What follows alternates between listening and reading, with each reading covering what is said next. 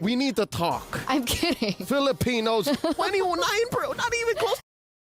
العالم نرحب بكم معنا مرة أخرى بكأس العالم للرياضة. Jushin with the lantern flare. Like fourth pick Benedetta. It's gotta be pretty good.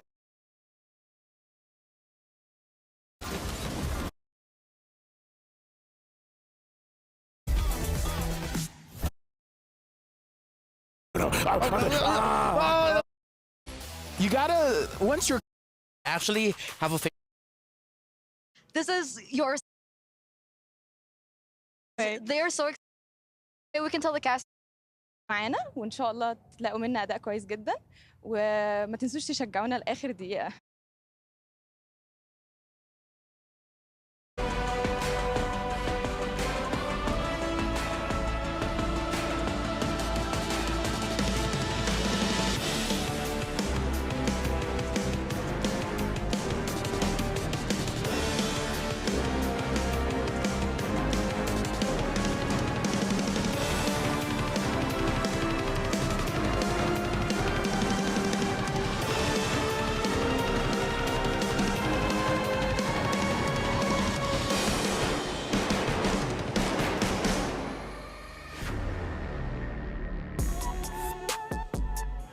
And welcome back, ladies and gentlemen, right here in the capital of Saudi Arabia. We're here in Riyadh, all gathered here for Mobile Legends Bang Bang Women's Invitational. And of course, now we're here at day 2. My name is Cheryl, and alongside me, I have my partner.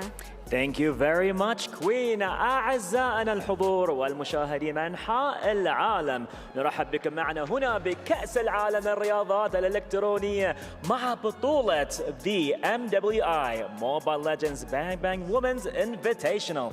Assalamu alaikum Cheryl, how are you? Salam indeed. Now, this is a long time running joke that's gonna be. But of course, being right here at Riyadh, I'm just so honored because I've learned so much. I'll be seeing the likes of Group B and supporting Philippines. Second day. But what do you mean? You guys are experts in your own right. We talk about the games. We talk about MLBB. Falcons Mina VSG, first match of the day. And that is surprising. But the Terizla though, Flexible into the EXP. we haven't seen the Yuzong just yet. Yeah, I'm just saying. Oh, you're right. We haven't seen the Yuzong.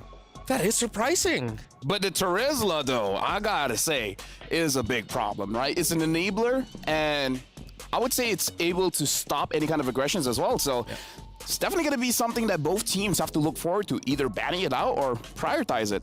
Yeah, he's like the gateway now for assassin jungles. Like if you want to play an assassin jungle really well, you got to have something like a Terizla with you in the EXP lane. Welcome to our draft. Angela will get taken away. Roger is the ban of Falcons Mina. Yeah, right now VSG banning out the Angela. I feel like this is a very good ban, and they're banning out the Ling as well. So perhaps they want to make sure that the tempo isn't that fast coming in from Falcons Mina. The fact that Falcons Mina, they banned Roger, perhaps the same kind of idea. Again, like I said, both teams are probably equally nervous. We heard from Velvet where she said it's not really about the team, it's just the entire vibe, because again, playing on stage is much different than playing at home. So I feel like game number 1, go for something comfortable. Yeah.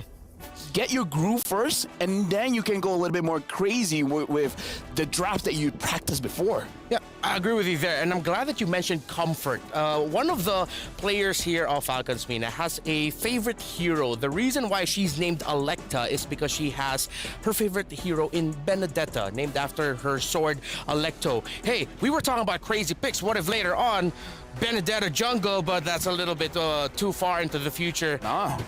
I feel like it's fine. I feel like fourth pick Benedetta is great, especially when you already see the mid laner. As long as it's not Zask, especially maybe Zask is fine. Yeah. But if it's not a Valentina, then that Benedetta is gonna shred. So I don't know. I kind of feel like fourth pick Benedetta is gonna be pretty good.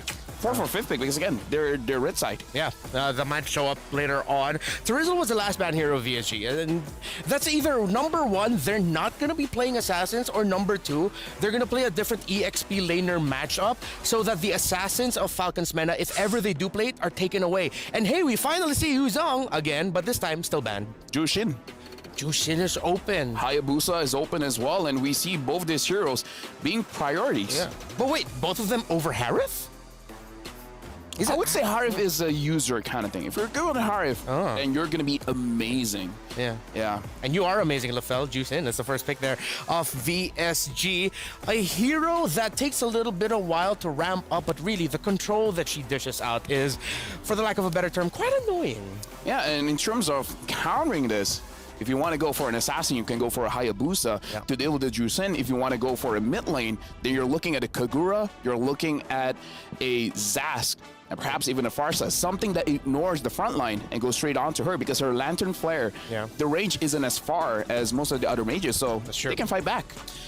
And what Falcon's going to do as a response here is that Jushin shines with the longer a team fight goes. So you pick up one of the best heroes right now in the current meta for longer team fights. They go for Edith. This Julian is flexible. It can go either mid or jungle. But the good thing about the lineup of Falcon's Mena is they're already covered in the magic damage department because they already have their first 2 picks. And now VSG, they counter back with the Minotaur as well as in Harith. So right now, honestly, the team fight for VSG is looking pretty good. They have ways to catch the opponent with the Jushin, with the Lantern Flare. And if they're coming for a team fight, they got a Minotaur. And like we said, the Zas gets picked up just to face against this Jushin. Yeah, wow. So this is the meta we find ourselves in now. Zask is coming up more in the pro scene because it's one of the... Would you say it's a direct counter to the Jushin or just good enough to respond to it? It's a good counter towards the meta because as a mid laner, you're very much... defenseless going up against damage dealer assassins or even fighters in the jungle. So if you're a Zas, you have ways to survive and actually fight back. So Zas is a mid laner that can take care of herself. So this is one of those situations where because of the meta, it made Zas good. Yeah. And now I'm not seeing any obvious EXP laners because even though, yes, you can tell me that the Edith is an EXP laner, it's more of a roamer in this recent meta with how well it just meshes. And if honestly, if those 3 heroes are together in the mid lane, roam mid jungle, VSG might not even be able to farm up because that scales really quickly. Yeah, and right now looking at Falcon's Mena, they're banning out the Yuzong, they're banning out the Arlet, so they're making sure that Mena doesn't get a good EXP laner here, especially because they're going to be 4th pick. They can have the priority, and in terms of the priority, in my head I'm thinking of Paquito, but if they want something with a little bit more control, then I don't know, not a lot is coming up on my mind right now. Oh wait, Ruby! Yeah, Ruby. Ruby's still open. Yeah, Ruby's still available in the EXP lane, and that is a viable pickup, not just in the roam. It can't just set up, but especially if it's a Ruby that you want to get good items in right away, the spell vamp is really strong. Hayabusa. So a lot of the heroes that we mentioned leading up into the draft are showing up and making an impact so far. If I'm Falcon's Mena, if really they don't have an EXP laner yet, wow, they're really focusing there, I suggest last pick. Just pick whatever's available to match up against the pick of Minun. I guess especially because this Edith is technically capable going to the EXP, and if you look at it that way, you have a lot of other roamers available, like the Grok, like the Tigreal. You know, the options are still there, which VSG does not have the flexibility because they've already locked in a Minotaur. Yeah, that's true. So, Falcon's Mena, is it roamer EXP? Because either or would be great. If it's the roamer, Grok, yeah, I agree with you. You can pick up a gold laner now. The Claude is still open. Or the Clint! Another debut pick. Yeah, that's why they were taking away Arlot, Yuzong, because they were taking away the best heroes that can dive the backline straight. Are there any really strong backline diving EXP laners? I was about to say Benedetta. Yeah, that was in my head But not too. for Falcon's Mena. Yeah, not for Electa. Well, she's in the jungle, but it'll be going to Minun. Let's see what their last pick is going to be. They still need a jungler. Yeah, they still need their jungler here. Oh, that is the jungle. Oh, okay. She's showing out, yo, Alexa, I hear you like the Benedetta jungle. Yeah. Hey, guess who can use that too? Dude, that's a flex. That's a flex. If VSG gets a win here, it's sort of like a little bit of a huge flex on the Electa. And it's a CC for Falcon's Mena. Why did I forget about the CC? But again, looking at the lineup here for Falcon's Mena, if the Julian is going for a Holy Crystal, it might take too long. So I'm looking for a Genius 1 because both side lanes are scaling heroes, so they need a little bit of time. A little bit more time, but who can make time come faster for them? We're going to be seeing Clint make his debut here on the MWI stage. He has a lot of work cut out for him to go up against that Benedetta. Good thing, though, for the lineup of Falcons Mena, you know what I see? Calculated chaos, man. A lot of things could go wrong here for VSG if they are not careful. This is the first series of the day in the second day of our group stage. The home ground heroes, Falcons Mena, up against EEC Ace VSG. Who will be able to take it? Let's go to our casters. What's up, guys? Thanks for the throw. We're entering the land of dawn. This is day number 2 of the MWI. This is Trex here along with Mirko on the desk. And so far, the picks have not disappointed Mirko.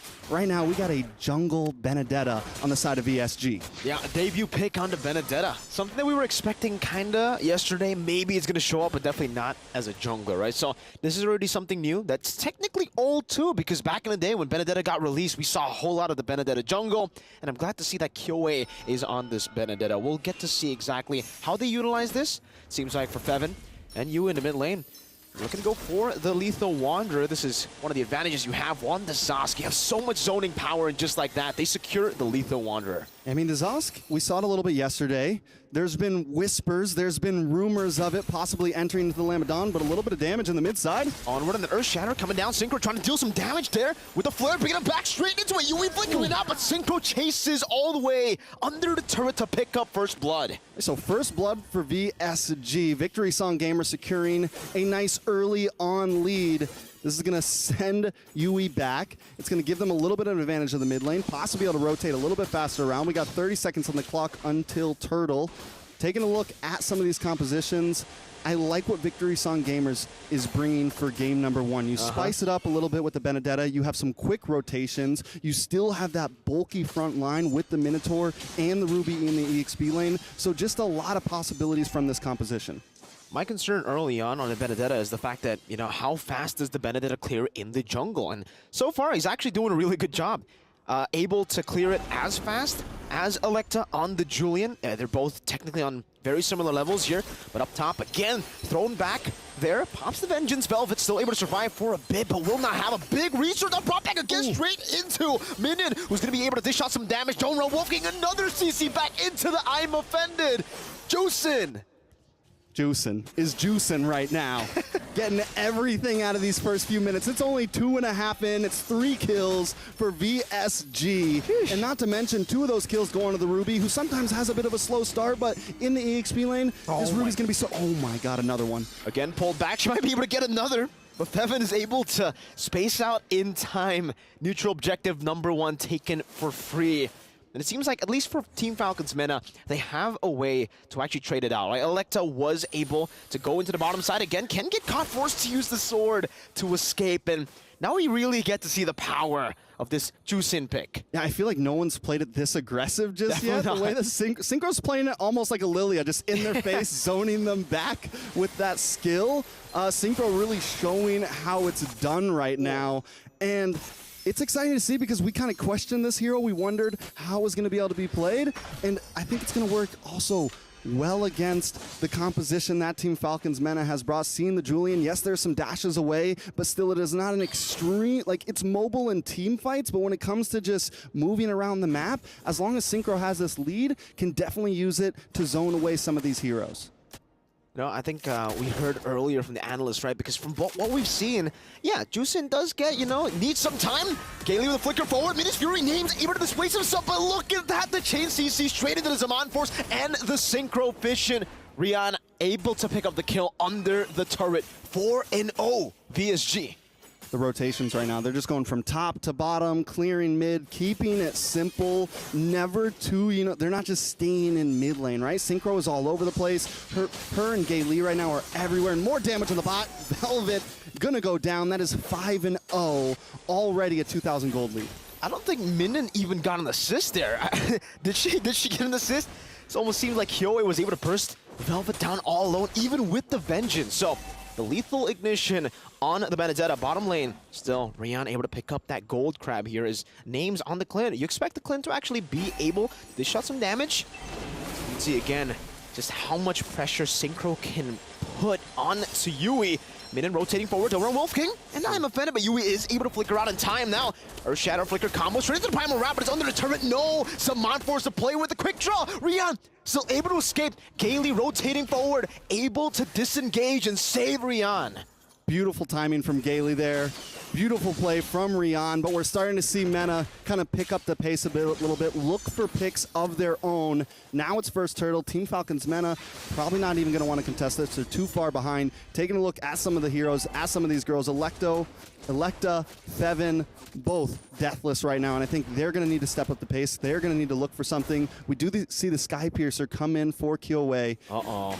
No flicker. Minus Fury knocking, straight into the blades. Kyoei able to take the kill, now going in with a final blow as well. Knocking him down, Kyoei picking up the execute on the Sky Piercer. Dominator's Ascent to try to chase him down, but really for Yui, they can't really go for the chase, not at all. Perfect timing for a gank like that. Right when she gets the Sky Piercer, let's go in, pick up a couple kills, get some stacks on there, get under the tower, super aggressive to get the knockup. You get the ultimate with Synchro. I mean, just the way that VSG is moving around the map right now as a group, looking for their picks, but still controlling their lane, still making sure they're getting their minions. They look like pros right now. They are, right? I mean, just looking at how they're able to path around the map. Gailey, again, just trying to sandwich names. It's very hard for Clint now. If Clint falls behind in the early game, now again, Rian just jumping forward into the knockup now. Names forced to flicker just as she gets it back up. And she loses a turret. Tier 1 in the bottom lane. No trades for now. They were able to get a turret down below before, so technically it's now back to equal on turrets. But if you take a look at the gold lead, yeah, tells you a whole different story. Okay, so we've been talking a lot about VSG because of how well they have been doing. Team Falcons Mena, what is the win con at this point? They do have the Clint. They got to kind of get into some late game territory. Because he took those 2 deaths, it's going to be a while. Without any crowd control in the EXP lane, like I said, a lot of things come down to Fevin and Electa to pop off. Earth Shatter now with a Minute Fury, and I'm offended, knocking 4 members straight into them. Now with the damage, Crimson Beacon, AoE, Velvet going to be caught, thrown back again. Synchro able to flicker out with a double kill now, and look at the rotation coming from Minion. Going for the dome around Wolf King, but still with the enhanced sword. Electa able to outplay and getting that one last hit to shut Synchro down.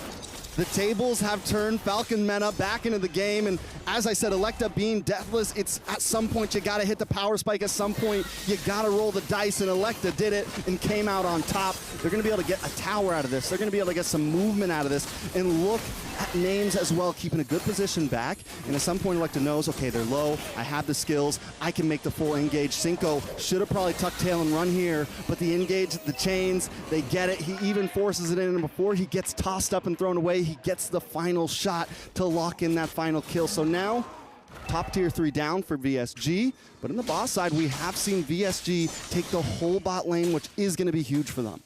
You see the reaction though, straight up. I mean, you saw Synchro, she was like, all right, we got a double, we got a few kills, but that's definitely what they did not expect that for sure. Kyoei taking a whole lot of punishment, and now you can really see that power spike for names on the Clint. Mid-game. When you get some of these items for the Clint, I think it's like 2-3 items, that's when you really start to deal damage. On top of that, there's going to be problems for VSG when they try to dive. That's an interesting interaction. I did not know that was a thing. You can actually pick up the little Johnny boy of Zask, throw it away. Throw it. Yeah, you can throw it away. So pick up Johnny Boy. Exactly. Oh, right here. Vengeance used up already. Baits out a massive ability onward. Don't bring Synchro back again. But Miss Fury comes down. That's a 3-man knockup. Straight into the damage. Able from mid and straight into the final blow. Well played, VSG. Picks up the fight, and now it's just names who gets obliterated by Kyoei as she picks up a triple.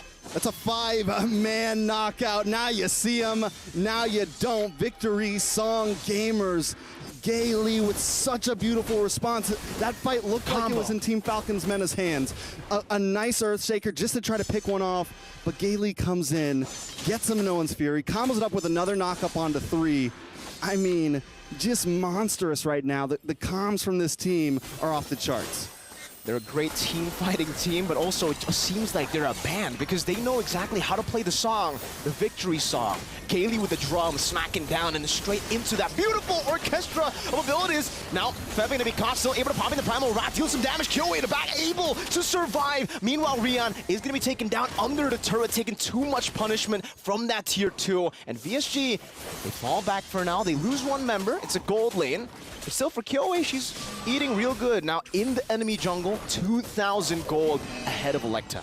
Okay, what's going to be big for Team Falcons Mena here is luckily Names is not too far behind. It's only 800 gold. Looks like we're now getting into that Malefic Roar, and I think once she gets that third item in, and she can stay in that box, which is kind of what Team Falcons Mena has built here. You have the Zask who can zone away, you have Fevin who can get some CC, you have Electa who can do a bit of damage, but as long as Names can stay in a good spot, we're starting to see the damage come out. And Victory Song gamers, if they want to win this, they have to be careful of how they approach these big pushes, because once they get into the bottleneck of those inhibitors, that's where it's dangerous. That's where Names can really just kind of huddle down and get a lot of free shots off. And now it should be for free here. Team Falcons Mena, they're way too behind to actually contest for this Lord.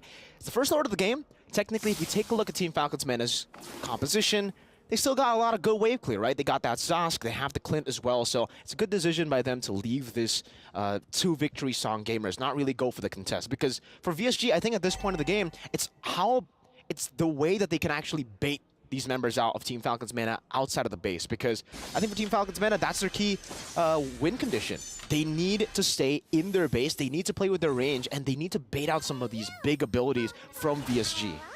All right, now, Lord's going to be coming soon. I think if they can get 2 inhibitors out of this, it's a huge win. They don't have to finish things now. With Names finally getting in some of those third items, it's going to be, they should be able to clear fast. We're already seeing the Lord getting melted down. With the first Lord, now it's a Bond Force popped in. Rian doing some damage onto the base turret. Electa walking up, able to get out with the enhanced sword. You can see that the wave clear is still there. They're still able to defend for the base turret at least now. But there is going to be another big minion wave coming down. Still buffed by the Lord. Electa standing forward there. Gotta go for the knockup there. Synchro with the Lantern, unable to go for it. Now Min and I'm offended, not connecting Earth Shatter and the Flicker combo. Turning the onward, but now it's into the Crimson. Blast into the back. Kaylee also with the Min's Fury straight into the damage once again. Min survives. Rion picks up a kill, and now it's just Velvet and Names left to defend. Velvet taking down Kyoe, an absolute beast of an assassin on the Benedetta. Names, one cowboy versus 5 Victory Song gamers, and you can hear the drums of victory, you can hear the song. They're gonna go straight for the base, pick them up, throw them back, and then execute her in the base. That's game number 1 for VSG. Execution is a perfect adjective for that one, a perfect verb for that one, because VSG Kyoe, I gotta put the highlight on her, 9-0-3 on a pick, not just a first pick of the tournament, not just a Benedetta first pick of the tournament, but a first pick of the tournament that no one expected to be in the jungle. Showing something different, getting this pick and making it work so well. 9-0-3 Kyoe just got a lot of fans. She already has a lot of fans. You know, I think VSG, they have a lot of fans already from their performances. And now, technically with this is a statement to the world now at MWI. We're here as contenders. We're not just here to participate, we're here to conquer. We're here to play our victory song, and we're gamers. I mean, because the way they played, too, was just amazing. They were able to combo up so many well-teamed fights, able to do so many great things. But that's enough for me. We're going to toss it over to our wonderful experts, our analysts on the panel. Team Falcons Mena dancing to VSG song, the Kyoe. The Benedetta jungle was highlighted, but first we have to begin with the Jushin and the Minotaur. Gaily and Synchro were perfectly in synchro, applying the pressure throughout the early game.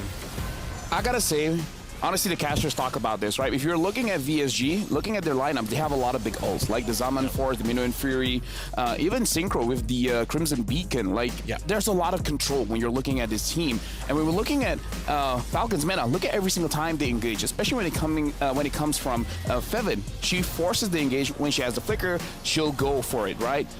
That's good and bad. It's good that you have the mentality, the courage to start something, but at some point you have to understand you're going up against a lineup that wants to start a team fight. Yeah. So when you, the opponent, starts the team fight for them, it helps them out. Like in this particular clip, you see throwing the Minotaur towards the team, where the Minotaur just has an easier time to set up the Minotaur and Fury. So this is one of those cases where you're going up against a draft like VSG, you want to bait out as many abilities as you can. If they use the Electrofiner Blow early, if they use the Zaman Force early, kite away.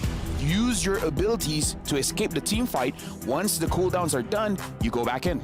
Yeah, that's exactly what we saw in that one crucial team fight wherein the members of Falcons Mena started the team fight despite them being quite low. Oh, no, they didn't start it. It was the members of ESG that started out the fight. Then the members of Falcons Mena responded to it accordingly, even though they were down like 3 to 5k gold at that point.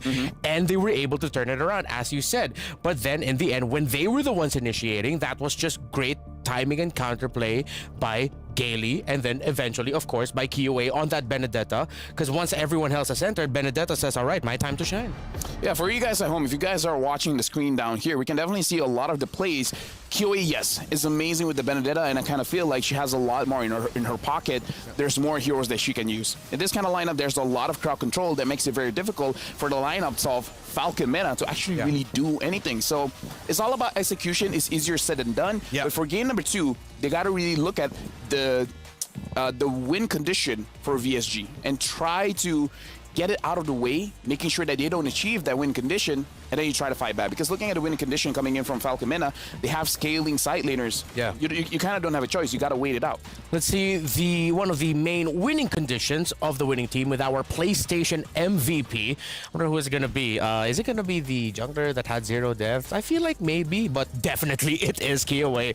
KDA of 12. That is a singular number because, yes, that is no deaths on the side of KOA. If I'm not mistaken, that is a final stat line of 9 kills, 3 assists, 0 deaths. Was it purely just great timing by KOA as to why she was the MVP? Honestly, she had a lot of room to move around in all of the team fights, because when you see most of the escaping abilities have been used by Falcon Mena, and then she's just like, okay, I'm just going to dash in and I'm going to do my damage, especially when she has the Sky Piercer. Makes it all that much easier for her to secure all of the kills. But again, it's not just the Sky Piercer. She has a lot of penetration coming in from the Hunter Strike, as well as the true damage coming in from the... From the name escapes me. For the Sky Piercer? No. The War Axe? The red item. Red item, true damage? Okay, you know what? It'll come. It'll come back. It'll come back to us eventually. Endless battle. Endless battle. Yes, thank you very much. You're welcome. Escaped me for a while. But I really agree with you there. It was just in terms of the conditions, I didn't realize it until we got to see it happen. It was just a crazy amount of crowd control. It looked like this was a lineup that just really didn't allow the members of Falcons Mena to do anything, to play. It was a lineup that Falcons Mena had that was stronger on the counter, but it really doesn't seem like that's their comfort playstyle. Yeah, it's just that here's the thing: Falcons Mena, they have one idea, and then they just do that one thing. Where going up against a team like VSG, you got to be a little bit more creative. If A doesn't work, you got to go for B. What's the B? Like a different step? No, it's like, okay, if we engage, it doesn't work. Maybe don't do that. Maybe force it. False engages. Make it look like you're going for a fight, but then it's like, haha, I gotcha. I was kidding. And now we're backing off. Right? All right. I get what you're getting at. Let's see if we'll see more of those false engages. But here's something true. The Doritos reactions, the players' reactions for you up on the screen. And honestly, there's gonna like, oh, whatever. It's like, okay, you got me, man. It's fine. But yeah, looking at the reactions, it's like backstage, this is the reaction that we're really looking forward to see, because the excitement there, they can't contain it. Yeah. And I mean, I don't think like someone who reacts in that way, it's you're hyped for your team, but at the same time I feel like it's half, whoa, I didn't expect us to even just be like that as well. Well, Cheryl mentioned that they are beast. And now I do not doubt it. With how they played that, with how they did not allow Falcons Mena to play their game, it is, yeah, that was terrifying to look at. And now VSG definitely, as our casters mentioned, have made a statement, a grand introduction for themselves in the very first series of the day here in day number 2. We have gave a lot of glowing commentations for VSG.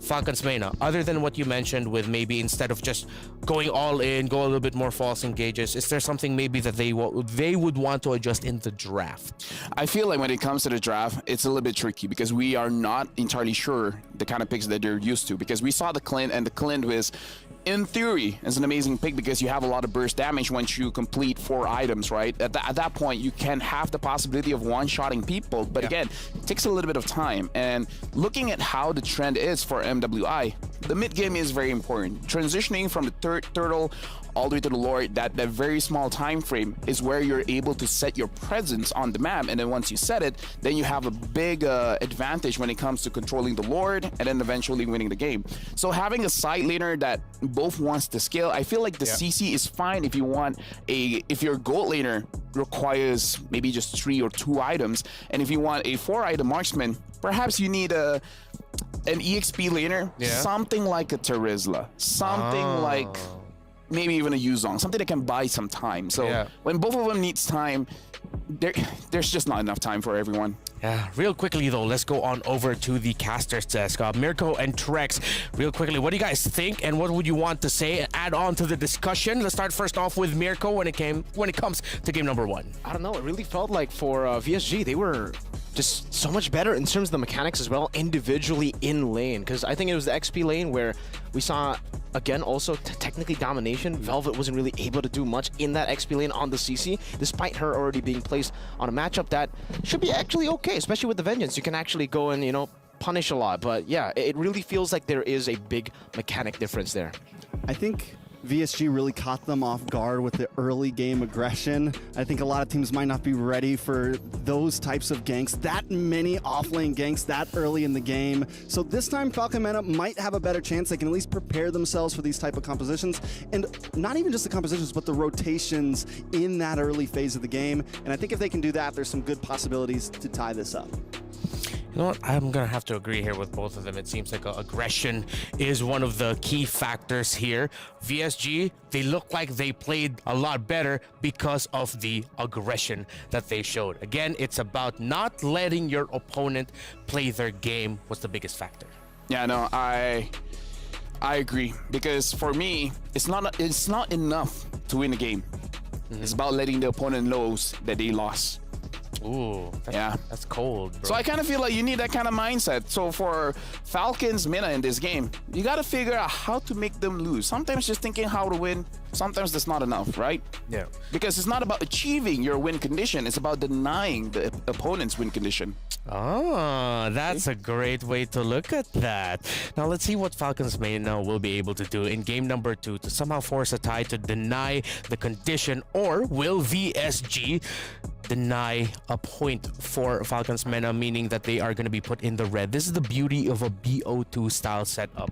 Even just one sweep loss is already a massive blow to your chances of being able to advance into the next game. VSG, I mean, I don't want to say that they had the perfect game, but it was somewhat close to it. Are there any errors that you saw from their side that maybe Falcons Mena will be able to take advantage of? No, honestly, not really. In terms of the rotations, as well as like the caster said, their mechanics are really on point. The fact that they can outplay the team fights is indicative of that. So honestly, for this game, the only way that they could have a mistake is the mid trio coming in from Falcons Mena was able to punish their rotation, because let's talk about Jushin. Did Jushin really have any trouble going up against his ass? Not really. Nope. Right? Yeah, so the fact that they can go bottom lane, they got a kill. They go to top lane, they got a kill. They go fight around turtle, there's no contest. The mid trio for VSG looked like they had a pretty free time. Yeah. Now that when you mentioned it, there was something that you mentioned behind the scenes also, was that when in that one team fight that Falcons Mena was able to win, they almost got a wipeout. It was actually the Zask protecting the Clint in the back line, so that was their peeler.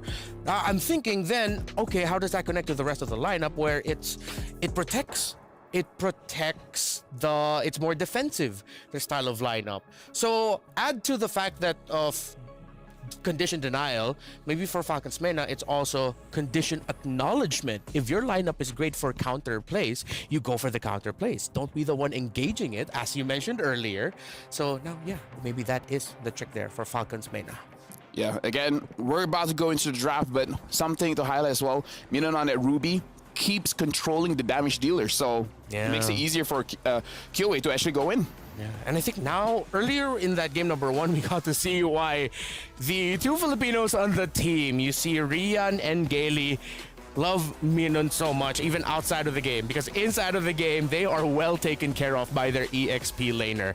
So, Falcons Mena says, let's take out a Yuzong.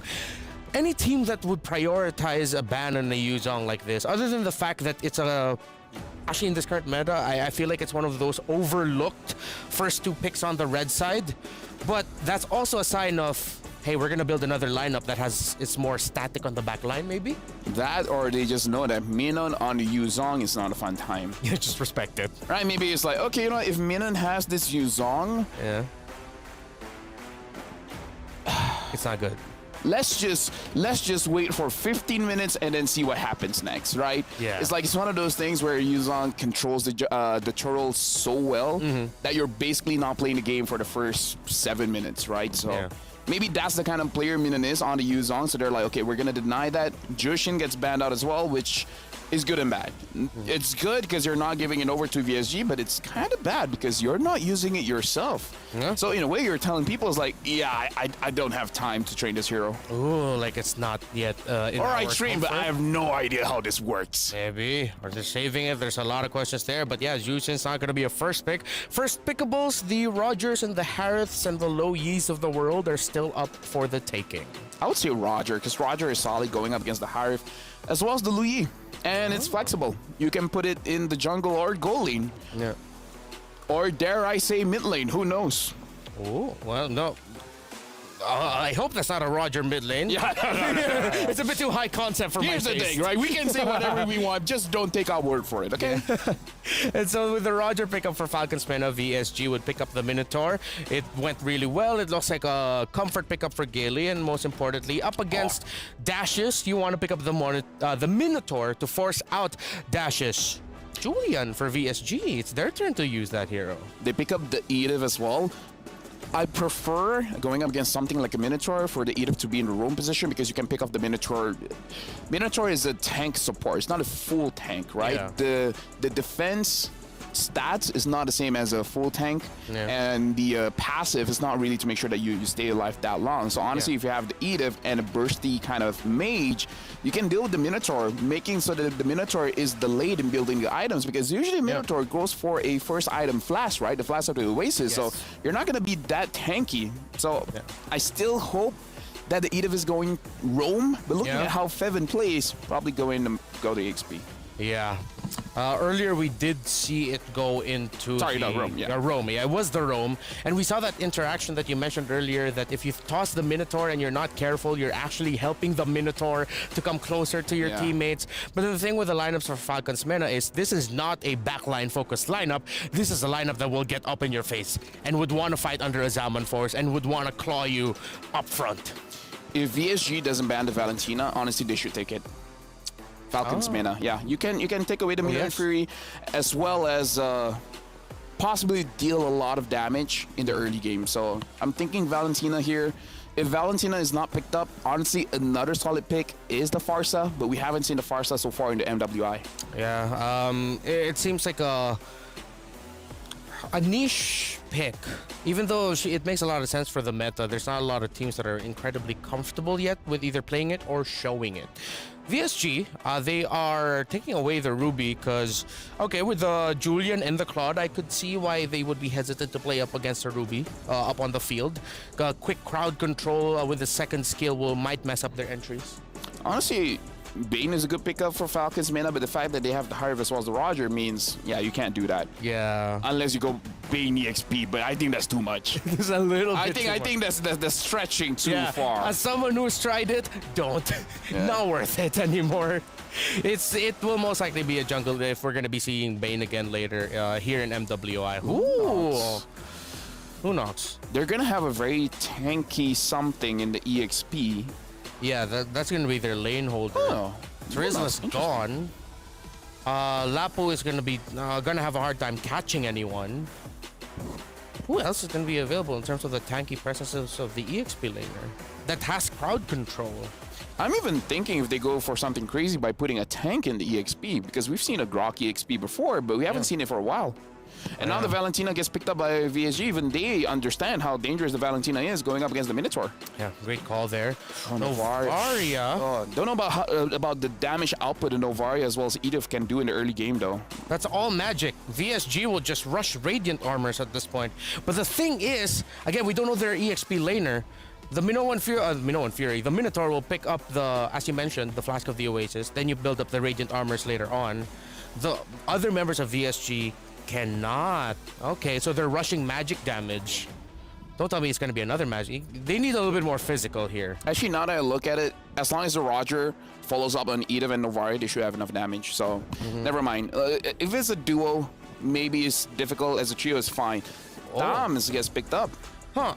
Usually isn't Tom's picked up against like really honest team fights? No, I get it. Going up against the Claw wants to do the Blazing Duet and he goes Vengeance. Vengeance, right, yeah. So you're just countering by staying still. Okay, so Vengeance now, and there's the Paquitos, you get crowd control, but yeah, duelists on the EXP lanes. This is gonna be scrappy. The way I look at these two lineups, all I see is just chaos. Honestly, I feel like that's better for Falcons Mena, because I feel like if you say fight, I just fight. They're the kind of team that goes in and then hopes for the best. And Falcons Mena will be hoping that they seal a point here. If they get swept, that puts them in the red. The beauty and the pain of the BO2 format. If VSG takes this, well, they're going to be in a very comfortable spot with a 2-0 in the very first match of the day. Falcons Mena versus VSG. Mirko, Trex, let's go. Let's go is right. We're going to be jumping into game number 2. VSG up against Falcons Mena. And Scrappy is a perfect way to describe this comp for VSG. Scrappy is a perfect way to describe this competition. And looking at both of them, I would say Team Falcons Mena, they're fast moving, yes, but with the mid lane, with the, with Fevin as well, I feel like they could also take this a little bit slow if they want. They have some late game scaling. And on the terms of VSG with that Paquito, with the movement again to the boss side, bro. The rotations from them in the first 2 minutes. Oh, man. Game 1, you know, I did say Velvet getting out-microed in lane. This time it's not even fair. It's not even a 1v1. It's a 3v1 in the bottom lane. Velvet is going to have to recall again, and that will only give Minion, someone who's already very, very aggressive in lane, even more power now. You can see that Electa is able to actually steal away some camps onward. Or Shadow comboed in, it's done, locking him down. Kyobe still trying to run away, get the healing. That's right, they have sword, outplaying the situation. What a move by Gailey and Synchro to help her out. That's gotta be crushing to your confidence. Yikes. Team Falcons Mena set up the perfect little bait there. I mean, they had it. But Victory Sun Gamers, they rotate back to mid. Synchro Gailey saved the day for Kyoe. That was well played, man. Even for Kyoe, able to get out just into the vision, into the bush, out of the vision pool for just a second to get the help coming in from the motivation roar, the healing, and then obviously the terrify straight into the combo. And with the enhanced sword, you actually do get a little bit of HP, and Kyoe was able to completely abuse that there. Goes to show you that she played the Benedetta really well. She can also play the Julian really well. Synchro just sidestepped away from that Astral Sphere too. They are locked in. They are a well-oiled machine right now. VSG, the way they're moving on this map. And even here with Synchro hanging out down on the boss side a lot because they know Yui's here as well. We see Gailey holding down the mid lane, making sure it's cleared. Everybody knows their job. They know the assignment. Team Falcons Mena, though, needs to find an answer. They gotta break through this aggression. They brought the Thamus this time, a nice aggressive early gamer. They have Electa. I mean, they have some possibilities here. They just need to pull it off. Well played, man. One level advantage on Gailey. She's going to have the Minions Fury, so... And technically, they'll also have the Primal Wrath. Enhanced Chain, knocking her off. Feven almost taken down, forced to flicker under the tier 1. That's a shot from Yui that does not connect, and VSG, they're just utilizing the fundamentals so much better compared to Team Falcon's meta, and they're outclassing them with it. Poking them down before the neutral objectives, and then obviously getting these level advantage with better rotations. And even the weak side, they're playing it real well. Rihanna in this matchup against the Herod, she hasn't really been fully bullied out. You know, we talk about this sometimes when we see teams that aggressively rotate like this. At least back in NA we do. You know, it's not always great to just play reactionary. Don't just follow them around the map. I think at this point, Team Falcon's meta, what they need to do is maybe play the opposite lane. If VSG is going to gank EXP, go try to gank gold. You know, play your own game. Look for positions on the map because VSG stays in this 3 group. Their mid is almost always moving together. So there are weak points on the map that Team Falcon's meta could attack. They cannot just follow them around, because if they do, they're never actually going to gain any space. And this is real bad. We were talking about how Rian, at least in the early game, she was being believing his Fury flicker forward, knock up straight to the Blazing Duet, but is still able to survive onward into the front. Not able to find the Earth Shatter to really connect onto anyone. He got Synchro, but Synchro was just able to Primal Wrath and deal out more damage, sustain back up too. She didn't really lose any HP in that skirmish with the sustain back, and even in the bottom lane, Minion, you can see the confidence already in VSG. That's a lethal ignition, Paquito. That's a full damage, Paquito. That's an FDP. FDP is right. I mean, it's a FDT, full damage team. Everyone is ready to put someone down. Except Gailey, I mean, unless. Even Gailey, I mean, even with those Manolan's Furies, all right. we're causing mayhem. Feven now in trouble. Forced to use a Primal Wrath defense, so Gailey still wants to go for it. You're right, at least in the aggression. But Gailey will be forced back. Synchro jumping in. Alexa go for the damage. Yui sniping her from downtown. Rian forced to use the BMI defensively as Alexa pounced on her. But a beautiful defensive BMI, because a good wait. Didn't use it too early, waited for the Lycan Pounce to connect. But now Electa. Boom, bang. Into the knockout strike, knocking her up into the enhanced chain as well. The combo is perfect. Minion picking up the kill now. Velvet running them down with the vengeance. But VSG knows better than to take on Athamas with the vengeance still on. Kioe in that bush, great immobilization. But Velvet's able to step out just in time. Remember though, Minion full stacks. Go opening it up. Knockout strike to bring Feven back straight into Synchro. And Synchro actually utilized that to take the Primal Wrath. It's a big ultimate now in the hands of Synchro. And even then, VSG say, you know what, we're a bit too low, we'll take the slow route. Okay, so it's about a 1,500 gold lead for the side of VSG. Definitely not end game material. 1,700 to be exact. Math's hard. Team Falcon's meta, they should be getting somewhere soon. Names has been deathless. This time the gold lane is keeping up. And in the trades... Pick up in the XP. Oh, they still respected the Ruby though. Yes, they should. They're gonna take it away now from Net Angels to pick up for themselves, and with the bans in the second phase already done and dusted, Net Angels are put in a position to think about this, right? Wait, Masha? They ain't pulling out all the, they're pulling out the stops. No holds barred. The gloves are off, pal. You want to play hardball? I'm game. This is going to the XP lane. This is Masha debut, right? Have we seen him in MWI? Yeah, I think it's okay. so. I'll rely on Mr. Hubert Wagner to give us the facts, but I'm pretty sure, well, on my rotations at least, never seen a Masha yet. Save for the 30-minute game, the Selena earlier today. Was there a Masha there? No. Nope. What do you think about this Masha in the XP There was lane? Jungle Benedetta. True. Oh, for sure this is a debut. How about a DOD Part 2? Electric Boogaloo. There's the Melissa. Okay. We still looking for a roamer. There it is. There's the Minotaur. And now, Net Angels. The Veil comes up. What is going in mid? There's still a few picks here. There's a Vex open. There is a... there's a Faramis. Wow. I don't know if you want a Faramis. Faramis is acquired taste these days. Faramis against the Melissa. Nah. Farsa. You can Farsa. Blow up the Melissa. Technically, the Vexana is also still open, if that's those are your the two direction options. that they want to go for. I think those are your two solid options, but... Faramis into Melissa. Okay. I was right at first. Why did you make me doubt? I'm sorry. Make me doubt myself. It's an interesting pick.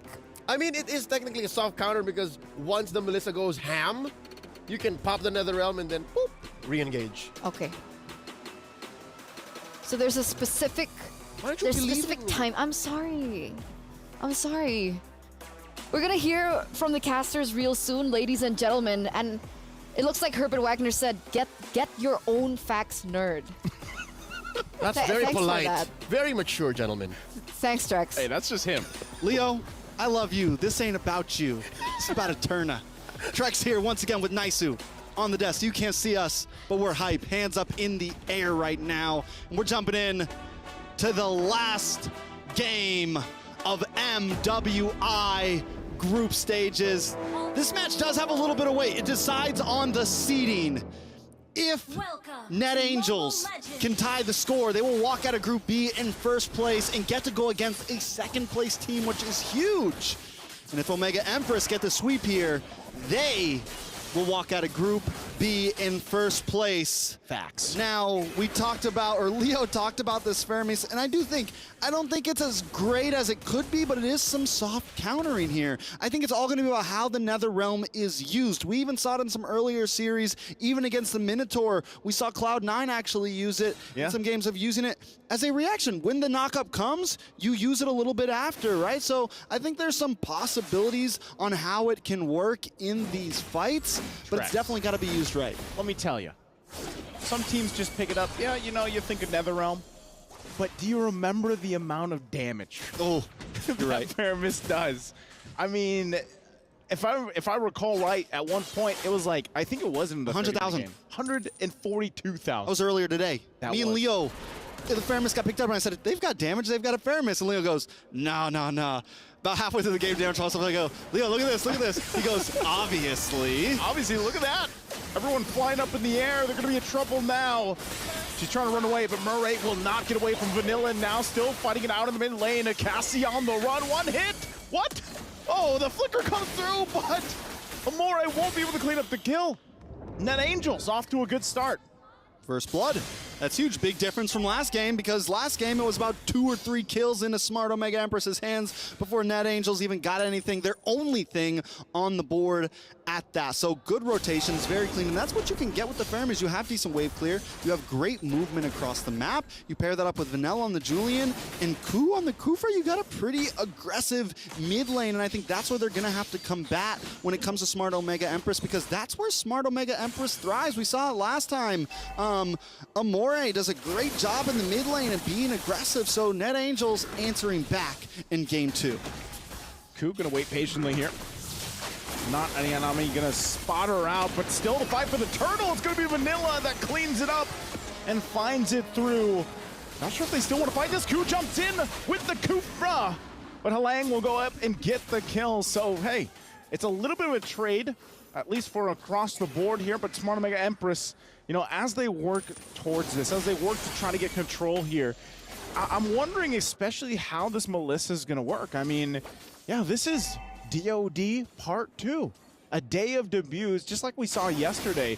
And with the Melissa pick, I mean, it's something that's very interesting, even to the Masha to an extent. Like the Masha we haven't seen so much in MWI or even back in MSC. I mean, Masha is still a kind of niche pick, I would say, but it can work out. Now, previously and even leading into this whole tournament at EWC, Masha, we've seen it before with the full damage, right? Sky Piercer. Oh yeah, It becomes the Thunder. Yeah, it becomes like the Thunder Sky Clap. Thunder Sky Clap. The Thunder Sky The Clap. piercing clap. The piercing clap. Yeah. A lot. 3 lives of that. 3 whole health bars of thunder claps. It's a great song, I'm pretty sure. Don't remember it correctly, but Sakoshi might be in a little bit of trouble, and this is what you get from Shinoa. Shinoa already is known for bullying in the gold lane, but now on a hero that has some of the longest poke range in the game, it's going to be trouble for Sakoshi. And normally with the Harith, your value is your poke, right? You get that fission, you get that synchro fission, and you can clear waves while poking the enemy, but Shinoa's handling herself very well. All right, a whole lot of focus here, obviously on this bottom side, but I don't think anything's really going to be forced unless they somehow utilize the Kufra pick for Ku. But they'll just call it off. Turtle's coming up here. They want to get this position. They want to get the favorable position to work around, getting another objective. like you said, what's at stake here, especially for Net Angels, if they can continue on the lead they've built themselves. 1.5K ahead. Turtles now going to be spawning, and this might be a little bit easier for them to control right now. You can also see here, too, Omore holding on to NetherRealm.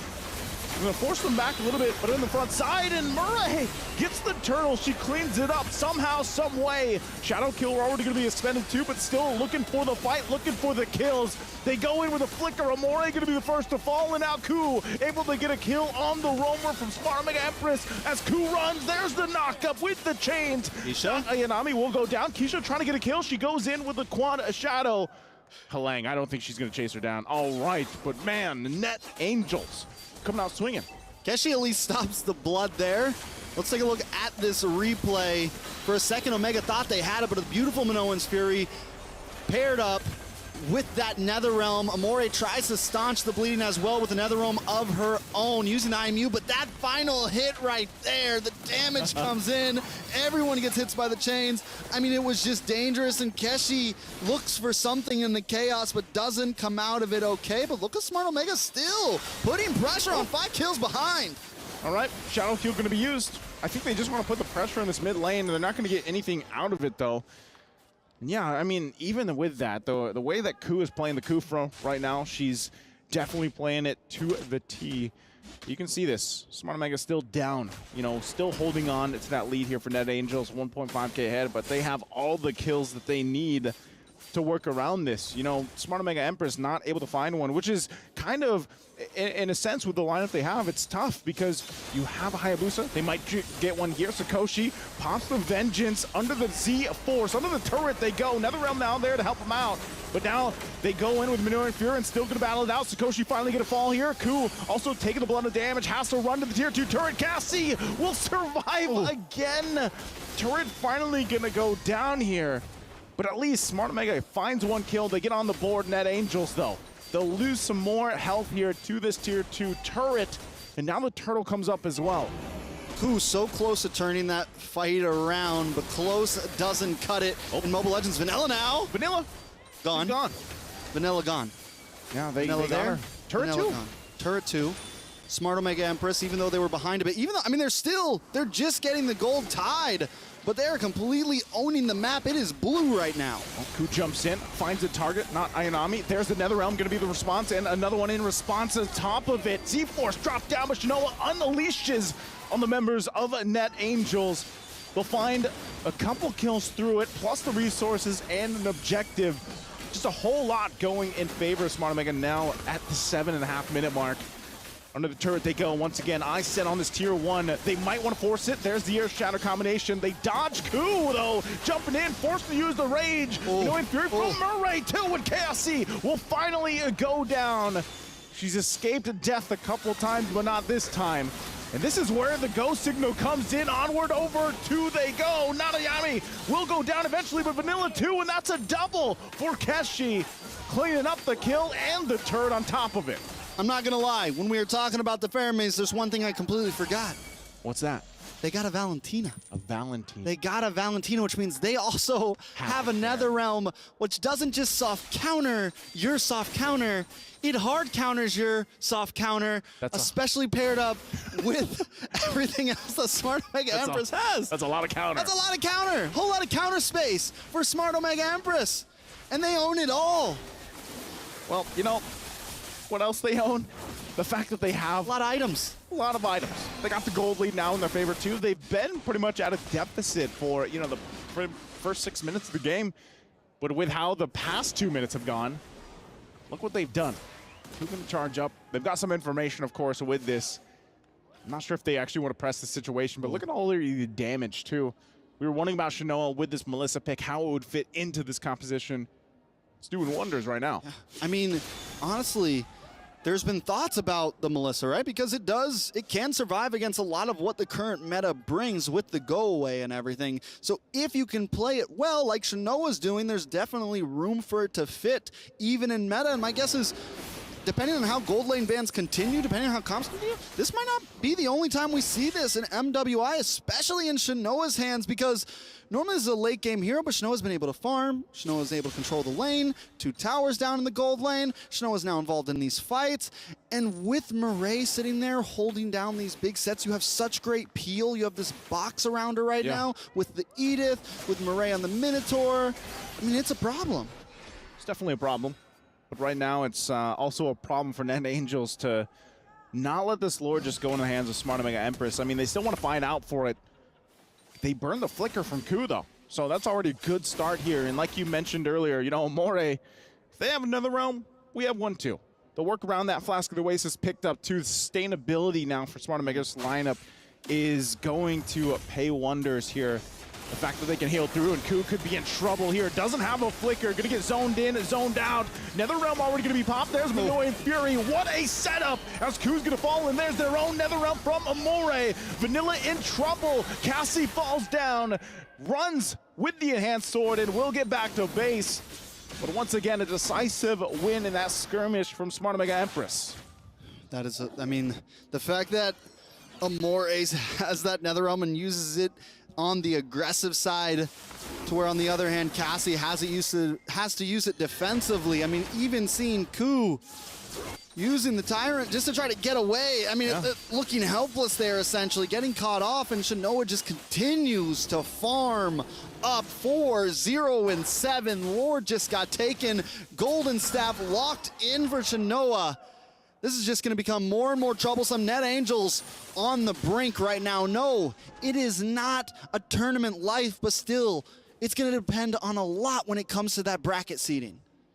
Let's see what they can do, how they can manage this, the push in. You can already see these tier 2 turrets going down too. And you're wondering too, I mean, even for Halang, you know, she's just trying to push in some of these side lanes, of course. But really, like, when is the Masha going to play that value? When is that damage that we talked about going to play its part? Her earlier itemization was a Blade of Heptases, I believe, first item, as she worked on her next. So we'll see if they're able to kind of hold this together, because this is the Lord now marching into the base, and the shields are down. So it looks like Smart Omega Empress wants to possibly get multiple turrets down. They're going to work on this mid win pretty quickly, just with the damage alone from Shinoa. We'll see if they fight it out. Once again, the onward of air. Shadow Ku could be in trouble. Gets knocked up into the air. NetherRealm already going to be expended from Amore. A couple of hits onto the base, too. Keshi has to be careful. Halang waiting on the front side. Now Cassie on the run, too. But that's Sakoshi just getting deleted once again. And as they try to keep it alive in the game, but Ku going to get focused on. Shadow Kill already going to be popped. Halang taking the shots out of the health bars, and they have to run back to base to heal up, but Ku will fall. Smart Omega Empress cleaning up the waves. Keshi finally goes down. What can Halang and Vanilla do? Cassie back for the fight, but look at the damage coming out from Shinoa. Couldn't get the kill on Vanilla, but they'll just focus on the base, and that's all. That's it. That's all it's going to be.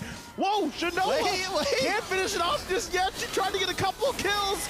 Cut the base, but it doesn't work. They get wiped out. It's a maniac. Net Angels. What just happened? What just happened? Net Angels live to see another day. Vanilla. Not looking very vanilla right now. Looking savage, looking mean. Sakoshi as well. It's 5-man wipe. Net Angels back in the game. Back in the game. I cannot believe it. One hit away. And as they would say, Song hitting a log. Look at the pop-pop of Keshi. Just gone. You know, Smart Omega Empress, we had the interview earlier. They said they weren't on tilt, but that dive right there from Keshi looked a little tilting. It's 25 seconds till the Lord comes up. Net Angels have control, but there's still going to be minions crashing at the base. Smart Omega just got to keep their cool. They got to keep their calm. They still hold a gold lead. It's only about 1,000, but it's still control. They still have Shinoa, who is shredding. With the way that went, I don't even know how it happened exactly, but Net Angels hangs on that base. That thing had some plates on it, man. That base. It's got some armor on that base, man. Armor on it. What kind of base does Net Angels have? I was sure that it was going to go down. I mean, even Muddles was dropped in, but hey, it's not enough. And you got to respect the fact that Net Angels still in the game, still fighting for it. Now we're looking at an even gold distribution as well between the two teams. That's big for them. You know, they pick up some key items with that, and it looks like they're just going to go ahead and let Halang push these side lanes like she's been doing for the majority of this game. And so at this point, you know, it's kind of a standoff. It looks like they're going to give the go on the Lord, though. Less than half health. Ku's going to jump in. There's a damage from Shinoa. They don't have enough to pop out. Rage already going to be used, but it's Vanilla that gets the Lord. Minoe and Fury going to be popped up. Sakoshi goes down, but that's the Sky Piercer power, and Vanilla falls as well. 3 down for Net Angels. And it looks like Smart Mega Empress is just going to run it down mid. There's only about a half health on this turret. They're going to work through the Lord here and then the base. Ku and Cassie here to help them out. They do have Cassie for Cell. Ku's going to be down. Cassie should be able to help clear here. They may be okay, but it's going to be hard. Halang there alongside Casey, trying to keep it together. Halang, sacrificial, will go down, and the base is going to be worked on. It took a little bit longer, but Smart Omega Empress will finally take the series, take the game. It started off slow, but Omega Empresses, like the diesel engine they are, got it in gear, and they're riding in the jeepney right now through everyone in Group B. Playing it well, coming out on top. They're going to have a clean seeding when they move on to that bracket. Net Angels, though, man, showed so much promise, even to their last dying moments. We're able to almost turn things around, but lose out after that last Lord. There was some fight in them, you know? Net Angels had some fight in them. Even with that beefed up base, whatever it was, you can't stop the jeepney coming through, man. No. Buy it, Paul. Here we are. You know, they ended the game when they needed to. Unfortunately, it took them a little bit longer, but great team fight there, too, at the end to deal with that Lord and win the fight. Beautiful team fight overall. And, I mean, just the fact that they were able to just, you know, have a little bit of a slow start in the group and then just pick up and pick up. And I'm excited to see how they do in bracket. If they can keep this pace as they move on, people talked about them being contenders. Well, they're even more of contenders in my eyes now, but Net Angels as well. We cannot count them out because they are scrappy. They are a team to be reckoned with, and whatever first place team gets put up against Net Angels is definitely going to be in for a surprise. Yeah. But that's going to be it for Trex and Naisu today. Thank you guys so much. Let's throw it over to our wonderful host on stage. And oh my God, what an intense match taking place right here in MWI. Amazing stuff right now. Now being at the Group B's top seed. So the question would be, who would you rather face? I'm looking forward to face other teams, any teams as well, yeah.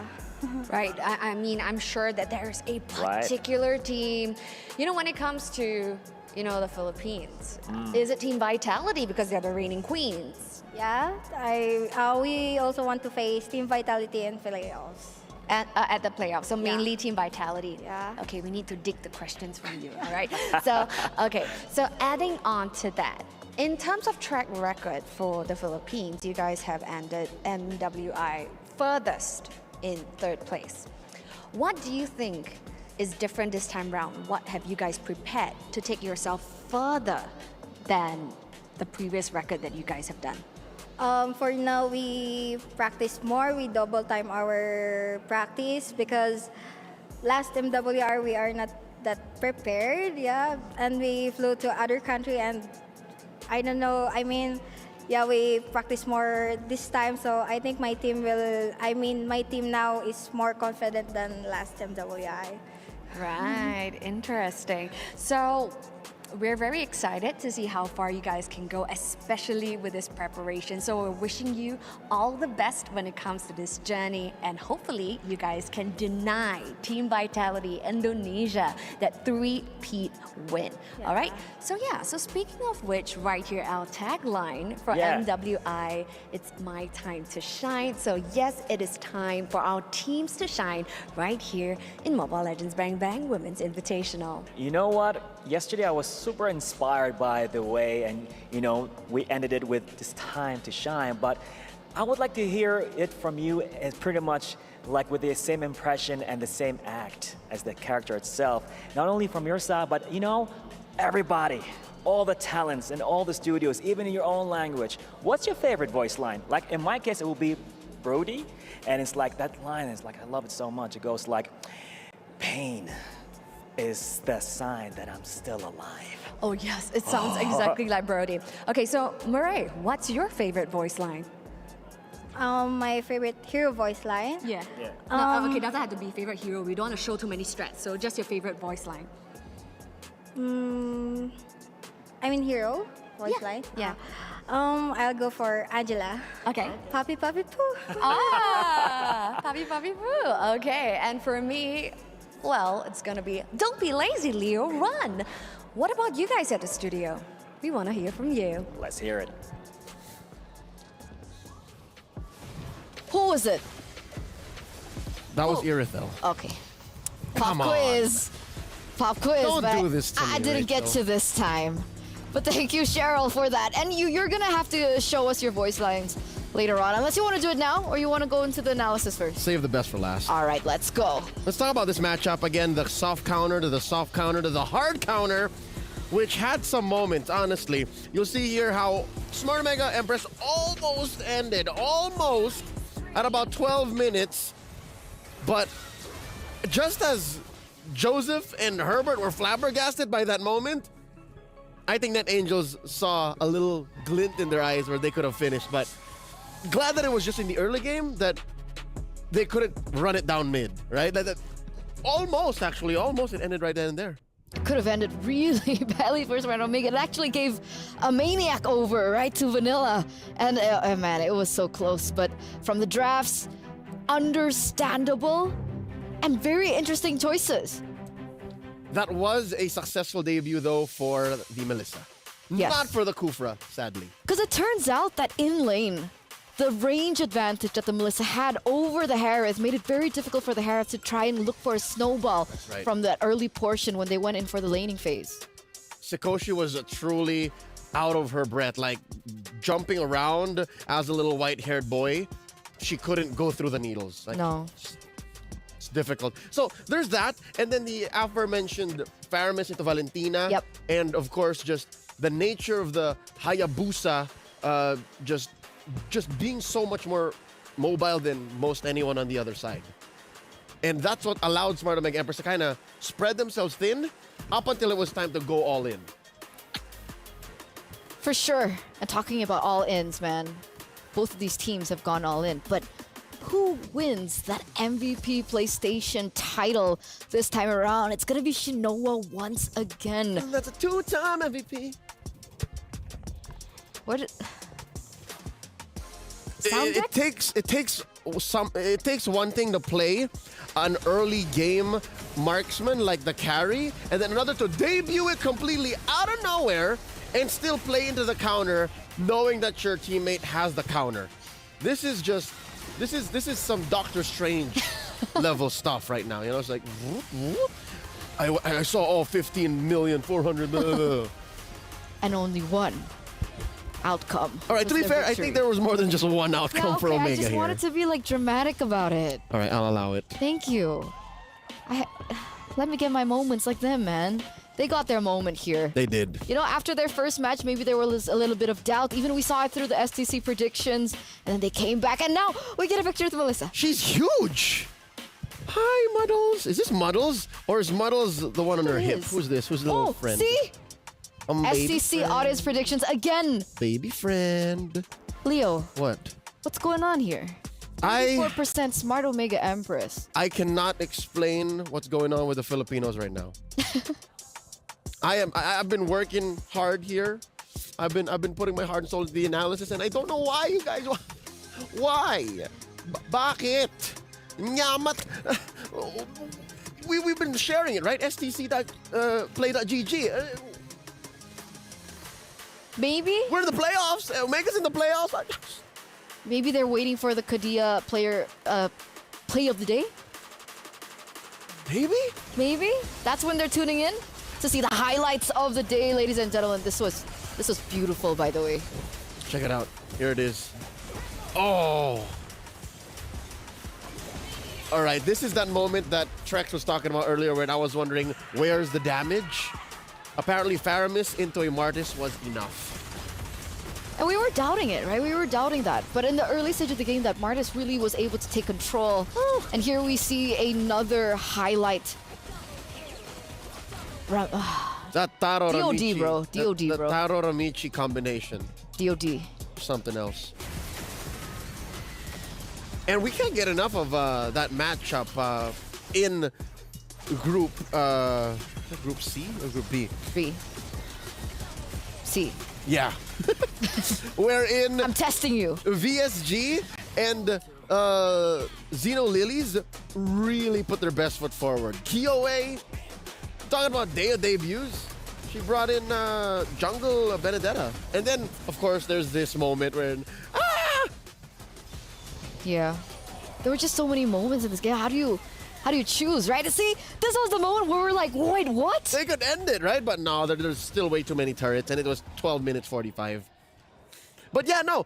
Now that we've seen the Kadia plays of the day, Okay. I'm gonna ask you now, DOD1, DOD2, which was the better entry? The groups. Just all of it? All of it. That's not fair. I mean, here's the standings. This is what we ended up with, given what happened today. So, unfortunately, right, for 4 of the teams, they will not be able to move forward, right? We have to say goodbye to CFU Serendipity from Group A. We also have TLG, Falcons Mena, and now the final key crush of the day, ladies and gentlemen, here in the group stage that marks us forward to proceed into the playoffs. Max. I know, it doesn't get any easier. It doesn't get any easier, man. All right. They did fight valiantly. They put their best foot forward, and they course. showed us a very aggressive flavor of MLBB that they play in Latam. So, GG well played. Thanks for showing up to MWI 2024. We hope to see them next year, though. And I'm excited for that. I'm excited for that, right? Because the scales have changed, the tides have tipped, and a lot of these regions are finally, showing up. And I'm here for it, man. Says the Indonesian who has a legit women's league that runs twice a year. But I don't have something. What is that? I don't have a skin.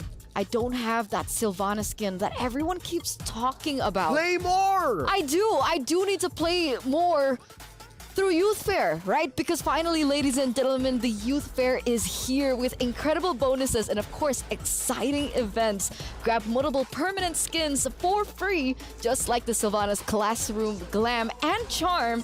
And, of course, more exciting events will be revealed. So stay tuned and don't miss out. After you get the skin, will you acknowledge that Indonesia has an amazing women's ecosystem? Will you say that, yes? Yes. That's the reason why we've won 3 years in a row. Yes, yes. Well, 2 years in a row now. I may have spoken out of tune, but yeah, this year might be Omega's year. Who knows? I mean, yes. And hopefully, this also is a wake-up call to all these regions, right? Because technically, Indonesia is so developed because they have so many ways to develop, right? We have WSL, we have Unipin. There's so many local tournaments. That's right. That they can actually go for. And maybe more. And maybe more. You guys know what I'm saying. So hopefully all these regions. Because even without that media, look where all the rest are now, right? That's right. Yeah. Like even TLG, despite them being eliminated, that was a scary team. TLG is cooking. I like TLG. I hope to see them again very, very soon.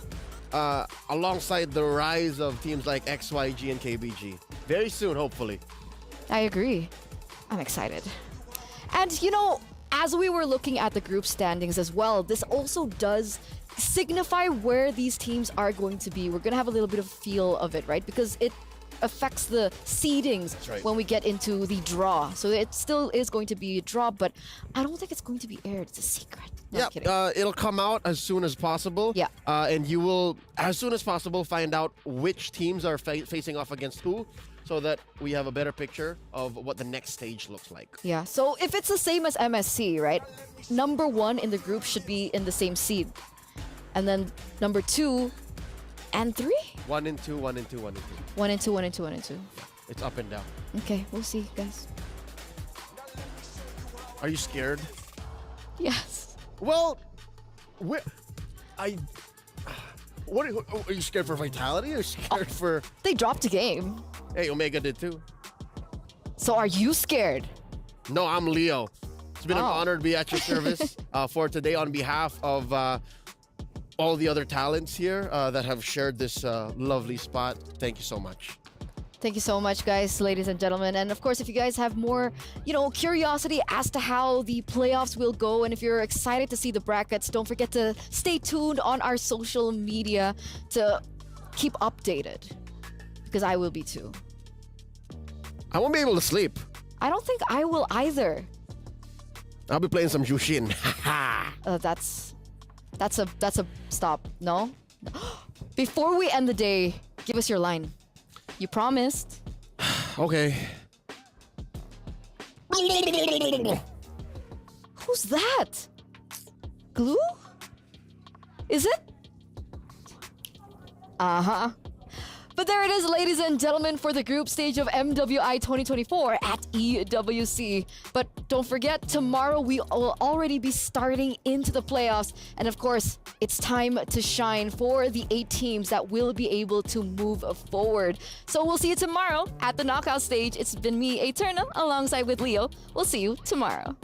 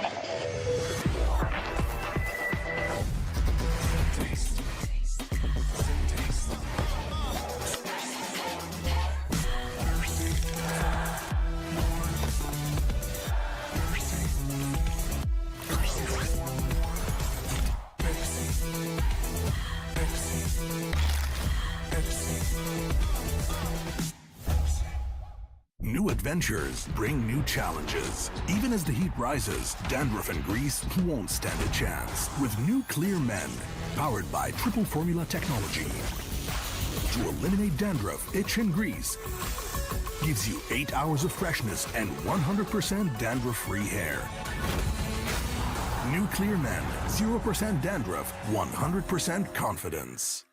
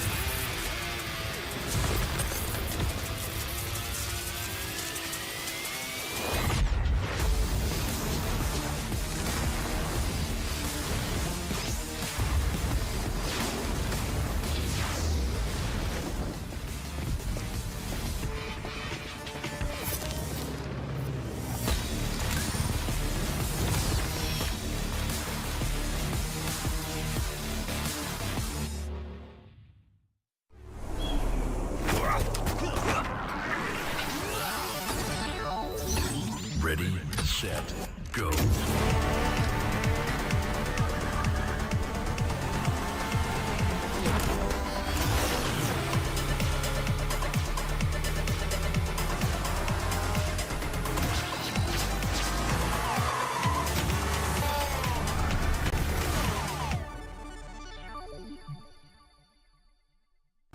لحظات البداية عاشت معنا. كنا نحسبها وقت للتسلية بس. نحسبها بس ذكريات. عبود أعطي أختك اليد يا ولد. ابتكرنا فيها ابتكارات، وإذا بغينا قلبناها خرافات. كنا نحسبها بس لمة وصحبة وسهرات. انتبه نو ترى نو. لكن كنا نشوف عالم ما حد يشوفه. ليت يشغل وقته بشيء يفيده. الله عليك على اليد صوت. عالم كبر وعاش فينا. عالم الحماس فيه يوصلك كل مرة لحلم أصعب، بس ما يصعب عليك. بارد معك وين ما تروح.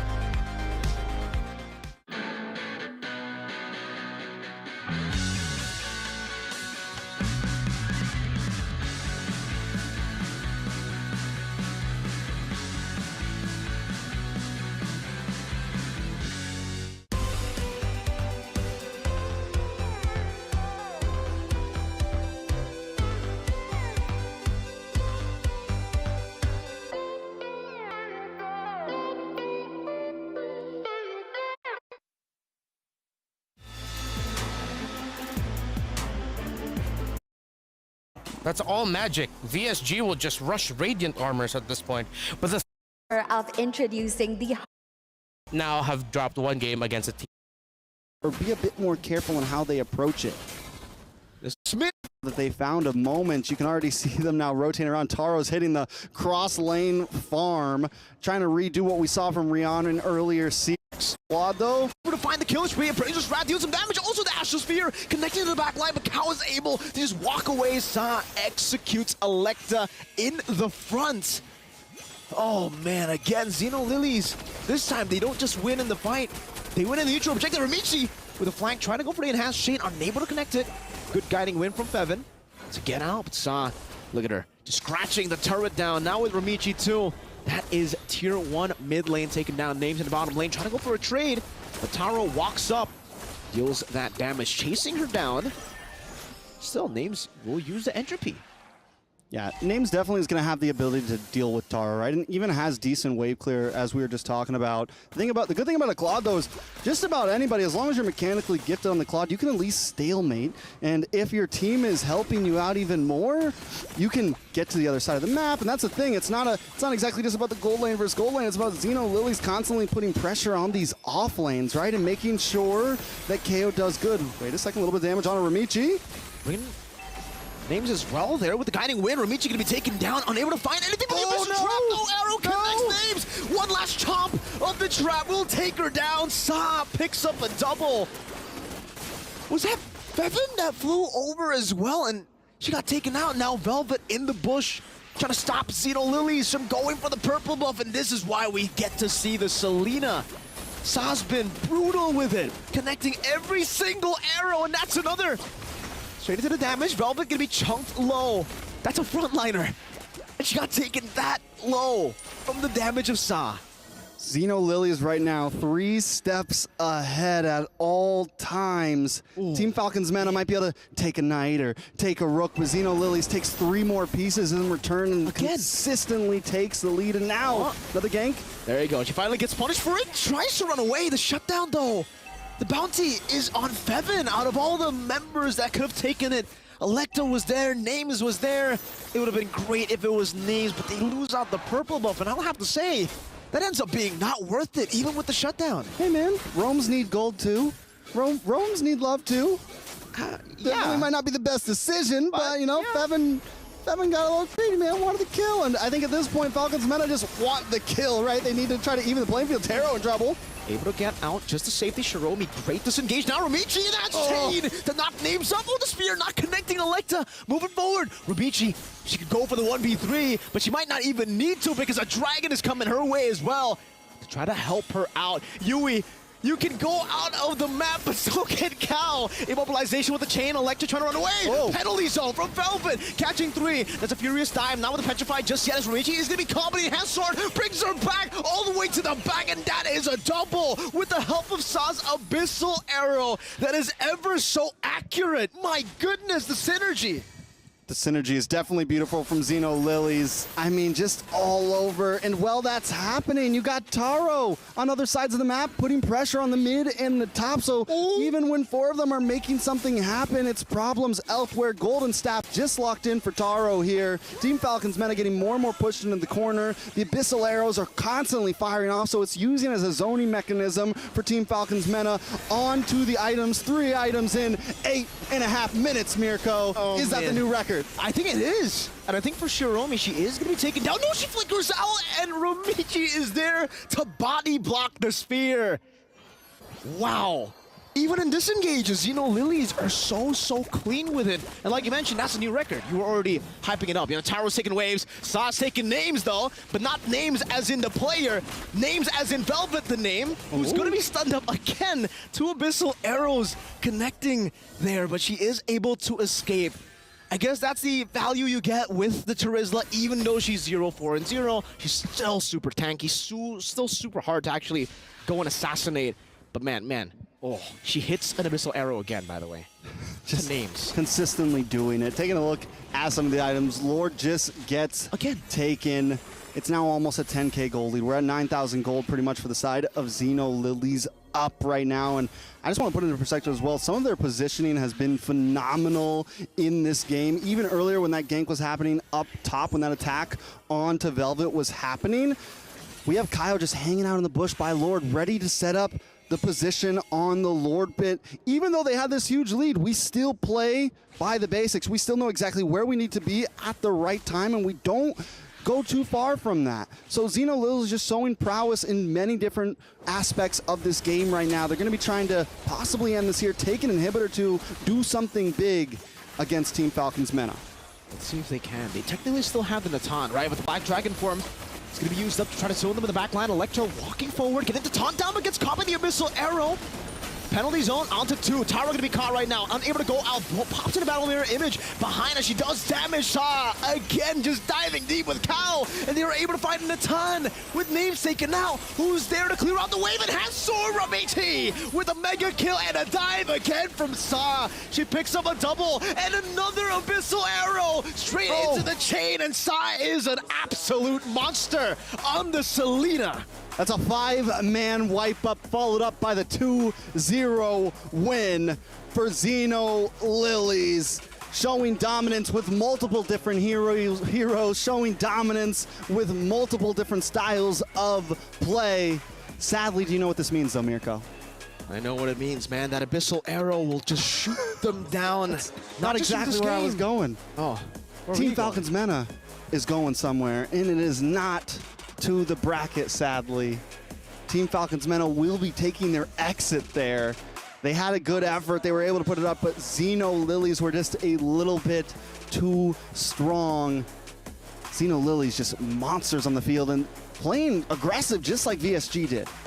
It was just such a dominant display. I think even more so than game number 1, right? The fact that Falcons Meta, they tried their best to go back to what works. The fundamentals, utilizing the Fredrin, trying to play the calculated move, the safe, take the safe route. And it still wasn't enough. They get shot down by the Abyssal Arrow, down to elimination. Down to elimination, and Xeno Lilies tie up the scoreboard with VSG, and we're going to get to see that tiebreaker in the next series. And that's something I'm excited for because there are 2 very aggressive playstyles from these 2 teams. Xeno Lilies just being extremely dominant all around. For sure. Every single step of the way, I think for Xeno Lilies, they were able to just control even the aggression. And it's definitely going to be a very interesting matchup now that we know how Xeno Lilies play, how VSG play. Both of them love playing these assassin junglers, damage output all the way, even in their roams. So I'm really excited to see exactly how they utilize that. By the way, Taro has been amazing with the items. Most definitely, and that's going to be it. Let's send it over to our interviewees. They got somebody on stage. Thank you so much, guys. Now, Xin Chào, right here from our friends all the way from Vietnam, and congratulations on that 2-0 win. First up, is this a result that you guys are expecting to sweep Falcons MENA 2-0? And also, did you guys expect to pick up that Luo Yi as well as that chip, which is usually banned right here in the tournament?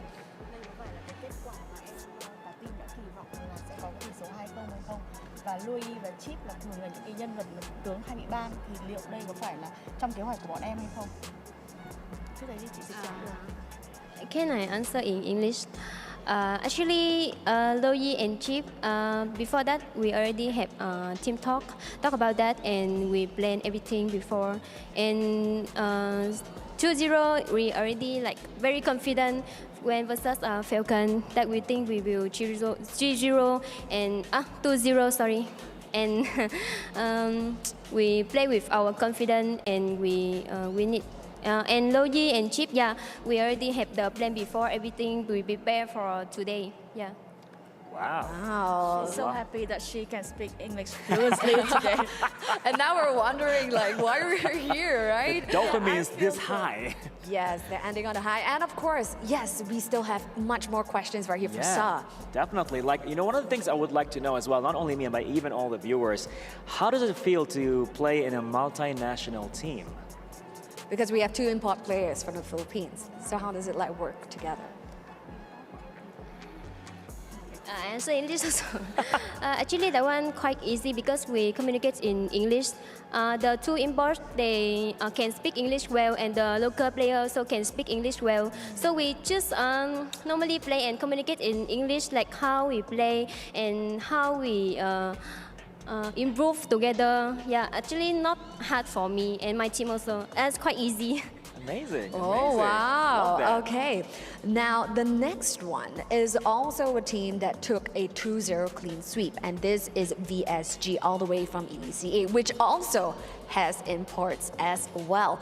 So, what are you guys going to do to approach that game?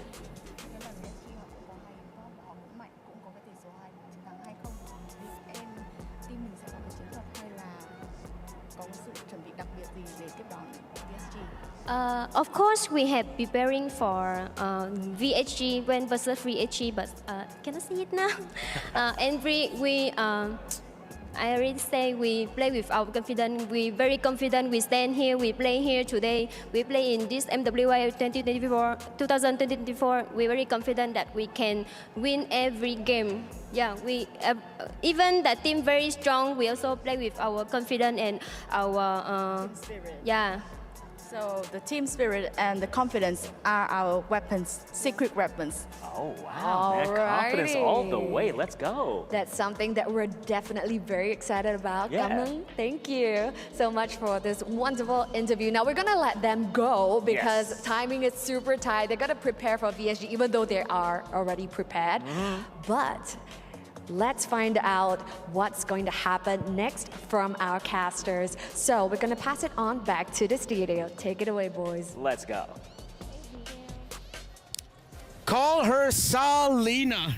Bringing it back here in MWI. What do you think about that mid-lane Salina pick? It's all about the mindset. Mindset? Because they say they play with confidence. And if you have confidence, you can pick up anything. A Selena, an Alice. Dude, the world is your oyster. I'm allergic to seafood, but even I would take that. Yeah, when it's up there in front of you, just go ahead and take it. And that's exactly what Xeno Lilies did, not just for this game number 2, but for game number 1. I love that you mentioned it takes an amount of confidence, an extra amount of confidence to make a Selena work.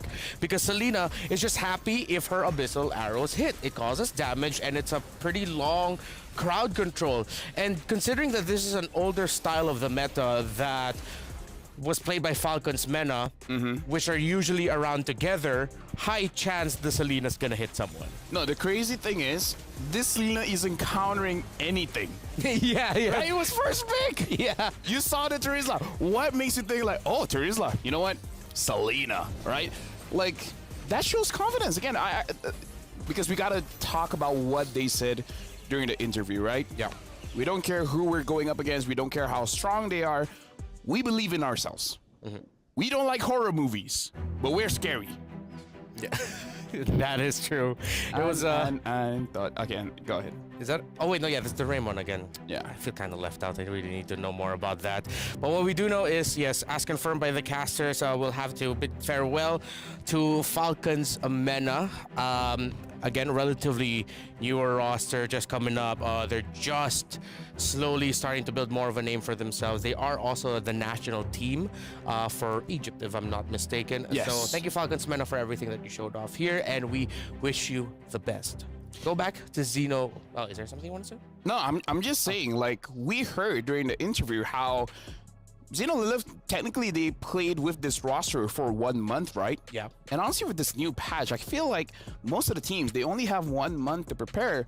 And it's amazing to me to see how quickly all the female teams here in MWI, they're adjusting to the new patch. They understand it's a new meta, it's a new landscape for MLBB. And the execution, honestly, fantastic. Yeah, fantastic execution. And let's see who will be the PlayStation MVP for Zeno Lilies. It's none other than Selena with a rush on the Talisman and then the Starlium Scythe. Oh, yeah. That was damage. Just 2 items? 2 full items? And she was that shows how fast the game was. Yeah. This is one of those games, if you go to the toilet, you come back, you're not going to see the game. It's the end of everything. And again, I like that this is more or less them showing the world we don't care what's the S tier picks, A tier picks, B tier picks. It's our picks, right? Because again, showing the Alice, showing the Selena, they might have much more. Oh, okay. You got the post down. As we try to do our best Selena impressions, let's see the STC predictions results that we mentioned at the top of the series. I cannot get my legs like that, man. I've had practice. You've really? Cool. That's great. I wish I could stand like that. I wonder how many of the viewers supported Falcons Men earlier. It was 88%. See, it did go up. It did go up. It went up. As I mentioned earlier, it went 91% to 9%. Just goes to show how much this meant for this region. Pretty sure they would have loved to see the win, but well, you know what I love is that I hear a lot of support, especially from a lot of the locals of the teams here, especially even in MSC. So now we are going to be heading into our third match of the day. That's going to be happening in just a bit. More MLBB action. We'll come your way after a short break. Don't go anywhere. MWI 2024 at the Esports World Cup. We'll be right back. Hello everybody, Quick Shot here, host of EWC Central. I wanted to take a look at how the Mobile Legends Bang Bang Women's Invitational will impact the standings in the EWC Club Championship update, brought to you by SDC.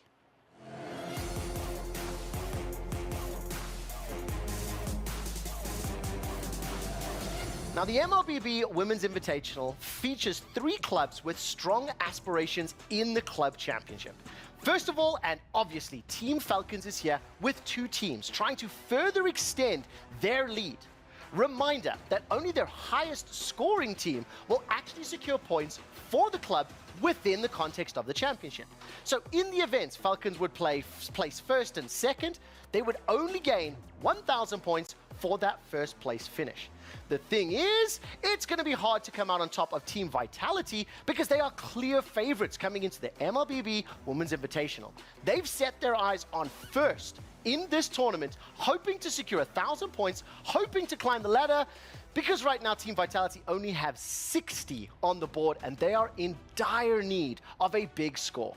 And finally, the North American powerhouse Cloud9 would love to finally secure their first points, but they have to win their tiebreaker game versus CFU Serendipity later today to be finally on the board.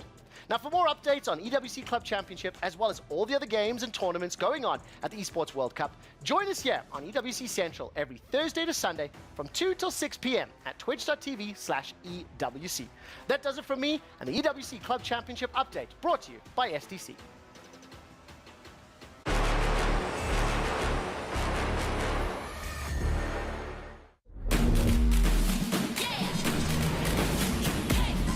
Just like you and me, finding our destiny. Though they may not see, I'll prove what I can be. Aren't we all the same? We're deep in the game. They say this is lame, but we have our own aim. No fear, prove it. Rise up and don't quit. Chasing the same dream, we all are on the same team.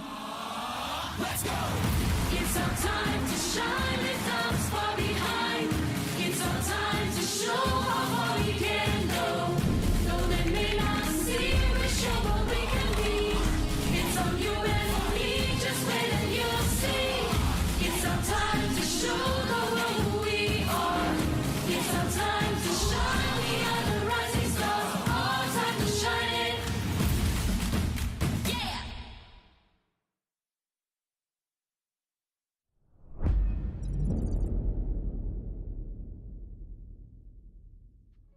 You're back here with us at MWI 2024 at EWC. A little bit on a rush because it's time to see who will be ending this group top one in the seedings. They're already secured. But for this Dr. Sulaiman Al Habib upcoming showdown, it's the two teams that got a sweep victory so far today. Xeno Lilies going up against Victory Song Gamers. Hype is what I'm feeling for this matchup. Oh yeah, hype actually describes it quite well, you know? Yeah, that's good. Thank you so much. Yeah, it's hype. Speaking of hype, VSG, Xenolive, again, both coming with a 2-0. And again, we're looking at both teams that have really showed up different picks when it comes to the jungle. VSG bringing up that Benedetta really shows that in terms of mechanics, VSG has a lot of it. And something that we do have to remember is that VSG, they've been boot camping in Indonesia. So they've been having a lot of experience in the Southeast Asia region. Yeah, with that experience, they are allowed to show up more unique picks. Let's show up the Jamil Motorsport arrival of our two squads for this marquee showdown. The winner of this match will be securing top one in the standings. And first up, we've got the team that shocked a lot of us, shocked and awed Falcons MENA with their aggressive, controlling playstyle. You know what's great about being a player? What? You get to use the cart. Oh, yeah. I've never used the cart. Wait, no, that's impossible. Never? Never. We've been here for quite some time. Yeah, we went back home for like a week, then came back a month. I've never been on a cart. We're gonna have to change that. Let's see if you have any predictions. Vote for the next game. This coming up right now at www.stcplay.gg. Will LaFell be able to ride the cart? No, I'm kidding. That's not what you're trying to predict. You're predicting the winner of this match. Xeno Lilies or Victory Song Gamers. VSG was aggressive. Xeno Lilies, real quick here, LaFell. What do you like about them? They're very nice people. Very nice people. I smiled at them. They smiled at me back. They're very good MLBB players. I think VSG has this one. All right. I asked you about Xeno Lilies, though. Yeah. Okay. Xeno Lilies versus Victory Song Gamers. You got LaFell's prediction dropped down. He said VSG. Don't forget to predict there. Let's see who will be able to take the cake. But let's welcome our teams. It's Cheryl and Bada. Xeno Lilies, VSG coming right up. And we're back. وعدنا عليكم من جديد. You know, Cheryl, it's a different vibe today. I mean, it was exciting yesterday, and even today, things are heating up, but I feel that it's just different energy. Is it only me, or do you feel it as well? No, it is really a different energy right here in day two because, you know, when it comes to the different groups, Right. it's all about who can survive the group stage, right? But for this time, you know, the results are clear. Unfortunately, the keys for Falcons MENA has been crushed. But for this upcoming game, they're not playing to survive, they're playing to flex. Let's go. Who will come up top off the table for Group C? And this is what's gonna happen right here for match 3. Starting off, let's take a look at the wonderful faces from our ECA region, Victory Song Gamers.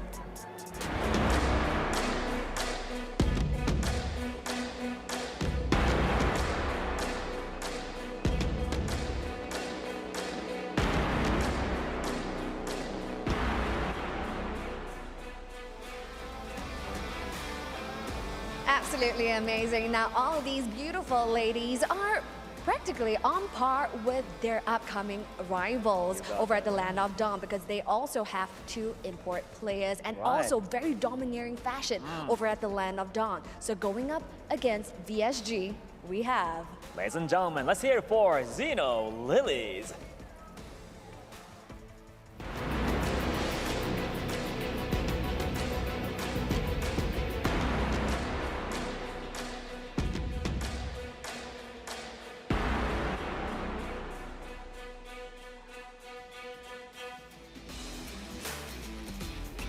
And it is really happening over here. They're warmed up. They're ready to go. Let's see who's gonna make it happen. All that details and hype, of course, with our beautiful and amazing talents. Take it away over at the studio. Yalla wal'uha. Thank you so much, Cheryl and Bada. You know, when you said VSG earlier for your prediction, Lafel, Yes. I've been thinking about it during the intros. I realized there are certain aspects of VSG's game a little bit more cleaner in the execution, I feel like, that would give them that edge over Zeno Lilies. I don't know right now, though, how big that edge is, but VSG in their series look a little bit more polished. Here's the thing, Remar. I'm gonna ask you a question, serious one. Sure. Look me in the eye. I'm and looking then at tell you, me sir. honestly. Okay. Have I ever been wrong in my predictions? Is this a trick question? Yeah. No. See? So, hop on board the VSG train, but let's go. Honestly, Zeno Lilith, again, I feel like going up against teams that have established a power standard, right? Yep. All they gotta do is sweep the rug right under their feet. Use something different. What's gonna be different? Use on goalie. Oh, okay, maybe that's a bit much. Yeah, that's a little bit much. But Paquito is fine. Yeah, but I mean, though if any of them are gonna decide to go for that, double fighter side to speed up something like a Granger in the jungle, which I've been hearing that people are trying out again. With the new temporal rain, makes it so that you can actually use your rondo and everything very, very fast. So you can zigzag inside of team fights, but let's be real, probably not. Going back into the draft here, Ling as well as Lee has been banned out, same as Roger as well as Jusin. So here, again, it's all about QA. Whether you want to pick up your jungler early because the Hayabusa is still up, wonder if she wants to go for that, or wait a little bit, see what the mid laner is going to pick up, and then go for that Benedetta again. Yeah, what I can tell from these two is that they like to prioritize 2 things, the roam and the EXP, which actually shows their Filipino coach DNA. For the longest time, that's always been something about Filipino teams, the priorities in the EXP and the roamer matchups. First pickup without the Roger, Terizla. Yeah, now I'm starting to get why teams aren't always rushing to first pick the Harith. Yeah. I'm okay with the Terizla pickup, especially with how Minun plays. How it seems like her nature is to heal Hayabusa and is take up as care. well. Ah, yes. You mentioned that earlier. Oh, but it's a Yuzong. Yuzong. We have to remember, this has been banned. I think we're about to see why. Yeah, we're about to see why. But this is a give. The Zenith decide to give this to them. They gave the Yuzong, meaning there's a response coming up. I would honestly say go for the Terizla. And the thing is, you kind of want to pick up an assassin, but it's kind of not good going up against the Yuzong. It's hard for you to position yourself, especially during those neutral objectives. It's hard for an assassin to go for a turtle or lord fight in the first place, but having a Yuzong, much more difficult. So since the Yuzong is picked up, oh, Angela! Okay, Angela's okay. The claw's a bit early for me, though. Yeah. I honestly thought that they'd go for their assassin show already, because we are in that meta where you can show your cards early, like your main condition, and it's fine.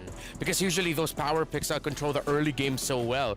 So now VSG, they're going to be thinking, ooh, what are they going to be pairing with that Angela? Because an Alpha will be open, so they go for full crowd control. That will give Alpha a difficult time, if ever that was the idea. Xeno Zenith is floating. It's Edith and Vexana. Think about it, perhaps they pick up the Claw because the Claw can actually survive against the Yuzong. So now that I think about it, it's alright. It's alright. It's cool.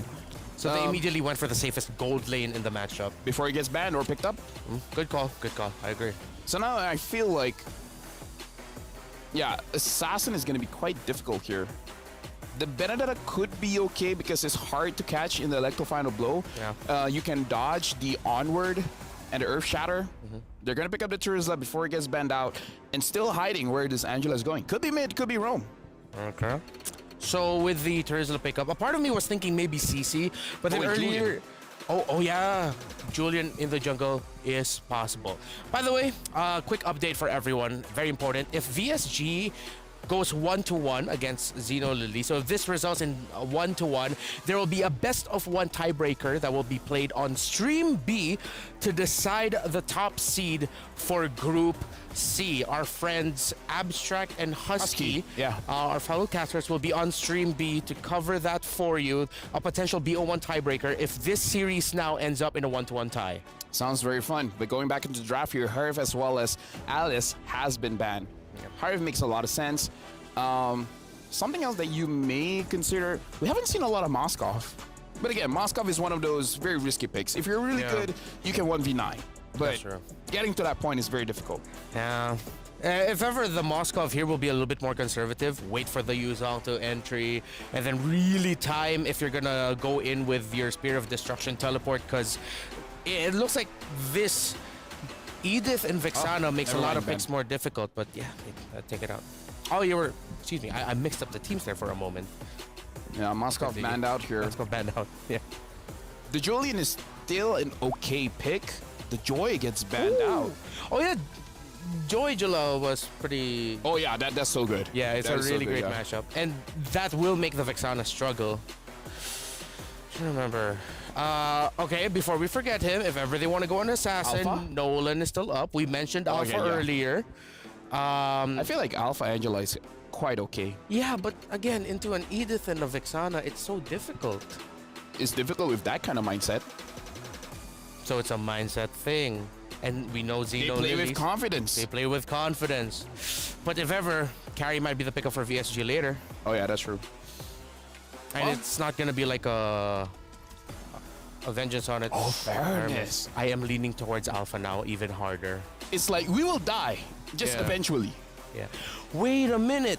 Oh, it has to be Alpha or another tanky presence because so far it's only the Terizla, and I feel bad for this Terizla if it's the only frontliner.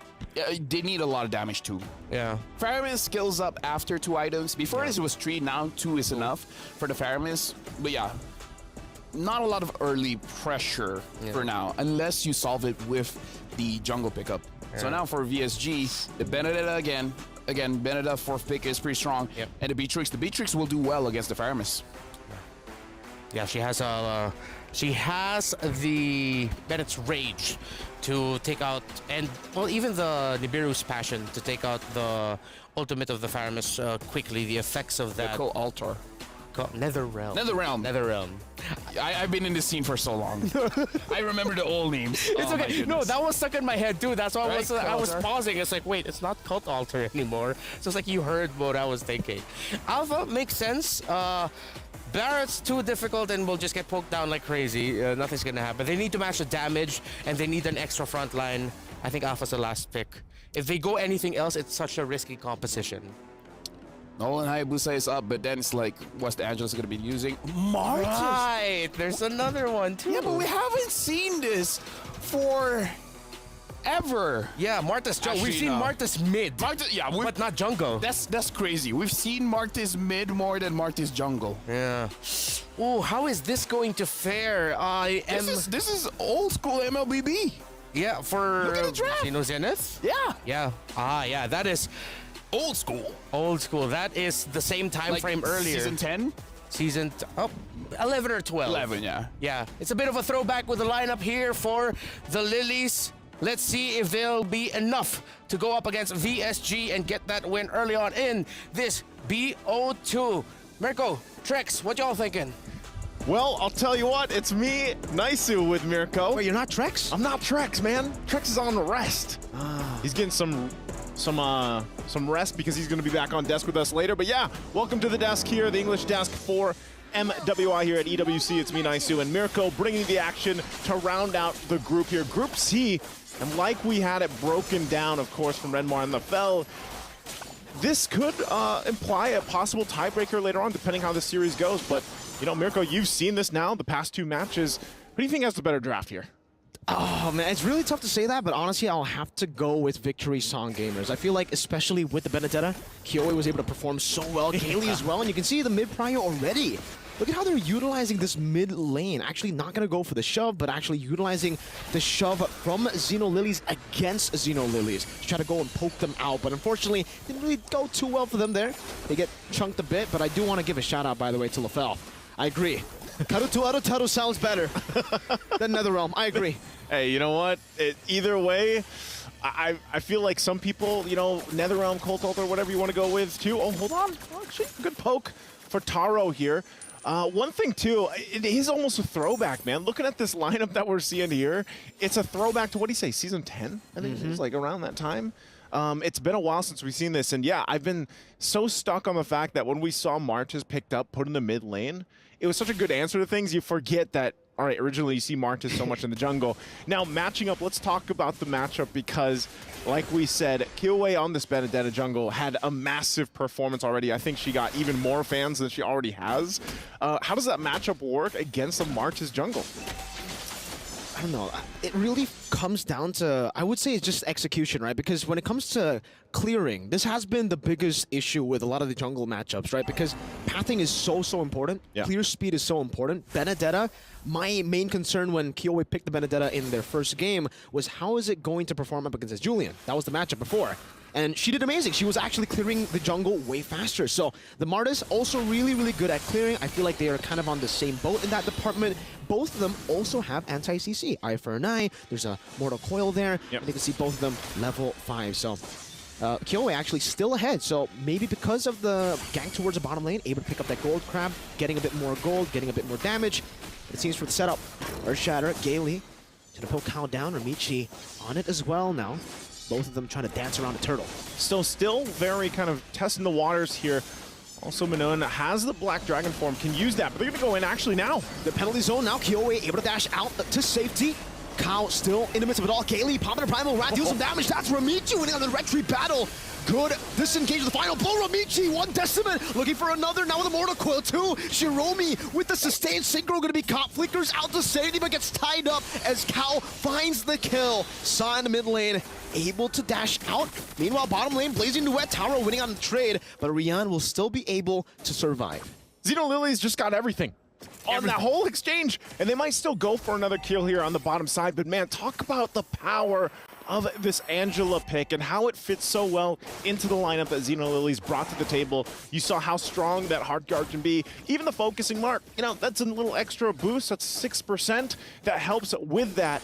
And, you know, that poke potential was already very impressive with what they had in the fight. You add that to the table, and it works wonders here. Eyes is still set on this bottom side, though. Ramichi with the retreat. Good flicker out from Rian. Really just respecting that Mortal Coil used up. She has the stacks, does a bit of damage onto the turret. Kyoe, low, final blow to the front. Gotta be careful. She does use the eye for an eye, but it's a bit different here when you don't have a Petrify up top. Kao swinging the hammer down.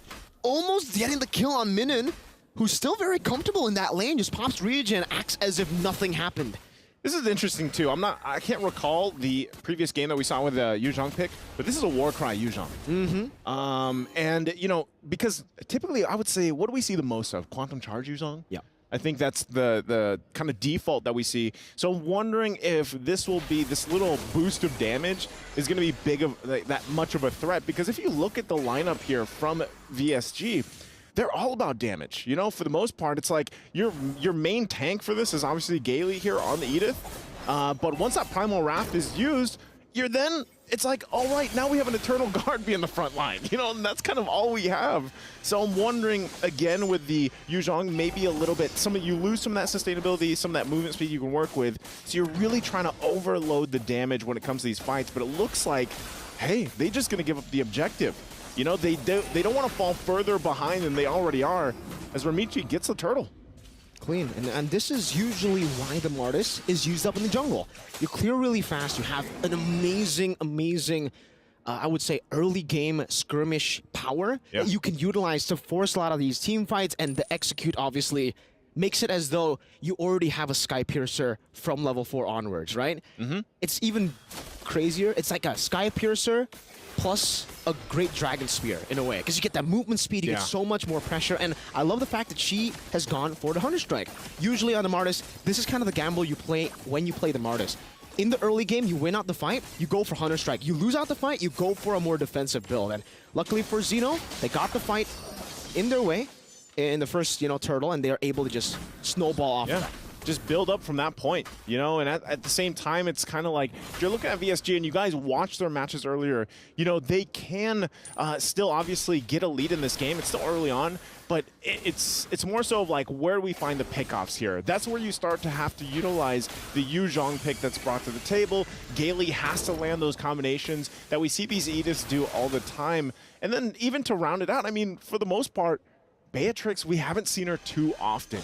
She's still a great pick, I would say, for most gold laners, but it's almost in a sense where you see so much Claude's picked up, the Harith's picked up, that Beatrix has been slept on a little bit. So I think for even for Rian, you want to have that gold lane experience. Farm up, get the items that you need, lock those in, and then contribute to these fights. So I think for VSG too, that might be where we see them again, just give up an objective, give up the next turtle even. But look at this, Ramichi goes up top. It's a flicker. It's always a flicker, the response to any sort of gank, and that's why the Beatrix is so vulnerable. Yeah. And, I'll take your point there. It's very tough. As a gold lane player myself, this is why I personally don't like the Beatrix pick. Even in MSC, when it's picked up, not a fan of it, because especially up against the Claude, there's so many more ways for the Claude to outplay you. Yeah. But like at some point, you get that spike, you try to turn the tide. They're on the fight for the turtle, though. Penalties on. Oh, Ramichi again winning it out now with a good Petrify down. Eternal Guard connecting on a count, still able to flicker out to safety. The final blow does some damage, but Kyoei is going to be caught by Taro, who slows her down for the Decimate. Gaily, Primal Rather, a turret, another Decimate. Ramichi finds it again. Might be looking for more. Oh, he finds the Maniac. Curvy, Ramichi. Times under tier 2. Oh, Pro, man, again, when you saw this Martis picked up, this might not be what we expected, because for so long now we've seen Martis in the mid, but this is what you have to remember. The Decimate is such a big threat. The reset after reset. And this is, yes, it's so fitting. It's the Levi Ackerman. Boom. Boom, the triple, and goes in. And you know what? Why not take the Maniac? Worth. I don't know. It's worth. It definitely is worth when we're talking about the numbers here, right? Because that's for one, technically. They also got the neutral objective, but that's a big shutdown. That's a massive shutdown. 5-0 she was before getting shut down, and that gold is going to go. I think if it went to Rian, then we would be a bit more concerned. But even to Synchro, that's actually going to help her quite a bit. She was way more behind than only 1,000 compared to Sa. She's still down, 1,000 gold here, but yeah, that is going to help out a little bit. Still working on that second item too. You also saw, at least now Gaily's a little bit more tanky. She's got Dominance Ice working on the next, but that's also a Thunderbelt picked up now for Kyoei. So she has a little bit more, and I feel like this is, in a way, it's like you're forced to now stick together. That's kind of the game plan because of, how do you deal with the sustainability with the Angela? Because he's going to be used. Good reaction. Oh, the onward, just a pixel away from hitting. Taro gets out. Yeah, look at that, hovering over too with the hard card. So they're like, nope, I got it. They just give the signal, she's fine. They put pressure on top. So now look what the play is here from Xeno Lilies. Go put pressure on top, do that. Wings are also now picked up by Cow. Even more tanky is this Terizla to help even to work in conjunction with the Body of Smith passive. So they'll go ahead and start the Lord here. Again, for VSG, they're still, I don't know, it doesn't look good if they force a fight in this first objective. I'd honestly like to see them just go ahead and be a little more defensive and then just farm up a little bit longer, because even so, Xeno Lilies, with the lineup that they have, very strong in this portion of the map. You're going to see that too. They're going to play around the Netherrealm that they have. They'll start it up still very slowly here, working on it. Going to spot out Kyoei as well, pushing her back. Ramichi, very confident once again on this Martis pick, but still neither team committing just yet as they kind of feel out the territory here. But eventually, Xeno Lilies will go ahead and play around the fact that they have some macro advantage to this. They've got 3 turrets to VSG's none. And so they can go ahead and take their time with this. But so far, respect. Cow. penalty zone. Gailey goes over to Onward. Now Eternal Guard in the midst of it all as well. Good Nether Realm to actually dish out a little bit more damage. Romichi finding Gailey in the back line, now diving as well with the help of the Hard Guard. The Eternal Guard almost getting rid of Cal. The Glowing Wand proc as well, not enough as Kyoei is taking down Rian. Oh. Getting shot down, doesn't go for the Renner just yet. Meanwhile, I think they can hold them off. Possibly if they work through this, it's a quarter of the health here. They're going to have to do something unless they just watch this play out. Renner's going to be used. She's going to find a target. Finding Romichi, but she still finds the retreat into the Decimate. Minion going to be caught despite getting a good Furious dive. That's why the anti-CC, the Mortal Coil of the Martis is so annoying to deal with. There's a massive game here from Romichi, 7-1 now. Even if she was shut down earlier, you know, now you can see it too. She's going for, she picked up that Hunter Strike early on, and this is what I liked about the Martis. The build is very flexible. It's very adaptable. She is now going that tanky, because now she is, I mean, even with the Heart Guard, or without the Heart Guard, her alone is tanky enough as a frontliner, and the Mortal Coil, the way that it works, it's kind of finicky. You know, you really, it's almost a feint in a way to deal with that. But look at this damage. Wow, the damage dealt here. This is still, it's crazy to see Fairmist still do this kind of damage. I guess because for the most part, VSG, this is something that I think Xeno Lilies did a great, read on VSG in their game against Team Falcons, because VSG, they are known to go for these big team fights where they clump up together. Yeah. And that's why the Fairmist is finding so much value. Every single time VSG look for that combo, they're the ones to get punished by the Netherrealm extending the HP bars of every single member, and obviously the Ghost Bursters. Yep. That finds a lot of value when you are clumped up. Now they're going to have to deal with this Lord push, top side, trying to hold on to these base turrets the best they can. It is only the first Lord, so they'll make quick work of it. They get poked, though, still under the base turret. They'll see for Xenolilies if they can actually put some pressure more. They still got a tier 2 on the bottom side to work on too, so they'll go ahead and send down at Taro to clear and push that wave in. Surprisingly too, they hold on to that tier 1 still, even at this point in the game, with VSG only having that one turret. So really, even looking at the items here, as things kind of fall into place, it's still up in the air. You know, where are you going to find that initiation, that frontliner? Because right now in this game, Kyoei can't do it. No. You know, she shined earlier when we saw her play the Benedetta because of the lineups that they had at the time, the way that they were able to move around the map and play front side. But at this point, you're a Benedetta where it's like you just got to kind of wait for your moment. And it's the opposite for Romichi. Romichi on a Martis can just kind of, you know, swing around the way that Mortal Kombat, that's the sound that Mortal Kombat has for me, you know, and it's like, you can specific skin. Specific, yeah, sorry, the specific skin. If only, you know, Levi was flying around too, but unfortunately that doesn't happen. So buffs are going to be choked out, of course, but really this is the downtime until this next Lord. And I don't know, Miracle, I think even now, VSG isn't really capable, unless somehow they get a setup of a lifetime to go ahead and contest this next objective. It's really hard to, I mean, like, say what VSG really need to do, because technically the easy way would be, yeah, bait out some of these resources, but it's way easier said than done. You need to bait out Netherrealm, you need to bait out the Hard Guard, and while you're trying to go back and forth, there's a Martis chasing you down. There's Taro, who can constantly put down some utility with the slows from the corrosion side as well. So it's really hard for you to even kite back. It's way easier said than done, and even then, I don't know. It almost feels like this is why. Oh, Kaylee! Goes over to Onward, doesn't find it, gets the Earth Shatter, but Sai just walks out of the Bennett's rage. And they've used all the resources. Oh, Shiromi unable to survive right there. Good final blow to the back line. Gotta zone them away with Shiromi taken down. But that was everything.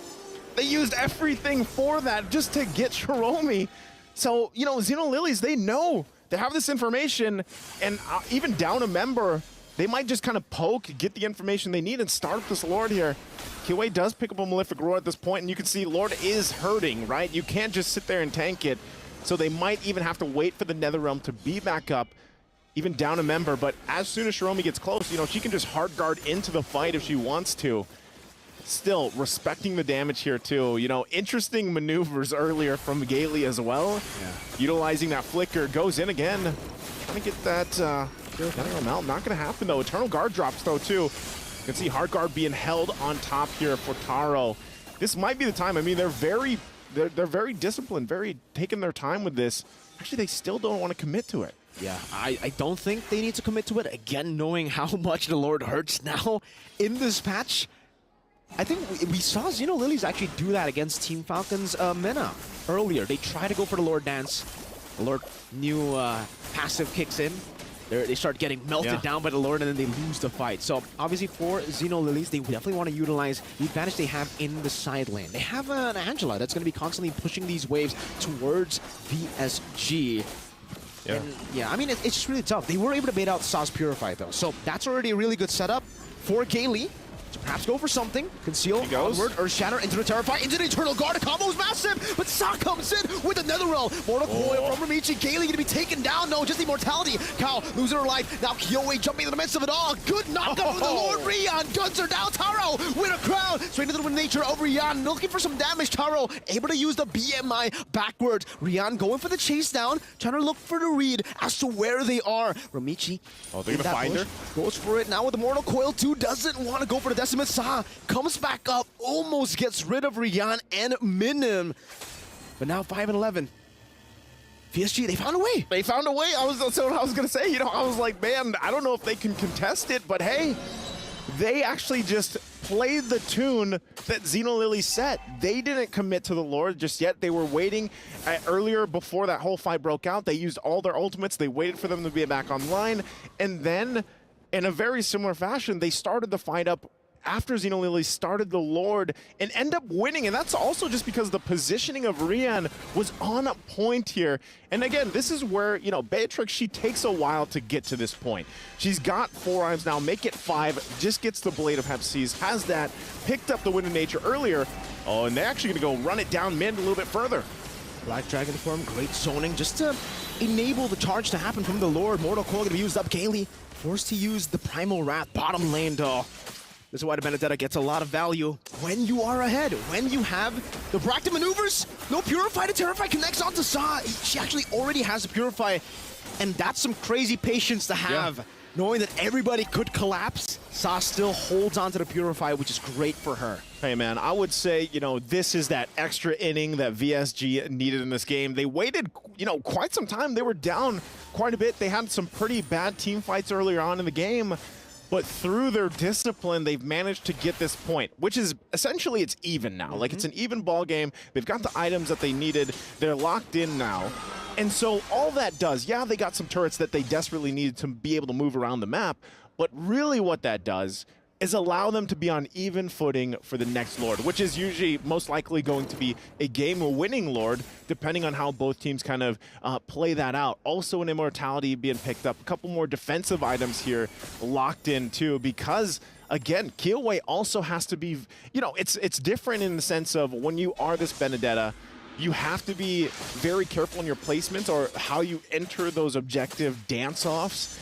And with this, all she has to do for now is push these side lanes, you know, and you're going to see them respond. Oh, top side. DPZ, flicker backwards too. Hard card. Hard card was used up in the bottom lane. That's a 1v1. Ramichi versus Kyoe, who still has the Immortality. Can actually look for it. Let's see how this 1v1 goes. Good eye for an eye. Another dash, perhaps. Ramichi knows that there will be a lot of ways for Kyoe to outplay. Good Stampede. Kyoe very low, still wants to go for the purple buff. Will try to go for the steal. Wow. Seems like she will be able to secure it. Ramichi got terrified. Yeah. Great timing for Synchro. She got that, and she'll have to go ahead and heal up, of course, but they're going to hold down this the space, of course, around the Lord here. And once again, they're going to find themselves dancing it out. You know, it's not often that we see this anymore. It's not often that we see teams really kind of take this a little bit slowly, and they still have to be mindful of the fact that, yeah, Lord, especially with this one, 20 minutes in, it's going to hurt. Conceal going to be used, though. Good Stampede, Gaily. Waiting for the Onward. Doesn't find Onward, but does get the Earth Shatter. Ramichi already using the Mortal Coil earlier, waiting for that cooldown for the anti-CC to be back.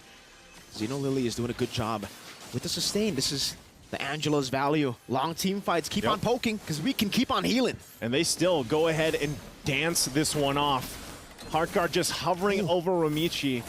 Gaily, though, already using that Primal Wrath, so she's not going to have that just yet.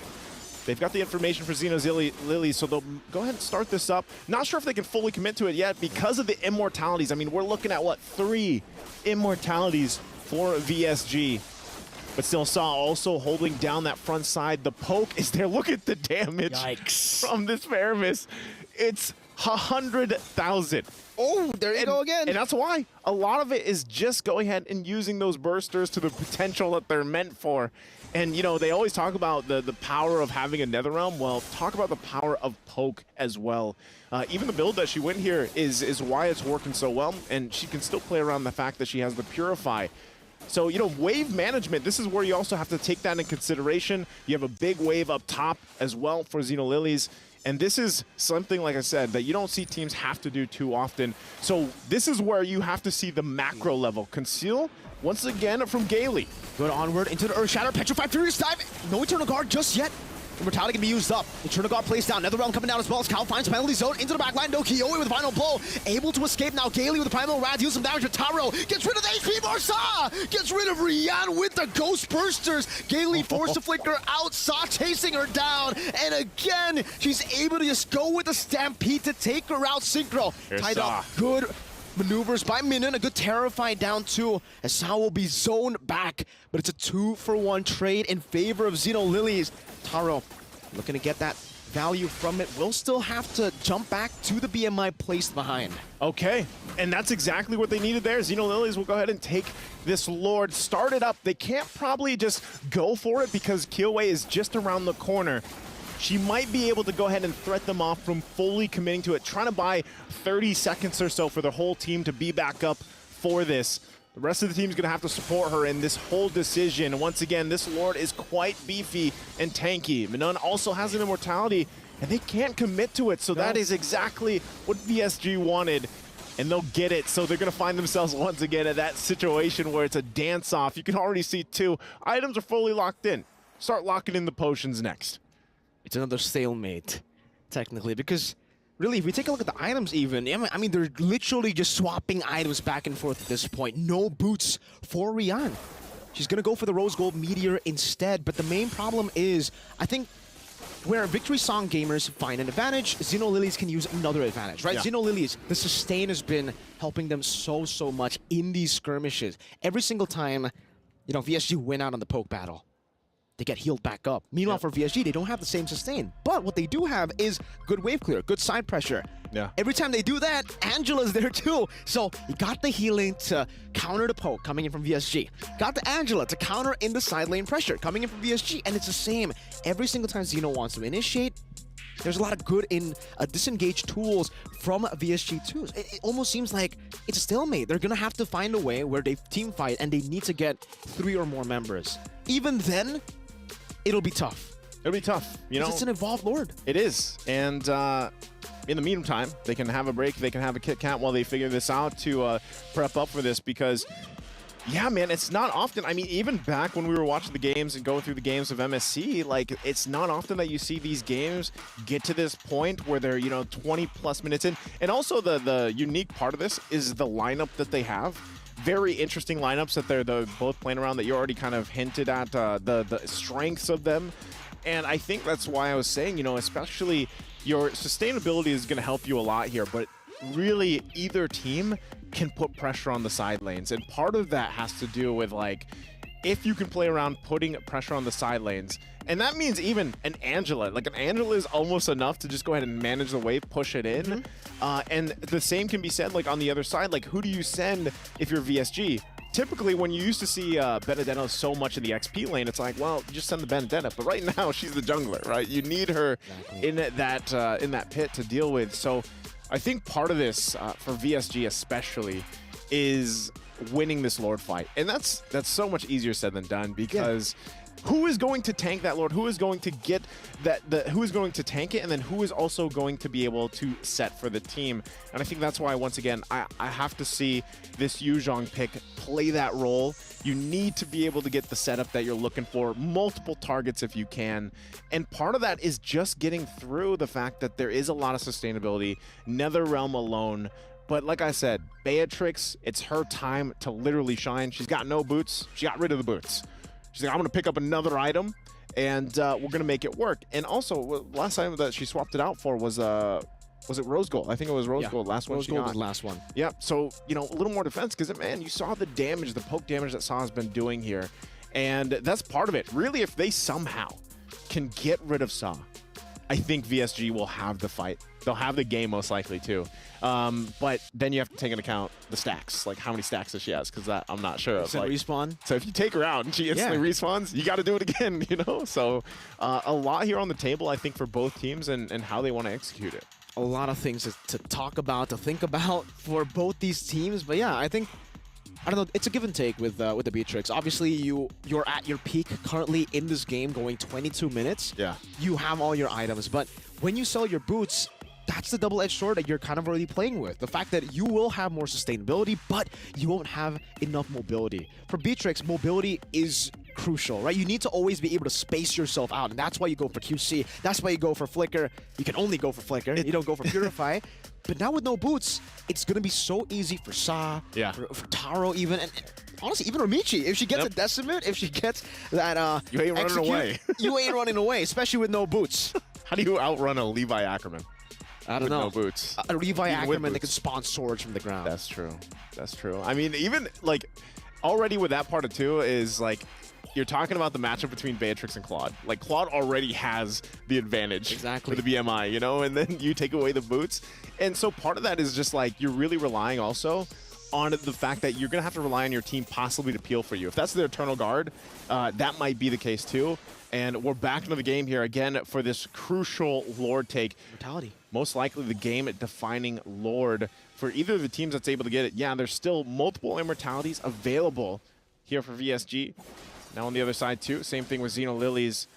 And once again, yeah, the goal difference at this point, you know, doesn't really matter, but they're all farmed up, even Playground like we talked about before.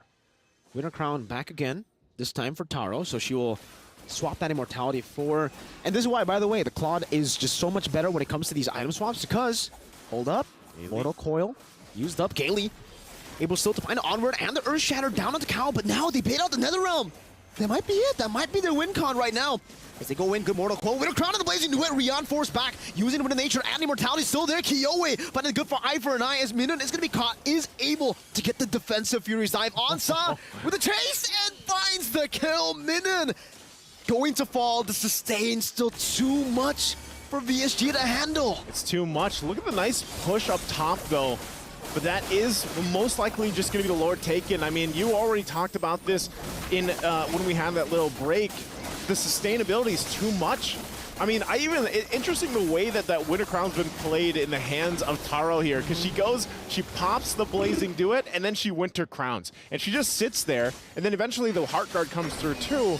So you have to expend so much if you're VSG against this lineup from Xeno Lilies.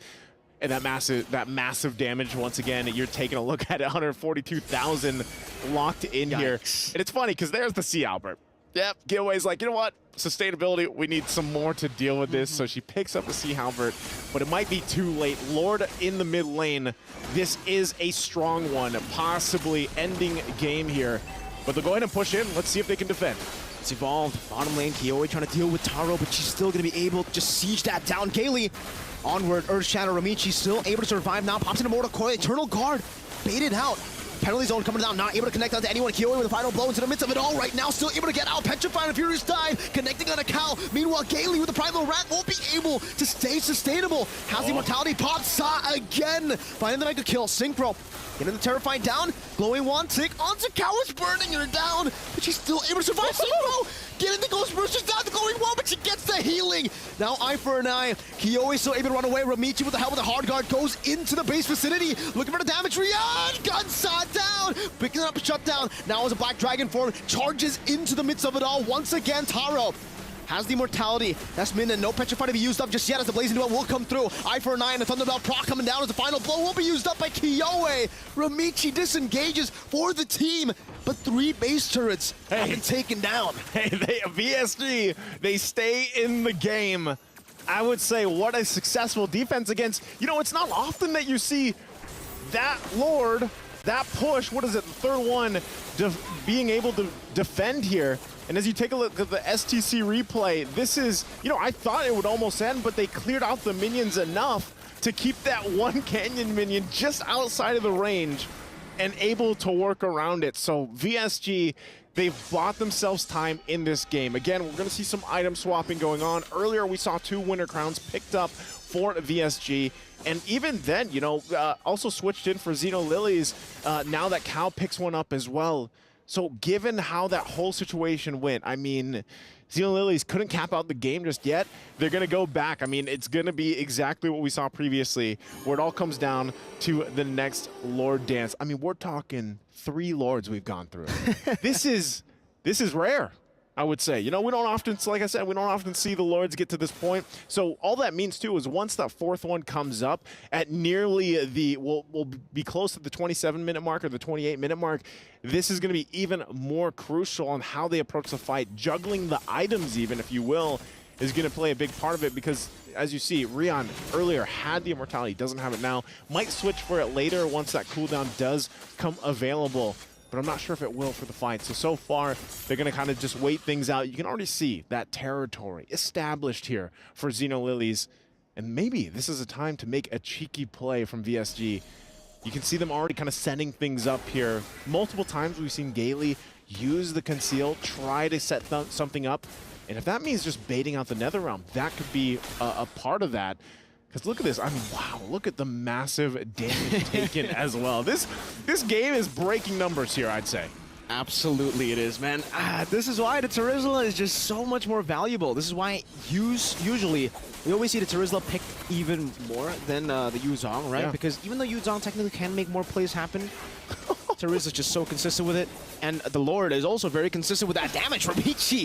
The thing is, for Xeno Lilies, they can afford to have their jungler, their frontliner, take that much damage. Chiromi's always just back there, sitting, waiting for the call. Hey, you want heals, brother? Just call me. Yeah. And at that point, too, you know, Satu walks up. I was gonna say, you can do that, and this is the Lord. Like if I envisioned a Lord, this would be the voice line that we heard earlier from LaFell. Yeah. You know, sometimes it's 5, sometimes it's 10. Sometimes. I like dancing. Even with the sustainability they have, you can see that they still don't want to fully just kind of sit there. They are still going to respect the fact that VSG can pull something off, but one thing that VSG has to do that's tough for them is managing the waves. All 3 waves pushing into the base is an extra kind of chore that they have to take care of before they can actually do this. So they might... Oh, hold on. Gailey, though. Eternal Guard already going to be dropped. And the armor and Earth Shatter now. Penalty zone, locking them down. Is Daki Vitaro again, jumping to the back line. Able to get minions so low. Meanwhile, Kyoe isolated in the back all alone. That's the jungler, and it's an amazing execution from Xeno Lilies. 70 seconds. That is a long death timer for Kyoe. It looked like, you know, they wanted to start a fight. They wanted to do something. Gailey went in. They dropped the Eternal Guard. But ultimately, Kyoe gets trapped in a position she doesn't want to be in. And that is Lord going to be taken by Ramichi. The desperate attempt to go for the Lord. Ramichi just decimates through Gailey. And now with another member having to deal with a 70-second death timer. An evolved Lord. 2 members down. Only Synchro Rion. Technically no frontliners. No frontliners here. Minona might be the only one. She doesn't have Dragon Form. Now she does. She has it available. They could try to buy as much time as possible, but even 50 seconds on Gailey, 30 away for Kyoe. VSG is going to find themselves in a numbers disadvantage for this push. Lord makes its way down the mid. The pokes from Saw alone will send them back to the fountain to heal up. It's looking grim. It's looking dire. It's been 30 minutes, and Xeno Lilies will go push it. Even with the dragon, she's getting gunned down from the sky. Saw again with the Ghost Bursters. Good Petrify and the Furious Dive. They've done it so many times this game, but not anymore. That miraculous defense will come to a halt. Whew. That was a long one. I think that so far that has to be our longest game. 30 minutes. Yeah, 30 minutes. Just a little bit longer than the 30-minute mark there, but man, just great discipline. You know, that's an endurance test right there, but I know our analysts are going to have something to say about this too. Let's go ahead and throw it to them in the studio. Over 160,000 gold split between the two. 30+ minutes, and the clincher of it all, no other way to put it, it's Saw, dude. It's a Faramis. Saw, dude. I mean, like, the damage, the sustain, she will protect but she will also attack. Yeah, she protect, she attack, she got your back. The damage, everything brought out by the mid laner. Here's the crazy thing. She dealt over 100,000 damage before completing the Holy Crystal. That was before the Holy Crystal? That was before the Holy Crystal. Ooh. After we saw that damage numbers, then she got the Holy Crystal. Now, looking at the team fights here, it's all about the sustain, man. Yeah. Like, this draft was like 2 years ago. Yes. And 2 years ago, the problem is, how are you going to kill them? Right? And now with the addition of the Winter Crown as well, Taro can set up her Taro Tori. Taro Tori? Taro Tori. Like, she goes to the front, amazing duet. You can't come in. I love that. Right? It's their Taro Tori. It's their Taro Tori. And because of the Taro Toris they set up for their gold laner, the brunt of the damage just fell onto Gailey, onto Minun, even the Eternal Guard of the Vexana, and not enough damage. Just felt like the story. Way too much healing. And yes, you're right. Around 2 years ago is like the right amount of time frame. Our 4th World Championship around that era. VSG, though, they handled as well as they could. As well as they could. Honestly, looking like if someone just look at the stats, 17 kills to 7, you wouldn't know how close this is. Sa almost did 200,000 damage. Wow. 199,000 damage. Now, we got to put this into perspective, right? 30 minutes, VSG, what they did was incredible. Honestly, their macro play, their decision making, especially around the Lord, they understand. Like, if you look at the fights here, it's all really for Xeno Lilith. But the thing is, VSG understood. If they pick off one by one, more specifically Kao gets out, they have a chance. They can control the Lord, and we can definitely see Xeno Lilith sometimes having some hesitation around the Lord area, making it so that there's opportunities for VSG. With that being said, VSG, they learn from this game. Sustain is strong when it comes to Xeno Lilith. The Pyramus, the Angela. You take out one component, maybe you can deal with it. Yeah, it'll be a little bit more easier to deal with. And one of the things that I realized also as we were talking about that, mentioning the so-called hesitation that Zenith would show sometimes, is that with the Pyramus and Angela, you've essentially canceled out what a Yu Zhong first pick and dish out. Yes, in the beginning, if ever you could get those pickoffs, but they didn't. As it gets to the mid to the late game, what we saw mostly was the Yu Zhong flying around in dragon form because Minun had no possibility of going down from dragon form, bringing down a Petrify full combo, because it wouldn't result in anything. It'll just be damaged and it'll eventually be healed through. As impressive as the Yu Zhong is, getting it first pick, probably a little bit too ambitious. Where again, even the caster was talking about it, Terizla is higher rated now just because you can survive a little bit longer and your initiations is instant, right? It's very easy for you to initiate with the penalty zone. So again, I feel like with the draft that VSG got, which personally for me, not too big of a fan, it shows that they know how to play the macro game very, very well, and they know how to pilot themselves around the team fights. So if game number 2, they have a better lineup that has a more straightforward kind of gameplay, they could do well. But something that you do have to consider, they got to either ban out the Angela or just don't let the Angela Pyramus combo come again. Yeah, that sustain is a problem. And let's see if the sustain was the key. The PlayStation MVP for Xeno Lilies, it is none other than Sa, dude. Sa, dude. Again, 3 items, right? Yeah. Having the glowing one, Enchanted Talisman, and I believe it was the Lightning Truncheon. I believe those were the 3 first items. First 3, yes. Yeah, first 3 items. Already enough to do over 100,000 damage. And again, it's all about poking. It's about zoning them away, giving the Taro Tori to do what they want. Like, again, look at what Sa is doing. She's just going in front, making them low, making it so that they're hard to go back to their base. It's hard to reset. Yeah, and I totally agree with you, wherein if you're Xeno Lilies, you have to consider one or the other, the Angela or the Pyramus. I am leaning a little bit more towards the Pyramus now as the priority ban. Because, again, one of the biggest things about Pyramus, and let me know if you agree with this, that why he already had a good spot in the meta. And the spot got even better because suddenly he'd already have an item, a 2-in-1 item. Remember what happened? Necklace of Durance, merging with Glowing Wand, 2 effects into 1 item. It's a strong power spike for this Pyramus. And again, having a cult altar. The cult altar. Now it's Netherrealm, which We is know it's Netherrealm, yes. Netherrealm. Cult to altar sounds better. But either way, what was that accent? Either way, honestly, for this one, it does seem like the I would say power scaling for both teams, honestly quite equal, even though in terms of the kills, it doesn't really look like that. The kills is really about the draft. Yeah. Right? Because imagine this. You have to kill someone at least 3 times. Yeah. The Faramis, the Angela. I'm not even talking about the Winter Crown, the Immortality. Right? You have to kill them so many times. Yeah, it's always such a long team fight that VSG needs to get through, which is why the Beatrix pickup for me, well, for both of us, it was perfect. Other than taking away the Netherrealm, it's just that if you are in a matchup with long team fights, you want the basic attacks of the Beatrix with Nibiru, because that's just constant damage coming out. But it got to the point where Sa and the other members of Xeno Lilies looked like they didn't even care about the front line.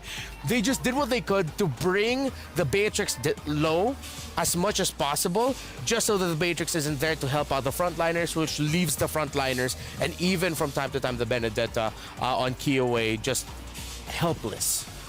And if I remember correctly, I feel like Taro didn't die. Oh no, death on Taro. Yeah, so again, Taro on this Claude is a game changer, right? Especially when you have the Winter Crown. She becomes the engager. She goes in, sets up the Winter Crown, makes a circle that no one can really get into. And then sometimes that's all the team needs, just a little bit more space for Sa to deal the damage. So in a way, Taro with the Winter Crown almost playing the role of an EXP laner just to create a zone so that the mid laner, Faramis, goes forward. Ghost Bursters, baby. I like that. You know, that's gonna be the official hand sign now for Ghost Bursters. Ghost Bursters, baby. And it wasn't just along with the fact that you mentioned multiple times where you have to fight, lots of healing that you have to get through. They have multiple conditions. It wasn't just all on the Claude, wasn't all on the Faramis, wasn't all on the Angela. It was a lineup that if you really play around your tools very well, anyone at any point can be the carry and the main condition of the sequence. Yeah, Ramichi was quite a problem in the early stages of the game, and that's the strength of a Martis, right? This is why the Martis was a really strong pick before, and the reason why it dropped off as well. If in the early game you get 2 kills, the game is essentially yours. If you don't get those 2 kills, it's gonna be a bit difficult for you to set a tempo for your team. So honestly, it is about execution as well, right? Having the Martis we haven't seen in a long time, Ramichi played it pretty much to perfection. Oh yeah, I haven't seen a Martis game like that from the jungle in a while. Again, recently we saw it in the mid lane, throwing back. It was just a lot of conditions ticked really well, and now it felt like VSG. Especially with the last 2 picks, with the surprise Faramis on the 4th, with the Benedetta and the Beatrix as the last 2 picks over on the blue side, that at that point was reactionary. Their first 3 picks became, all right, we're setting the tempo. Suddenly, we're up against a Faramis and an Angela. Now we have to be reactionary with the Benedetta and the Beatrix. But honestly, I don't have massive problems with the draft of VSG. It's just that they were outdrafted by Zenith with that 4th pick Faramis out of nowhere. So game number 2 here, we gotta remember it was a 30-minute game, so it's gonna be mentally exhausting. For game number 2, both teams have to reset very, very fast. Usually my experience, after a very long game, the next one, not gonna be as long. Yeah, I'm looking at sub 15 minutes kind of game. Oh, that's true. That's almost always actually no, I'll just say it's a sure thing when it comes to MLBB Esports. When you have one really long game, the next game is most likely just gonna be half of that time frame. So let's see if that will be the case, as a VSG will try to force Xeno Lilies into a tiebreaker later into the day, because these 2 teams, again, they're already secured for the knockouts phase. However, they are going to be fighting for the number 1 spot, number 1 seeding in this group. And so far this series, this matchup has not disappointed. With how they dominated Falcons Mena earlier, we expected, this is going to be a close one. And so far it is a close one. It's a very entertaining series so far. Let me just say, we lied. It's not a best of 2. It's a best of 3. First team to win 2 times, they come out as victors. That's true, yeah. It's a best of 3. Yeah, if you reframe it that way, this series is a best of 3. Yeah, no other way to put it, man. You're right. Thank you very much. So it's really on VSG right now to really push Xeno Lilith because, again, it's one of those cheese strats. Yeah. Doesn't work all the time. Though we have to say, Xeno Lilith, every single game, they really change things up. Yeah. So they might prepare, I don't know, 8 strats just for today. Ooh. I'm really hoping that they continue their trend of surprising with the picks. Because in terms of surprise, so far it's Xeno Lilies with the advantage there. The only surprise we've seen from VSG, other than how aggressive they are with the Jushin, is the Benedetta jungle. Now it becomes a question of, is VSG a team that has a lot of surprises up their sleeve, or are they the type to draft a little bit more towards strong picks that they're used to? And now we're jumping into draft. VSG is going to be blue side. Xeno Lilith is going to be on the red side. Louis banned out here. I believe looking at both games, it's really on VSG to have the respect ban. Yeah. Either take out the Terizla or try to first pick it, or take out the Angela, or even ban out the Faramis. Because I believe after that game, Saw might be comfortable just to have a first pick Faramis. Yeah, I agree with you there. VSG, I'd want to see them also redistribute their priorities instead of prioritizing Minon right away on the Yu Zhong, considering that they know what Xeno Lilies can draft. I think it'll be better if they change their focus towards the mid lane, the roam, and the jungle, and getting their priorities there locked down. They got the Roman mid earlier, but there are power picks in the jungle that they could have picked up earlier instead of that Yu Zhong. Just a little adjustment from VSG. So right now, looking at the bans here, VSG banning out the Ling, and Xeno Lilith banning out the Jushin. Again, I don't know. I kind of feel like for VSG, try to set up so that you have either a first pick Angela or first pick Terizla. Because I think they really botched the first pick, that's all. Like, a lot of options were open, and they picked up the Yu Zhong, which might not even be contested. Right? So I feel like as long as you get a good first pick, you're actually using the blue side well, because we have to think about the advantage of a blue side. You get prior on the strongest hero. Yeah. I wonder if VSG, now that they've banned out the Angela, as we were talking about priorities, how about they shake up the priorities in surprise? There have been some teams that considered picking up Faramis early on in the first phase now, in recent months. The thing is, you can counter it. Like, the likes of the Lapu Lapu, the likes of the Claude, is able to deal. Minotaur first pick. Strong hero, for sure. But again, VSG, I feel like there's a lot of priority heroes. Yeah. And they're giving up the Faramis. Valentina? Faramis? I'm okay with that, because honestly, Valentina would be great. You get the ultimate of the Minotaur. If VSG does decide to pick up the Faramis, or Terizla, you're gonna take it, or the Terizla. A lot of good options for Xeno. Yeah. I mean, it's not completely out there to see a Minotaur first pick, although it is very selective when you go for that. So this Terizla Claude, as you pointed out. And then they can just pick the mid in the third pick, because if VSG picks up the Faramis, hello, Valentina. Answer it. Yeah. There goes the Julian for VSG. This is safe to say it is a jungle. I'd want to see them consider floating the idea of putting it in the mid, though. However, if that is going to be a mid Julian, they will need reach. And reach right now is not that available in terms of the gold laners. They pick up the Valentina, so they're really trying to ask, Lilith, do you want to pick up the Faramis now? But they could easily just pick up a Farsa. Oh, yeah? This time, Zenith will have the reach. Because it's very divey on the side of VSG. Okay, they pick up the Hayabusa. Which, somewhat makes sense. Even though VSG are going to be playing around the Minnow and Fury, right? The Hayabusa might be able to find a straggler or two. But right now, this roamer pickup for Xeno Lilies later on is going to be crucial. And one of the best things that you can pair up with the Hayabusa, I guess, in this scenario to amp up the process of it being able to farm and be aggressive is something like a Grok, something like a Cho. But the problem is VSG has the Valentina, which sort of makes you think, do we really want to pick those two up? Because we're giving away two really good ultimates. I like where your mind is at, picking a very aggressive roamer. Again, as a Minotaur player, it's not a good time if people pick on me, right? I don't like to get bullied in the early game. Yeah. Late game, you can try. Yeah. So if Xeno Lilies gets a very good mid trio, they could punish this Minotaur. And we've seen when we're watching Falcons Mina, if the Minotaur is not having a good time, the entire team will not have a good time. It's gonna struggle. See if that'll be option. Edith gets Edith, taken very away. good ban. Very good. Very good ban. A lack of magic damage right now on the Lilies. If ever, ooh, they're gonna be stuck with one magic damage. Why did they pick up a Zask? Too singular. I'd want to see AoE instead. But then, oh, again, my mind keeps going back to Valentina will be happy with whose ultimate you get. And if ever a mid lane can go last, I'd want to see a roamer picked up already. Honestly, even the Ruby is fine-ish. They still respect the Faramis, though.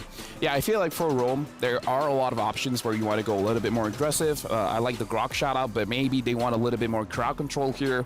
Yeah. Yeah, I'm thinking of Ruby. Grok is solid as well, but again, you're going to give a pretty big ultimate. Oh, wait, a Tigreal. Ah, yes. Yeah, Tigreal.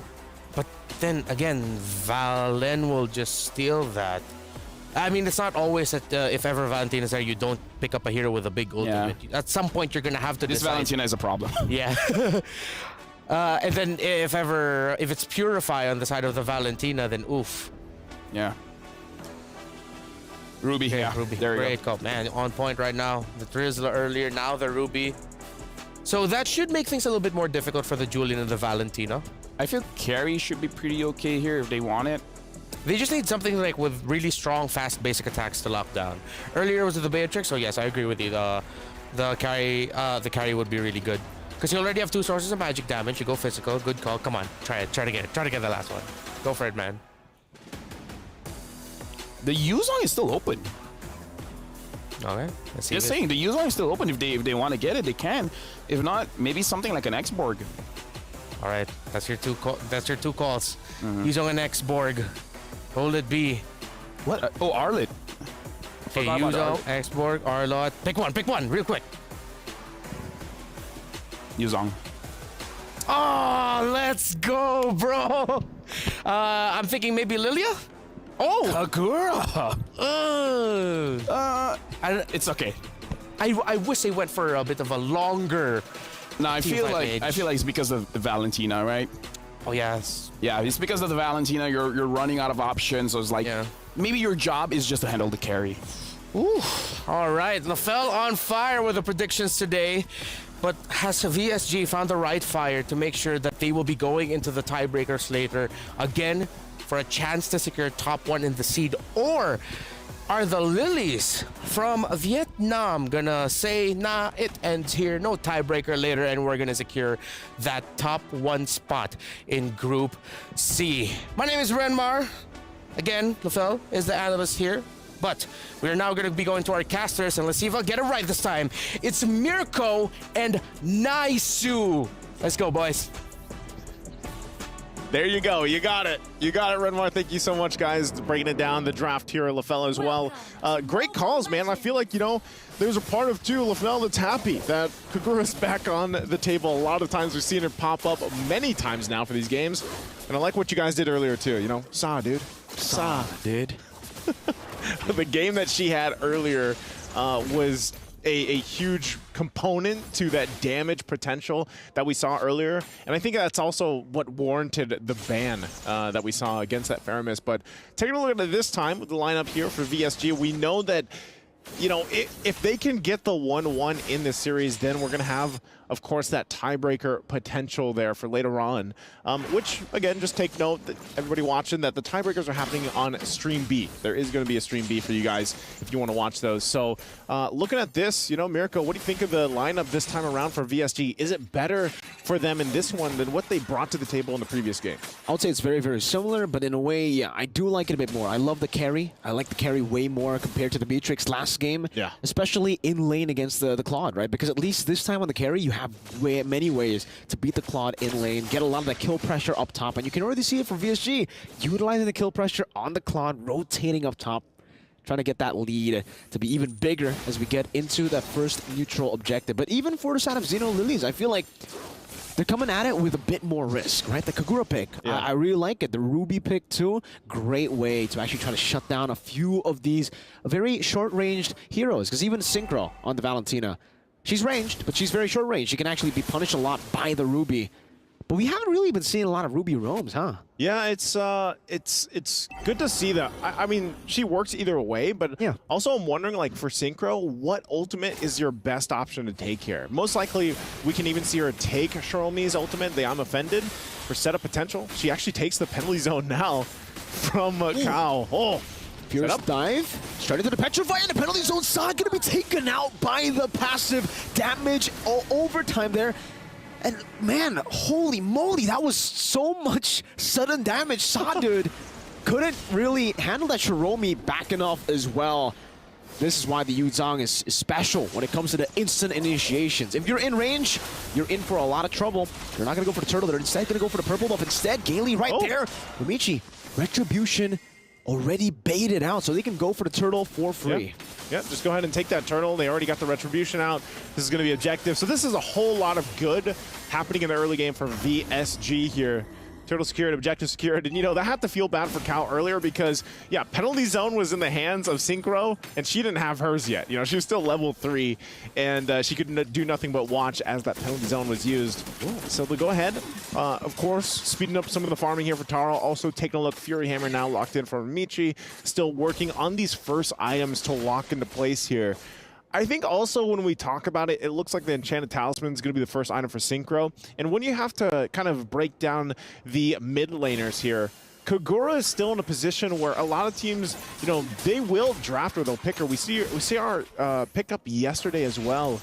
And the burst is actually pretty good. I think it does pair up well, especially if you can synchronize it with your setups, like the penalty zones or the I'm Offendeds. It's just at the same time, I feel like it's good playing against a Minoyan's Fury, you know, from Gaily here. But the burst damage that comes through it, and also the outplayability. That's what I love about Kagura. The outplayability that her kit brings to the table might be enough for Xenolilies to kind of rely on, or going back to the question, you know, for Synchro, best ultimates to take. You know, she's got a couple options here across. I'm not sure if she'll ever take the, of course, the Kagura ultimate, but for the most part, the I'm Offended, the penalty zone will be her go-to. And so, once again, the focus on this purple buff, the resources, they want to choke it out. Oh, that I'm Offended is not going to land. So, but penalty zone is held on from Synchro. And this could just be VSG. Again, leading now almost, you know, 1,500 up. Enchanted Talisman locked in, waiting for the objective to pop up here. Yeah, slowly but surely. Gold difference, you can see right now, it's being held by VSG. And even in the bottom lane, it's completely different from what we saw previously. Previously, it was Kao getting the better of Minion here in the lane constantly. But even in the mid lane, Synchro, you can definitely see how much more comfortable she is on the Valentina compared to the Vexana. Because she is a playmaker. She wants to dash back and forth. Yin Yang overturn. Going to be used up by Sa there, actually, in the mid bush. So a resource already spent, and Synchro can just regen back up. VSG on the turtle, holding it down. Gaely's trying to zone them away as Shiromi looks for an angle. Black Dragon going to be used up right now as Kyoe secures the turtle with a Retribution. That's a penalty zone from Kao, but now gets caught in the penalty zone as well. Good Petrify. Shiromi able to flicker out. Kao not able to do the same thing. Just a few more hits for a minute to get the passive down, but Shiromi will be able to walk away. Ramichi, though, up top, zoned away from the team. Has the Quad Shadow. She goes for the farm. Shadow kill even used up. Goes back to the Quad Shadow. Still sandwiched. She's sandwiched. I don't think... Can they actually get a kill under the turret here? Oh, it's scary. And has Shane knocking her up now into the Yuzong damage. And Kyoe picks her up top. Good juggle. Yes, she can. Yeah, good juggle. Utilizing the lineup that they had. Wow, okay. Sanko's in again. Not going to be able to get the kill on Synchro. She is still going to spot them out. But here comes Kyoe. Okay, she just forces her back. But Shiromi. Good chain. Really good enhanced chain right there to stop anything from happening. Yeah. Conceal used as well in the exchange. Purple buff is back up, and I think you just see VSG do the same thing. Put pressure there. They're looking to get that tier 1 now on the bottom side. Put the pressure in these side lanes for now. And at the same time, man, I got to say, this is a much better start, I would say, for VSG than what they had to do in the previous game. And really, you pointed this out earlier, I think it's just so much better, even when you're talking about the gold lane for Rian. she's been able to just farm up and kind of have like a very peaceful time. Taro has as well, but look at the damage difference on the turrets. Right, that alone shows that Rian is having a better time pushing this in. They will get that tier 1 down finally, and so that's going to be the first turret now in the hands of VSG. Well played. Utilizing the siege, utilizing the winning lane so well in game number 2. Now into the mid lane they go. Actually, Yin Yang overturned now. With him in his fury, good shadow kill, but not enough damage to take anyone down. Gaily just stops the ground, gets grabbed by the scythe, and will be taken out. Perfect timing. Whoa, that's a shadow kill steal.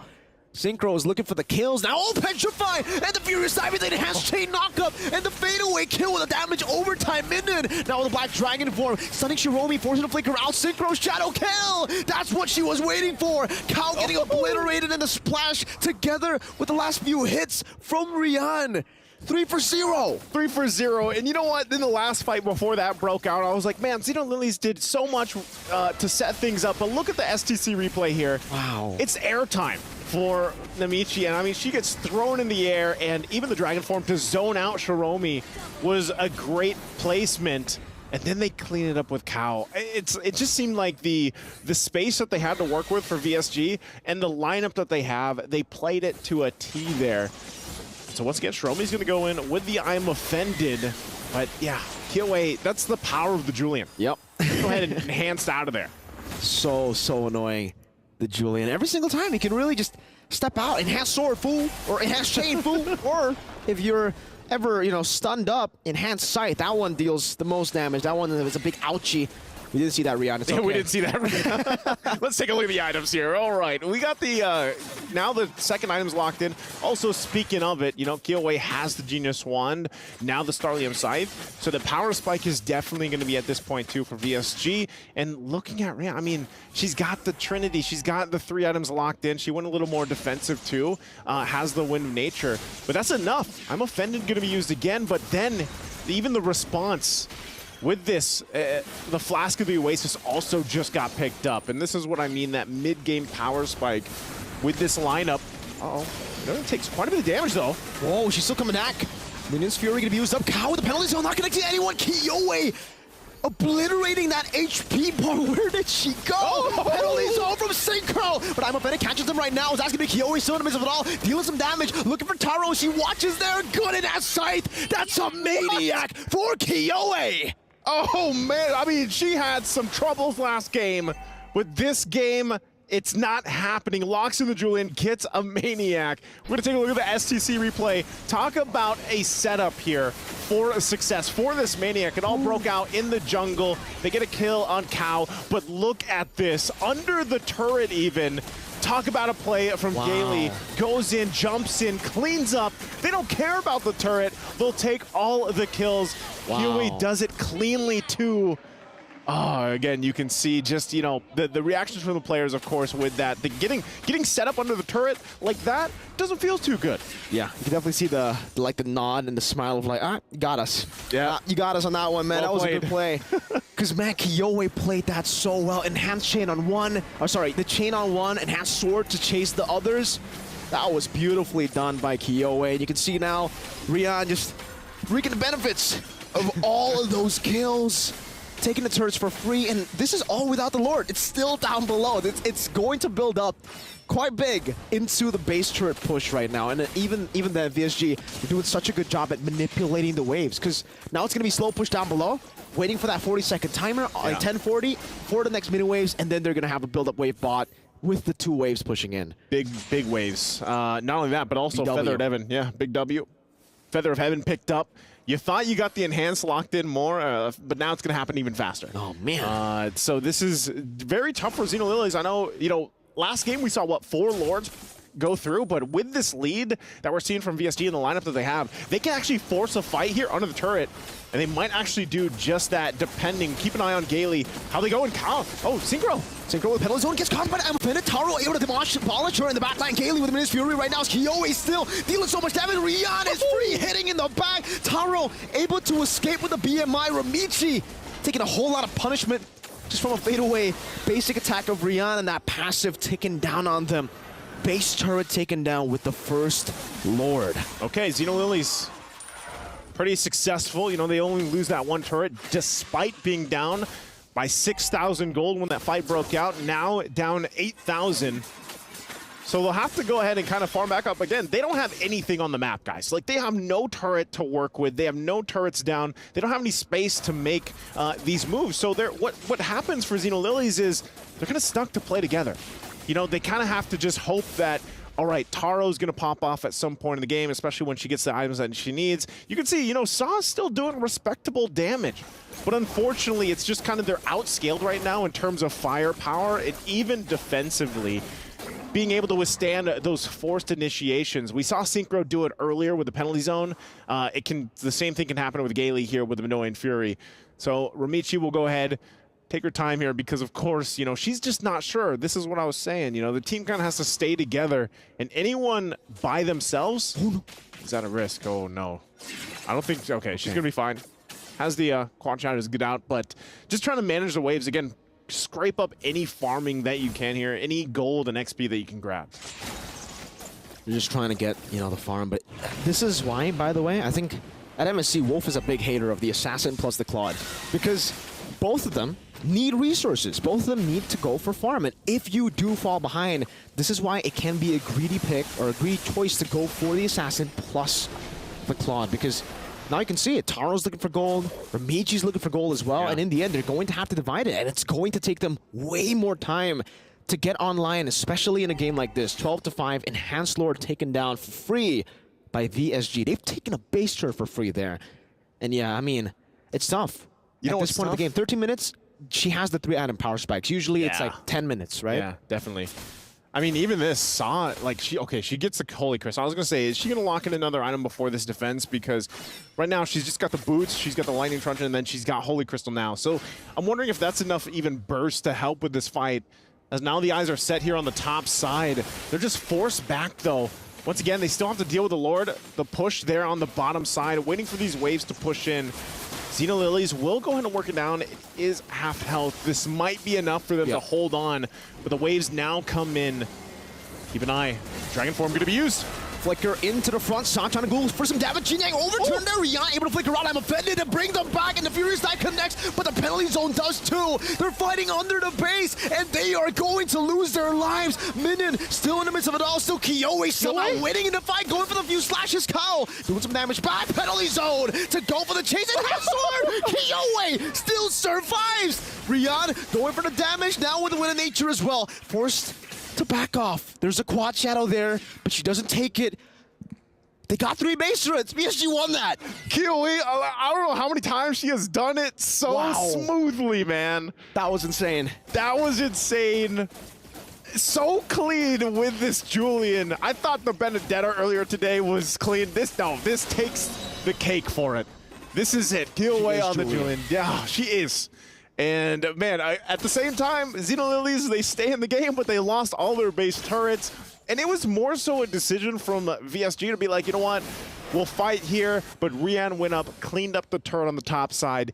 And at the whole point, Killway actually kept the attention of Xenolilies and just outplayed on the Julian pick. And that's why we were saying, you know, this is such a strong hero with the ability to juke, to bait things out, to just maneuver around these skirmishes and these team fights. I don't want to fight it out. Yeah, not at the Gailey, right? That's a Minotaur. Ramichi now going to be caught by Synchro. Terrified down. Oh, the shadow kill! The assassination! Gailey finds the kill. She waits there onto the last quad shadow. I said, I don't know what, you know, the quad shadow would work or not, but I'm surprised they went for Gailey in the exchange. And so now they're down the member. I think VSG might just go ahead and run it into the base and try to end this one. No Ramichi. So their backline is completely safe. Rian doesn't really need to care. Synchro doesn't really need to care about who can dive back, but they go for the safe route, which route, yep, is obviously going to be the Enhanced Lord. 16 minutes in. That shadow kill, man. That shadow kill. You know, when you see it happen, you're kind of like, too bad, you know? I'm the ninja now. I'm the ninja now. All right, Lord secured here.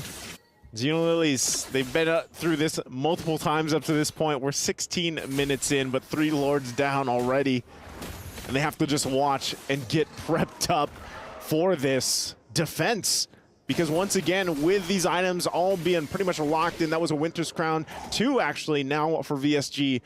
They're once again going to go for the outplay and just trying to punch this one in. It's 4,000 ahead in terms of gold between the junglers here. Absolutely massive game for Killway. Picks up the potion as well. And so they actually still might try to make a play here. Wow, Synchro. Okay, she didn't get the one she wanted, right? No. Lord, though, mid lane, Xeno Lilies, are they going to be able to defend this? Can they stay in the game a little bit further? 17 minutes in, Dragon forming to go down. Great waves as well, placed down. Kyle gonna be terrified, taking down a quarter of his HP now. Midas Fury knocking up 3 members there. That's gonna be Grumichi completely taken out of the board. Victory song, gamers equalize. And now there's gonna be a tiebreaker for first place. The victory song plays loudly in this game at number 2 here. 1-1. Man, what a just adjustment. Wow. That we saw from VSG here. What a performance again from Killway, and just the team as a whole, very synced up, very synchronized in this. It was phenomenal to see, right? I mean, those individual mechanics really shining. Naisu, that outplay against a Terizla penalty zone while you were so low. Unlike a certain fraud on the Julian, she didn't even need Maharaga. She didn't need it. She is she. She is her. She is her. You know, at this point, very impressive from VSG, especially opening up to day number 2 here. They're very looking very good for contenders, even, I would say, you know, as they go through here. So interestingly enough, yes, this will lead us to another tiebreaker match to fall through. And even for Xeno Lilies, man, their performance overall has been good. It's just they couldn't actually go against this very interesting lineup that we saw here brought to the table from VSG. So again, great game here, great matchup. We're going to be throwing it over to the stage, though, to have a breakdown of the game. Again, I'm Naisu, that's Mirko. Let's throw it to the stage. And ladies and gentlemen, what an intense match that was, especially right here, ladies and gentlemen, with Taro. So, just want to know, how do you feel about the second game, especially that the first one went up to 30 minutes? Because I'm not scared that we're gonna lose because we have scaling hero, and coach said it's okay to scale, just don't die on the early game. Okay. That's right. So another question that we have for Taro is, in terms of VSG's composition, it's pretty similar in terms of the players. We also have imports over on the other side. So question is, going up against another gold laner, which is also Filipina, you know, and after all, you know, in the Philippines, they always say, Pinas ang malakas. Oh, wow. How do you approach this game here today? I'm sorry. Yeah, so you know, it's also a Filipino gold laner. So, you know, is it difficult? Is it something that you expected? I already expected it, and I matched up with the gold lane many times, and we're teammates in Onyxol. So you know her inside out. Yeah. Interesting. Definitely, I can always feel like, you know, I know how you think, and you know how I think. Let's match. Okay, so what's gonna happen is it's going to be a tiebreaker game. All right, so you know, how are you going to approach this game? You know, tease us a little bit without leaking too much information because we're on the broadcast live. But what are you going to do different? I think just think positive. Don't be scared to lose because the pressure will affect your gameplay. Just play it like a scream. Just play it like a scream right here on the international stage. Let's go. That's what coach saying. It's upgraded scream. Upgraded scream. It's all in the mentality right there. So yes, ladies and gents, right here we have heard from Taro herself, and this is going to be a fight for pride, a tiebreaker match to see who will be graduating to the knockout stage, to the top of the table right here for these two teams. So we're gonna hand it back over to the studio. So guys, we wanna ask you back at the studio, who do you think is gonna graduate top of the table right here for this group? Let's hear it from you. Who's gonna be? Let's go. I don't know. These two have broken expectations and any preconceived notions of what female MLBB esports is. What a showing. VSG has forced game number 3. You said it earlier. It's a BO3 between these two. And now we go back to the draft. I put up the idea that just change your priorities a little bit. Roam, mid, jungle. That's exactly what they did. They lock in 2 really strong last picks on the blue side that you mentioned, the Yuzhong and the carry. What do you think about VSG's performance in this game number 2? I feel like game number 1, perhaps they were a bit overconfident going into this match because they haven't lost, right? So it was their first loss going up against Xenolithis. So it's like, okay, this time we got to bring our A game. And the A game is that them having the Valentina does well against the Hayabusa. Hayabusa honestly doesn't do well going up against a Minotaur because the healing number 1 and the Flash of the Oasis, it makes it so that the Oki Shadow Kill doesn't have enough oomph in it unless you're really snowballing in the game. And again, we're talking about resources here. Mirko was talking about Hayabusa as well as Claude. Talk about the Kagura. When Valentina had 3 items, Kagura had 1. Oh. Because your second item was going to be the Holy Crystal, so it's not 2 people that requires items. It was 3. And speaking of the numbers as well, at one point when Minon on this Yuzong has 5.4k gold lead, right? The opposing EXP laner only had 3,000. So it was over 1,000 difference between EXP laners. And that makes it so that Kao can't really be the beefy frontline for the team. So they can't delay the game. Yeah, and it's perfect that it goes back to the idea that we posed, that VSG are a team that goes back to basics with the drafts. Just change up your orders and priorities a little bit and you'll be able to make the most out of that. Xenolili's a little bit more on the wilder concepts, the bigger ideas that are also still fundamentally sound, but you quite 50-50 and will be heavily reliant on the execution. So those are our takes. Nice Sue, yeah, still getting it right. And Mirko, what do you guys think? Oh, y'all are there, right? You guys are there? Yeah, we are. Hello. Hello, hello. Hello, gentlemen. Yeah. What do you guys think? You know, this was a heck of a series, I would say. Very impressive. I would. You know what? That's almost it. That's why I call him Trax. I was about to say, you know, like, you corrected Naisu, but I don't see Naisu here. I don't know what you guys see over there. I only see Trex. How do you feel about the games? No, I think the games have been amazing, by the way. These individual plays as well, just halfway on that Julian synchro on the Valentina has been amazing. And like you mentioned, Lofel, that Kagura, yeah, that was something that I was thinking of as well. But in the later stage, I was just thinking about, like, all right, Claude and Haya, they really need to get those items to maybe go for it, yeah. All right, thank you so much, Naisu and Mirko. Those were their takes on that. So I think it goes back to the pain point, which was that Kagura pickup.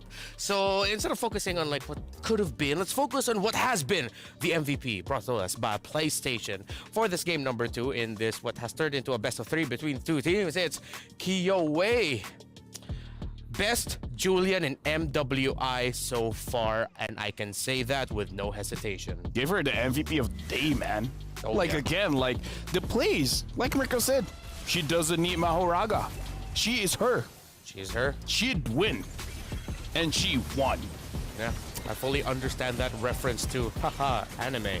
That entry by Kaylee and Synchro to set up Kiyowei to get those kills under turret. And the caster said it best. If that happens to you, like under tower, and it's already a crazy gold lead for the opposing team, you know it's like, we'll pick up our ball and then just do our best, defend. Maybe we'll find a turnaround, but your eyes are already set on that game number 3. Oh, I'm about the same height as Julian. Nice to know. And here's the thing, man. The thing about the Julian, the changes coming in, making it so that the passive is a little bit more usable, having a longer duration to make sure that when you're doing your basic attacks, you're actually pulling the opponents closer to you, and having that reliable heal makes it so that the Julian feels like a fighter inside of the jungle. And if I'm not mistaken, is a fighter. So technically, the Julian playstyle, because of the itemization that you use, feels like an assassin, but really it's a brawler. You want to go in, have a lot of attacks, That's why most of the times we see Julian players saving that enhanced sword just to get out of a sticky situation. Yeah, that's your main escape tool, exactly. So playing like a fighter as a Julian, a little bit surprising, but makes a lot of sense. Let's see though if the predictions and the people who voted to who would win this series were surprised. On his predictions is Zeno Lilies. Hey! For the series, 66 to 34%, but VSG coming in for their surprise and saying, no, it's a little bit closer to 50%. Both of them are correct. Yeah. So it's like a, double L becomes a W. I can't ruin the shot right now to go over there and give you a high five. I really wish I could, so that's a high five for you. Clip that. That is something that we will remember now. Bam, bam, bam, bam.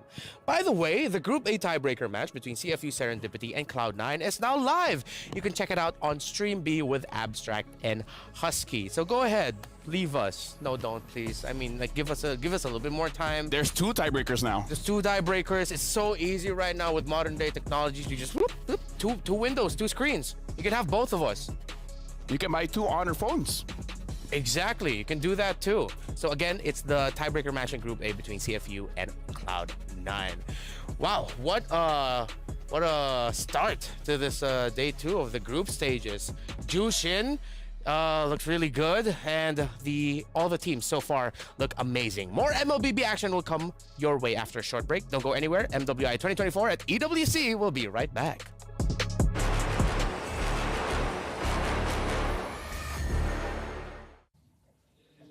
Hi guys, backstage again with me, Eterna, and this time I'm joined with Kyoe alongside with Oleg, and he will be helping with the translation right now. So Kyoe, earlier on you guys displayed a magnificent game, and apparently people are saying that you guys were boot camping in Bali, Indonesia. Can you tell us what that was like, and what were you doing in Indonesia boot camping? Were you playing ranked games? Were you maybe scrimming with other teams?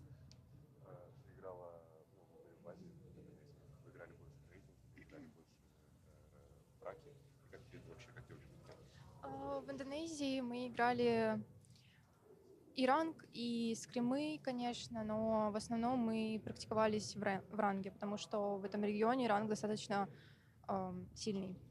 Вот. Буткемп был очень классным, мы посетили очень много разных мест. Вот. Короче, мы кайфанули. Yeah, bootcamp that was so good, so important for us.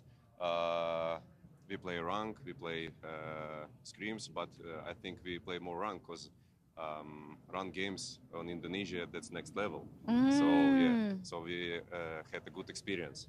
So rank game, that's most important for us. Can we have a little bit of info to who you guys were scrimming against? Is that okay to share? Можем ли мы узнать, против кого вы практиковались? Типа, это ничего страшного, что вы можете сказать. Ну, вспомним, против кого мы практиковались. Ну, мы против МДЛ команд играли. Ну, скорее, против топ МДЛ команд. Мы играли, на праках мы играли против МПЛ команд. Несколько команд из женских, женских команд, несколько женских команд и Сиюсун. Микс Сиюсун без другими, короче, да. In Indonesia, we played versus Siyusun, MPL. Yeah, that was hard games. We played a lot of, we have scrims, a lot of MDL teams. So that was hard, yeah, we had good experience. Okay, so that's why you guys were so great. Okay, next question is, so some of these players have actually mentioned about Minun. Minun is very cute and a bubbly personality, but what do you think about Gay Lee and what do you think about Rian? Can we get some info on that?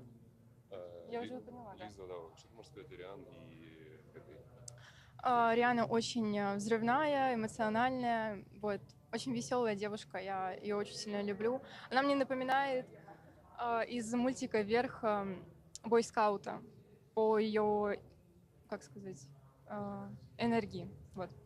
А Гейли, она очень спокойная, серьезная, очень серьезно относится к играм, вот.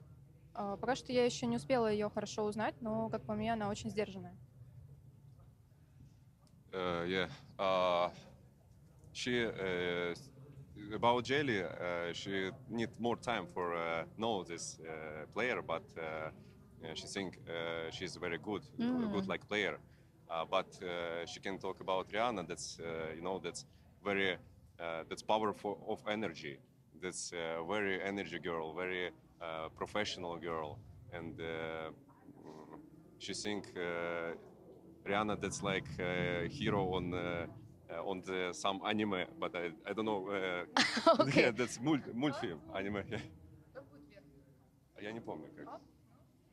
Yeah, that's anime like up to что там на русском? С шариками воздушными, типа, и там бойскаут. I don't know. Okay, Anime. so she's very powerful. She's also very energetic. yeah. Okay, so that's what we get to know a little about her. And last question, what do you have to say to your fans? And you guys can also talk about it in your native language.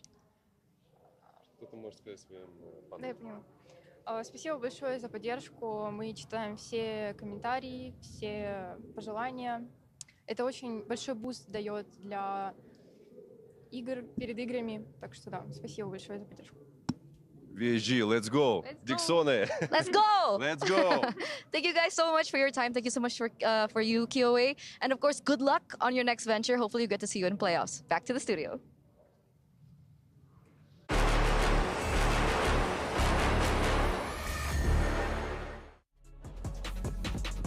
Welcome back, ladies and gentlemen, boys and girls, to MWI XEWC 2024. My name is Reptar. Oh, wait, sorry, I'm not. Sorry. You're not Reptar. Sorry, I forgot. My name is Eterna, and I will be your desk host for the next 3 matches of the day, alongside with Leo. I am not alone, so there we are. How's everybody doing? I had my eyes glued to the screen, then to the bottom of the screen, then to my phone as I was walking down, watching the previous best of 2s. And I gotta say, previous group did not disappoint. I'm wondering what our final group for groups will do. These 3 teams, DreamHack Girls, Omega Empress, and of course Net Angels. I wonder if they're gonna step up to the plate. I mean, I was surprised as well, right? I mean, that's a big bar to set, especially now that we're shifting over from Group C, I believe, into Group B with the teams that Leo mentioned earlier on. That's For right. some reason, my head keeps thinking Reptar. I don't know why. He's left a mark. He's got something. He's got something, man. But the upcoming showdown earlier on by Dr. Sulaiman Al Habib, as we now enter the rolling in of the players by Jamil Motorsport.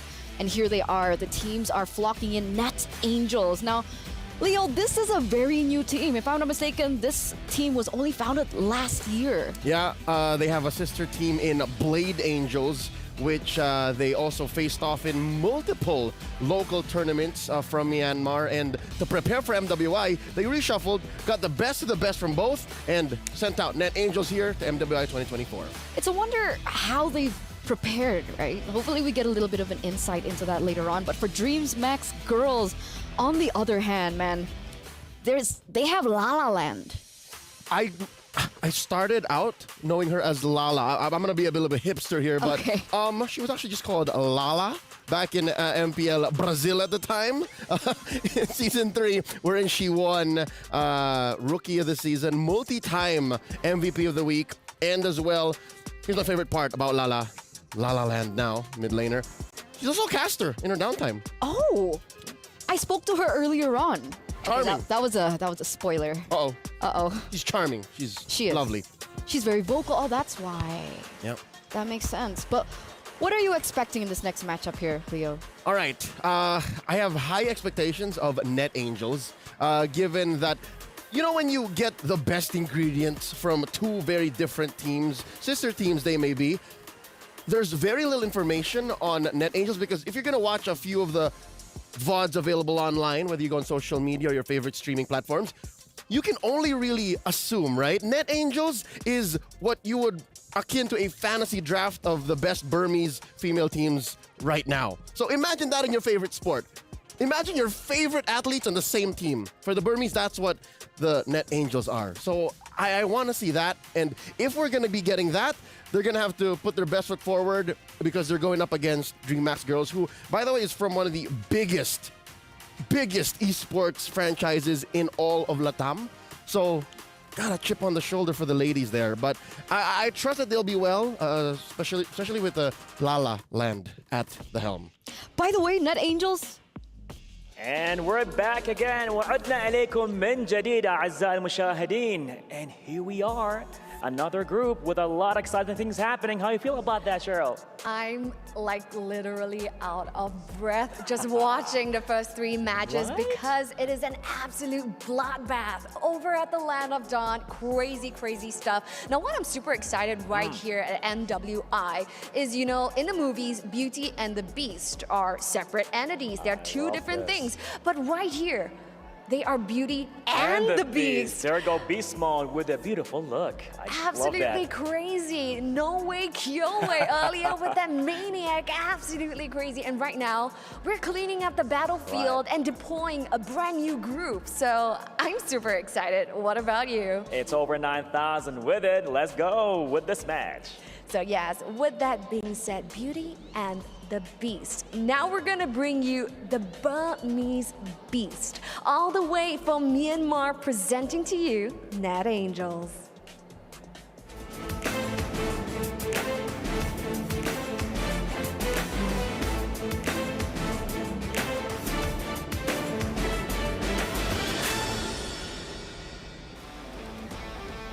Incredible, incredible stuff. Now what's something that I'm gonna share with you? Do you know what's my favorite flavor of ice cream? Oh, okay, let's go there.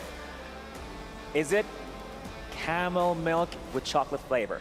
No. No, My okay. favorite flavor is gonna be vanilla because that's gonna be who's gonna be in the jungle for Net Angels, and she's all the way from Indonesia coming into this Myanmar team, and she's gonna be someone that you want to look out for. Now, who do we have on the other side of the ring? Oh man, oh man, oh man.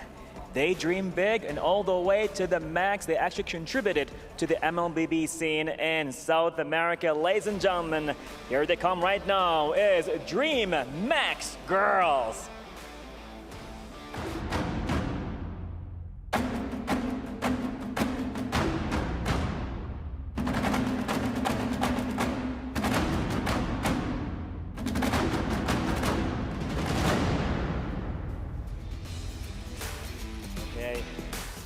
It is happening. Oh my God, I love the Beauty and the Beast part. It's still resonating right here. I'm getting goosebumps. Let me tell you something special about go. Dream Max Girls, right? Yeah. Dream Max Girls, acronym DMG. Yeah? Damage. Ooh, let's go. So what will happen over at the Land of Dawn? Guys, I'm sharing. I'm gonna ask our friends at the studios a question. Yes. All right, sometimes it gets a little bit easier for them to get away as the match progresses, for them to see who's at the top of the table. So since we're here with a brand new group of Group B, guys at the studio, we want to ask, before all 3 matches commences, who do you think will come up at the top of the table? Let's hear it from you. Let's go. ولعوها.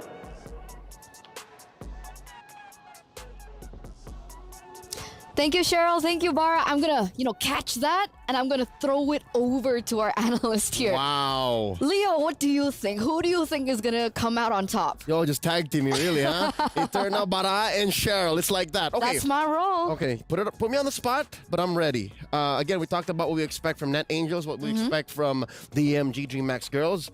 I like to think both of their ecosystems, the tournament scenes that they come from, are both relatively developed, like to present, right? DMX, they come from parallel to MPL Latam, one of the biggest in the world. You have Net Angels coming from Myanmar. Despite everything that's happened and an MPL pulling out from there just a few years ago, they're still competitive. The Burmese are still very strong and respected in the world of MLBB Esports. So with that said, I think it's going to come down to their variety, diversity, how much they prepared, and the influences they're getting from wherever they're getting them from, which now I'm going to bring the answer to Net Angels. Net Angels actually has an import, an Indonesian import in vanilla, and just being Burmese allows for you to have access to more scrimming partners. So with that said, I think I'm on NA. Okay, Leo's for NA. Then I'll play the devil's advocate here. I'm DMG. You DMG. I'm DMG, and we're going into the drafts, ladies and gentlemen. Game number 1 in this best of 2 series as we shift our focus on to Group B, rather. And here it is, Angela, Luo Yi already taken off the bat. Chip and Ling. This is something that we've seen already so commonly. Is this a shift in meta, or is this specific to MWI? Partly it is specific. You still do not want to open up the Ling, one of the most dominant junglers in the game right now. Angela, quite the menace, changes the math involved when you're counting bodies, when you're counting heroes. Chip and Luo Yi actually folds the map in half. Matilda, this is a specific call. I think there is something that NetAngels knows. That's why they're taking that out. And then, of course, the Jushin. The Jushin, which, by the way, about 24 hours ago, I stood here saying, hey, Jushin is a factor. Jushin is showing up. And here she is, about 80-90% contestation rate. No one believed you. No one named believed Miracle.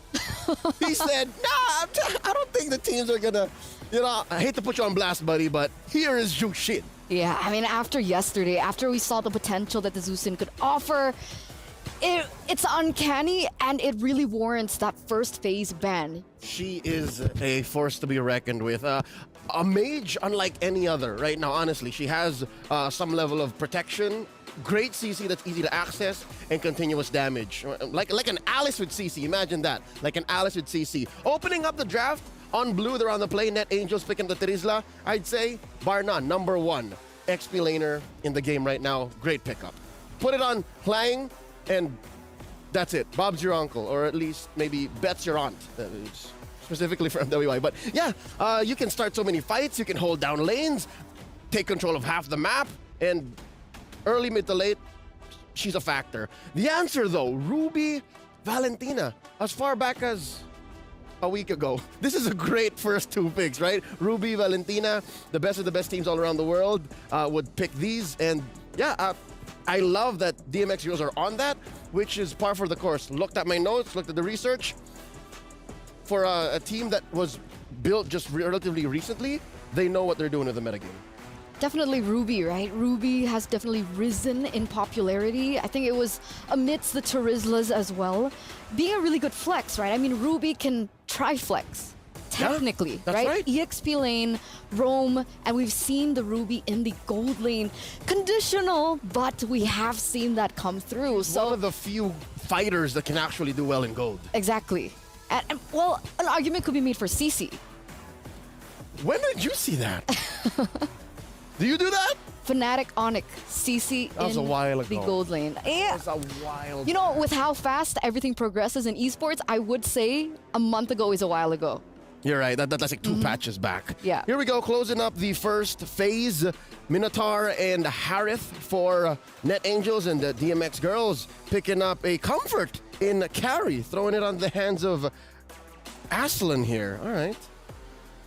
Okay, so up until this point, they actually completely left the Roger untouched. Yeah, this is coming down to taste. If NetAngels could have gotten the Roger for no question, right? Yeah, but they chose to put Sikoshi, or maybe even Vanilla, rather clearly Sikoshi on the Harith. So I guess they're leaving it up to Vanilla. They're protecting Vanilla in that way, like letting her play what she wants. And that's the thing, right? And if we're thinking down to predictions of the games and of the roles and, of course, the heroes that these queens are going to be bringing into the Land of Dawn, can we really do that? Because even today alone, we've seen so many debut picks. Benedetta jungle, we saw the Alice in the jungle. So give us an intuition here, Leo. All right, I think this is a sentiment that Coach Nadia of DMX will share from one coach to another. When you're drafting and when you're playing for a team, you have to respect the fact that, yes, there is a metagame that you have to play to, but also comfort plays a huge role. When you tell a player, hey, this is the right hero for this moment, pick it, chances are that player's going to struggle with it. Not just in the moment, but also in the long run, because they're going to have to pick it up. That's why here in MWI 2024 specifically, teams are either comfort or meta. Comfort or meta. There's a third one that kind of is an asterisk there, breaking the meta. But here, I think with the way that picks are coming through, comfort plays a very big role.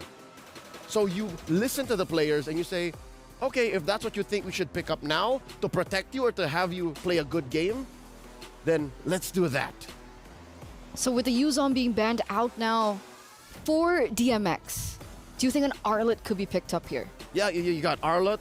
You also have the Ruby still sitting. That might be your XP laner. True. We might see an actual roamer here or the jungler come up. And there you go, locking in the Ruby roam.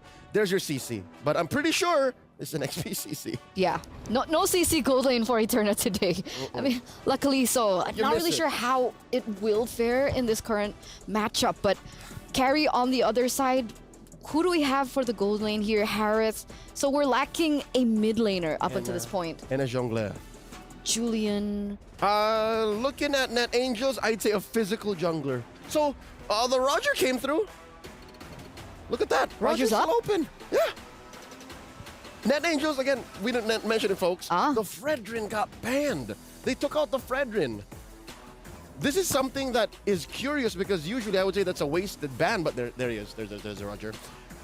But DMX did not react. And now to close it up, Net Angels pick up the Nana. So there's your solid mid. A lot of burst there, and then the cleanup from Vanilla. And they close up with another utility jungler. All right. That's why. DMX, DMG, they're playing to a very specific meta. This is a I wouldn't want to say old meta, but this is a meta that they're comfortable with. So, Net Angels, maybe with the Fredrin being banned out and with the Boxia pickup, is Angelus more comfortable on the utility jungle? Yes, they know something. Oh, Coach Knight of Net Angels knows something. Had breakfast with him the other day. Such a charming dude. They know something. They definitely do. But there it is, ladies and gentlemen. Both compositions have been set in stone by both of these teams. No debut picks just yet. But of course, that Nana is going to be an interesting mid laner to watch out, especially in her lane with a Valentina. So we're going to ring up our casters. You there? We are. Thank you very much, Eterna, and of course to Leo again. I'm Naisu, and I'm joined on desk here with Mirko, and we're heading on into Group B now. Last group, of course, to get through the group stage. How we feeling, Mirko, about the lineups? I'm feeling good about the lineups, you know. I definitely got to clarify some things here. You know, Liam and Jonathan Green mentioned earlier that, you know, the Juicin has been doing real good. Juicin? Yeah, the Juicin, according to Naisu. But, you know, at this point, I think I've just been playing with the wrong Juicins, right? Because, yeah, the Juicins have been amazing. Not my Juicins on my team, though, for some reason. Hey, you know, I don't know if you got to blame the RGs here for that or what. Oh, no, I'm not. I was not playing solo. Oh, you know? So whoever you're playing with, that's what... Well, who was that, you know? It wasn't me, but look, I would say this as far as the lineups here that we have for this game number one between Net Angels and Dream Max Girls, this is a lineup that we don't typically see often. I mean, Nana from Cassie is here, and, you know, you see this pop up once in a while, but it's really for certain lineups. This one can work, though, because if you think about it, you've got a great setup potential with this. You play down into the Zaman Force, the Z Force, you drop down the Blitz. Whoa, oh, early aggression already from Vanilla. By the way, Vanilla from Indonesia, an import. I'm surprised with this. I was actually, when I saw that, I was like, man, how did they end up even getting Vanilla, you know, to compete for this? But great to see from Net Angels bring in some import as well. It's really, really cool, definitely, right, to see an Indonesian player playing for Net Angels here from Myanmar. So technically, this is the first time I think that Myanmar has like an import going on for them, right? Because even for the men's team, we don't really see imports from the Myanmar region. So really, really cool to see that already. Net Angels in the early game, though. You can see that aggression. Vanilla definitely has that signature Indonesian aggression as the Roger in this game. And it seems for now, Keria in the mid lane will have a bit of a tough time flying, doing some damage back. Angelus able to get the shield unity. Now with the Poisson's hybrid going in as well with the current call. Pops in a vengeance penalty, so stolen away. La La Land locks them down. Halang still able to survive. Cassie turns it around. Vanilla scratching them down with the Lycan form. Angelus trying to run away. Vanilla gets it, the fade away. She runs away. Keria trying to go for the pick up. Flicker forward. Dora won't keep with the dog coming. Vanilla with the Lycan pounce gets away. Great response from Ku. Hey, that import's looking pretty good right now, right? What a play. What a just a showcase of the mechanical skills here from Vanilla, as we were talking about. But the team, too, I mean, even from Ku, able to get that knock up there with that jump to keep her alive, basically, and help play that out. We're going to take a look at the STC replay.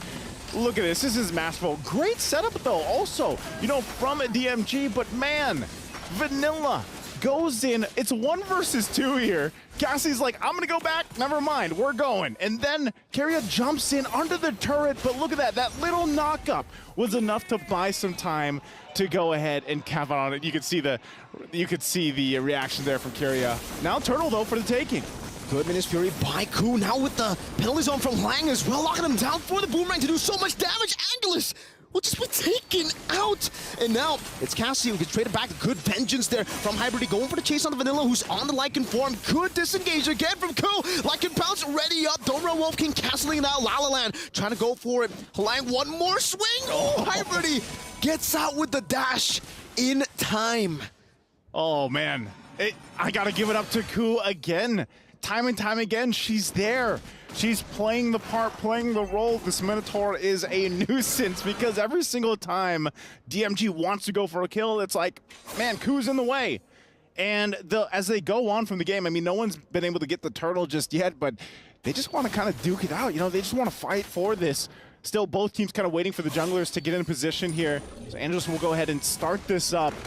She's got the Molten Essence too, gonna help damage the turtle just a little bit, you know, very minuscule for now, but still kind of pushing and pulling between the turtle pit.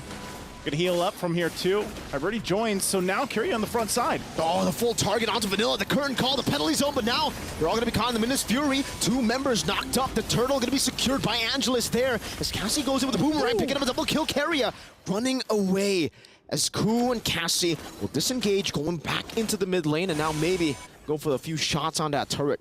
Gotta respect that damage. You know, you don't see Nana often, but when she does come through, the damage potential is quite surprising this early on even. You know, now the fact that Cassie's got 3 kills in her hands, she's gonna scale up pretty well. Starlium Scythe also being picked up here by Sakoshi, has that available. Oh, Cassie able to survive. Flickers, burns the flicker, but that's all right. You avoid pretty much death here. And so with that, again, when you're talking about the objectives and fighting around it, the lineup that Net Angels had gives them the small advantage. So if you are DMG, you really want to play against that. And also for La La Land, you know, great movie, by the way, but La La Land, you want to be able to pick the right ultimates here. And when you're thinking about it, what do you take? Is it a penalty zone? Is it a Minoan Fury? Do you take your own Melina Blitz? I mean, you have a lot of choices here. Definitely a lot of choices to go for. That's true. I think still it's either Minions Fury or Penalty Zone. Great moments to set. Yeah. Unless your team already gets a combo in, and I think right now she actually does have the Melina Blitz. So really trying to hope for Carrier or at least Angelus there. Angelus to really look for a big set or pick. By the way, also love that movie. Ryan Reynolds and Emma Watson, right? Yeah, that's great. You know, check it out if you guys haven't. But, you know, I'm sure that maybe the next person to interview, if they ever get a chance, ask La La Land if that's her favorite movie, right? Going back to the game here, you can already see Melina Blitz is being held on, but I think it's more so like, let's make a play here on the bottom side. They go in. Catching Ku, she's still able to just heal back up. Motivation Roar. Sakoshi, though, in the bottom lane, does get chunked quite a bit, and she has the Vengeance, so going to be very, very susceptible to a lot of the CC, but she's going to be happy taking all that damage from the carry. Technically for Aslan, she's going to be she has to be very careful when it comes to a lot of the initiations, because even if you get the pick, once she pops into Vengeance, Sakoshi, no one can really go for the all-in instantly. La La Land. Okay, she was actually in a good position there too. She might still drop it down for this. Oh! Carrier went for I'm offended. Unfortunately, not able to connect Lang there with the penalty zone, locking Angelus down as the Melina Blitz does a lot of damage. Terrified down Lang, gonna be caught in the shred coming down from Aslan. Minas Valrico steals it away, gets a 2-man knockup. Now Vanilla walking forward with the Lycan forward and the Lycan pounce. Now scratching, Leo would say, grrr. That's right, Vanilla clawing through everything. That's right, Leo would say grrr. And Ku, man, talk about a performance on this Minotaur. They're still going to battle it out here in the mid lane, pushing them back a little bit further, but already the objective secured for Net Angels.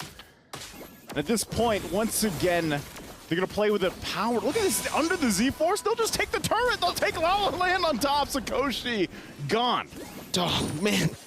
Just like at the Oscars, man. When you think La La Land is about to win it, Moonlight comes over and wins the Oscar. Yeah. Sakoshi's Moonlight. Sakoshi's Moonlight. That's pretty much it. And, you know, with that, the kill that Sakoshi just got, too, against La La Land, it's going to help Sakoshi build up. Already the Feather Heaven locked in, working on the third item here. And this is where we see, I mean, how many times have we seen that matchup, actually, between the two gold laners where it's a carry and a Hereth? And a lot of the times, especially when you get to the mid to late game, the Hereth is still shining. But if carry can actually survive, we're talking about positioning, because if you're talking about range or position-wise, carry's got to do a lot more work. You know, for the Hereth, you just drop down the Zaman Force, you bob and weave through it. Yeah. With the Synchrovision, and you're popping off, you know, at that point. Especially when there's not a lot of, like, lockdown CC. There isn't. Oh, hold on, top side. Wow, great escape still. Even though there's some damage down there, that's a 3-man knockup straight into the Zaman Force, like you mentioned, popping the Vengeance and Vanilla. Now with the light hit, pounds onto Aslan under the turret. Goes back to gun form, goes on to La La Land. Oh no, she's trying to go for it, she's trying to survive, but Sakoshi again. Moonlight strikes again. Moonlight strikes again. La La Land has to dance, but unfortunately will not be able to move on from that position under the turret. Turret secured as well. Man, Vanilla, super impressive, of course. And they're going to take a look at the STC replay. This was a great choice to try to set things up, but time and time again, Ku on point with Munoin's Fury, and then the cleanup crew comes in, Vanilla and Sakoshi. Going to miss a couple shots, but then it cleans it up anyway. Exactly what they need, plus the objective is secured. You know, so I was talking about that. The scaling potential with this Hereth is going to be at a crucial point already. We have the 2 items already locked in. Now with that whole interaction, you know, you're much better in a position now for the objective once it comes up here. And, you know, the Lord's already up. Endless Battle also picked up here. It looks like the Holy Crystal is going to be worked on. Usually we see it picked up, what, before the 11-minute mark, I would say, and you're on to a good position already. And it looks like she's going to do just that. So Lord's up. They're going to start it out. Looks like Vanilla's going to go ahead and pull up the Lord for Dream Max. How are they going to do this? How are they going to approach this? You're going to force it in. It's already a quarter of the health. It does go through a reset. Oh, but Cariad really trying to struggling here, trying to find an opening. It might be all up to her, because Angelus also kind of waits in the backside just to get the information. But look at Halang, the threat alone for herself. That might just be a free Lord. Whoa, Hybrid trying to go for the steal. It's very tough to do that on a CC. And you can see it, you know, Hybrid got to pay the price there. Also using a Vengeance, by the way. I felt like she thought she was more tanky with the Vengeance. With a Vengeance. But, you know, and it was kind of like we didn't have much of an option to do anything there if you're Dream Max girls, because they were kind of just watching the Lord get taken. Then it was like, you know, Carrier can't find an angle. So, you know, what's the plan there? And unfortunately, that wasn't it.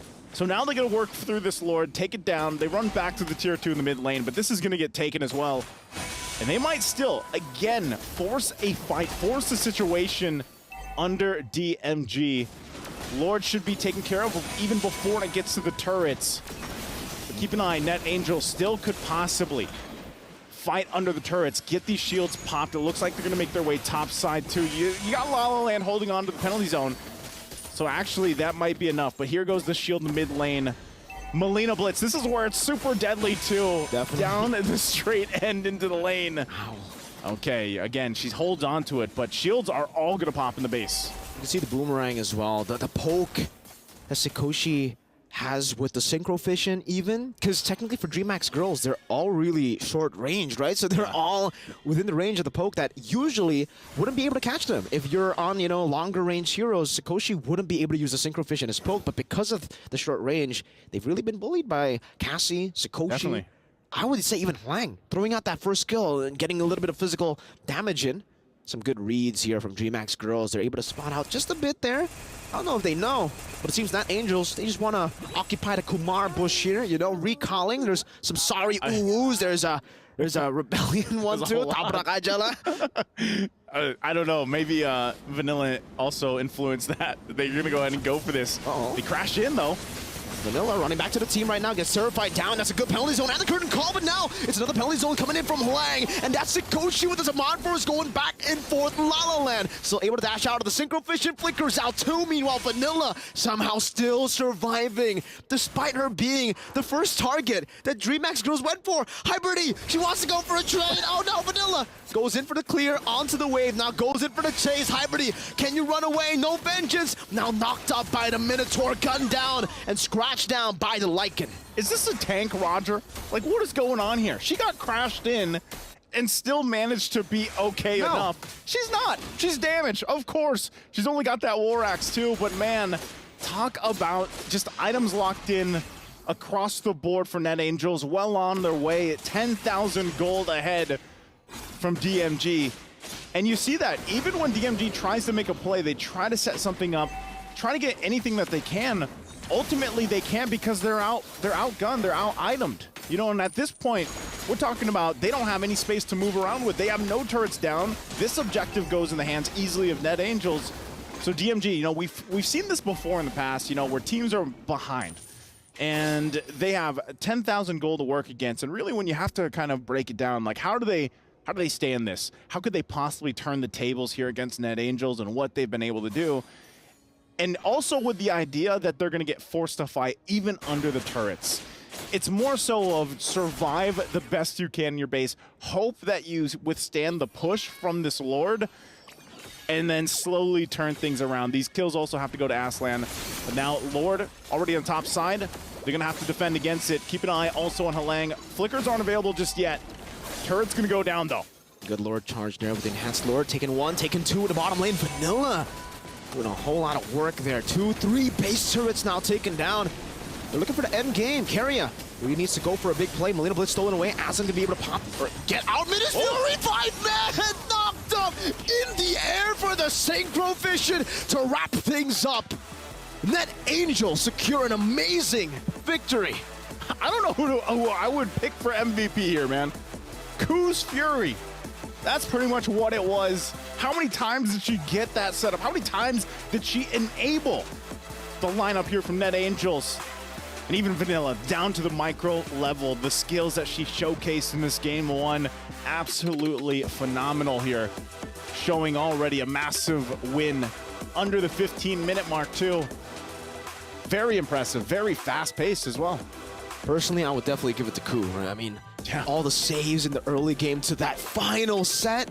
That was beautiful. That final set was, I think if you're a Minotaur player, that is the dream moment. Yeah, that is definitely, and I'm sure our experts will have a lot to say about this. Boys, why don't you break this one down? Thank you so much, Naisu. Thank you so much, Mirko. Man, that was a steamroll from NetAngels. Yeah, that's one way to put it, but just to throw it back to the start, what really led to NetAngels flying away, get it? With the victory. Yeah. Because angels have wings? Yeah. Okay. Was the start, I'm talking like first 1.5 to 2 minutes. DMX girls, they tried to pick fights wherein, yeah, your lineup does spike up relatively quicker than NetAngels, but I think it came down to the mechanics. So DMX, you were looking for fights, and NetAngels, were they ready to serve it up? Like, they also wanted to fight, and eventually 8 minutes in, 9 minutes in, they were at 4K, 5K, 6K, 7K, and then eventually just snowballed out. Yeah. At some point, they were 10K plus, right? I think we'll get a little bit more of a read on the data and the numbers later on. But again, I like that you mentioned that earlier on, right? Even though DMG, they were far behind, they still were so aggressive in these team fights, still looking in for picks. There were so many moments that even Ruby, right, went in very aggressively, but was unable to get anything. So 14 minutes, that's how long that it took. And it felt like naturally, NetAngels, with the composition that they were given, with the Roger, with the Harith, it felt like a snowball from the start. Yep. Talking about that Harith, Sikoshi here, our lead damage dealer, you'll notice she was rocking the Vengeance, right? She was rocking the Vengeance, which you rarely see in most competitive MLBB pro matches. You would see the Harith rock Flicker. Purify. Or Purify. Very rarely a Vengeance. That's more of a rank game thing, but I mean that in the sweetest of ways. I think this is a genius stroke by Net Angels because check this out. It's very rare that this happens. Both teams ended up with a draft that are both dive. This was evident to me in the 5 or 6 minute mark wherein I literally whispered to Eterna to ask her, how did they do this? They ended up both drafting dive, and whenever someone walks away or runs away, they can't finish. It's because the range is so short.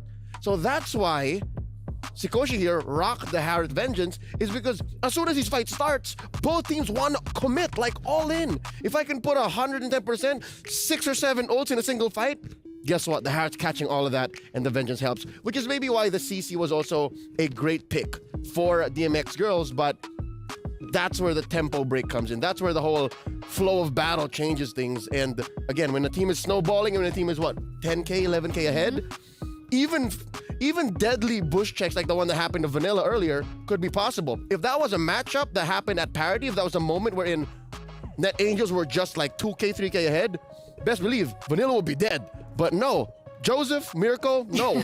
That is not a tank Roger. It's just literally Vanilla's farmed out of her mind. She's just like 3 levels ahead of everyone, and she can stand in, get a bush, iframe, jump out, fight again. And so on that note, let's see who will be crowned our queens of that game, right? Who will be crowned the MVP by PlayStation, and it's cool. Mirko mentioned her in the game earlier on. And on the Minotaur, what did you think about that performance? I'd say she just understands when and how her team wants to fight. Here's that moment, see? 2 minutes, there you go, 2 minutes in, we get the first blood, we get the massive trade, and you see that Ku was just about ready to come in to help out. She was instrumental in making sure that Vanilla was able to continue snowballing, and this was just the start. This was her warming up to the situation, understanding that DMX girls wanted to fight to this level, and now she's gonna start jumping in, healing up, setting up massive Minoan Furies, and this is the second turtle, if I'm not mistaken, and then they go from there, over and over and over again. Ku understands that this is a dive comp. This is a team that likes to fight. I'm gonna go jump them. So in that regard, right, with the team wanting to fight so much, is this the reason why Vanilla opted for Quantum Charge? Because usually when we see a Roger these days, sometimes they opt for a Warcry instead. Yeah, I'd like to think this is just how Vanilla plays. Regardless of it being a dive comp or a team that likes to fight over and over again, what I read from her playstyle is that she just understands the flow of battle unlike any other. I would see moments wherein, yeah, you get a face check in, she's fine. She'll walk out, maybe Quantum Charge a few heals here and there, and then jump back into the battle, just like this. Check it out. Jump in 1, jump in 2, jump in, playing around with the range, and then jump in 3, as what Mirko would so affectionately call gun form. Gun form. All right, I'm over here. All right, there you go. There we are. Thanks, Key. All right, so yeah, oh, look at this massive beast. I hugged him yesterday. Do you want to go for it? I want to touch his horn. Okay, I'll let you do that. Hello. Straight from the... Don't scare him, don't scare him. He's fine. Okay, so, yeah, Ku used Minotaur very well, and I think it's the perfect complement to the aggression that Vanilla has. So let's take a look at the predictions, right? I'm pretty sure everyone is wondering, did everyone get their predictions right? Or did they get their predictions wrong? Because we want to know what you guys think. Please let us know. Vote for the team that you think will win in the next game. All you have to do is go to stcplay.gg to put your predictions in. But by the way, we do have an update from Stream B about the tiebreaker. CFU C9. Mm-hmm. Do you want to know? Do you guys know already? All right, break my heart. C9-1. Wow! C9-1. Really, I was watching it off camera, prepping for the broadcast with our good friend Herbert Trex Wagner, and best believe he was sitting on the edge of. He was. I saw that too. Yeah, like an eighth of his, But the first 5 minutes, it was CFU ahead. Wow! All right, breaking news: C9 makes it to groups. Makes it out of groups. Yep. My heart goes out to the Kamai, but GG well played. I'm back now. Yeah, I'm thinking about it.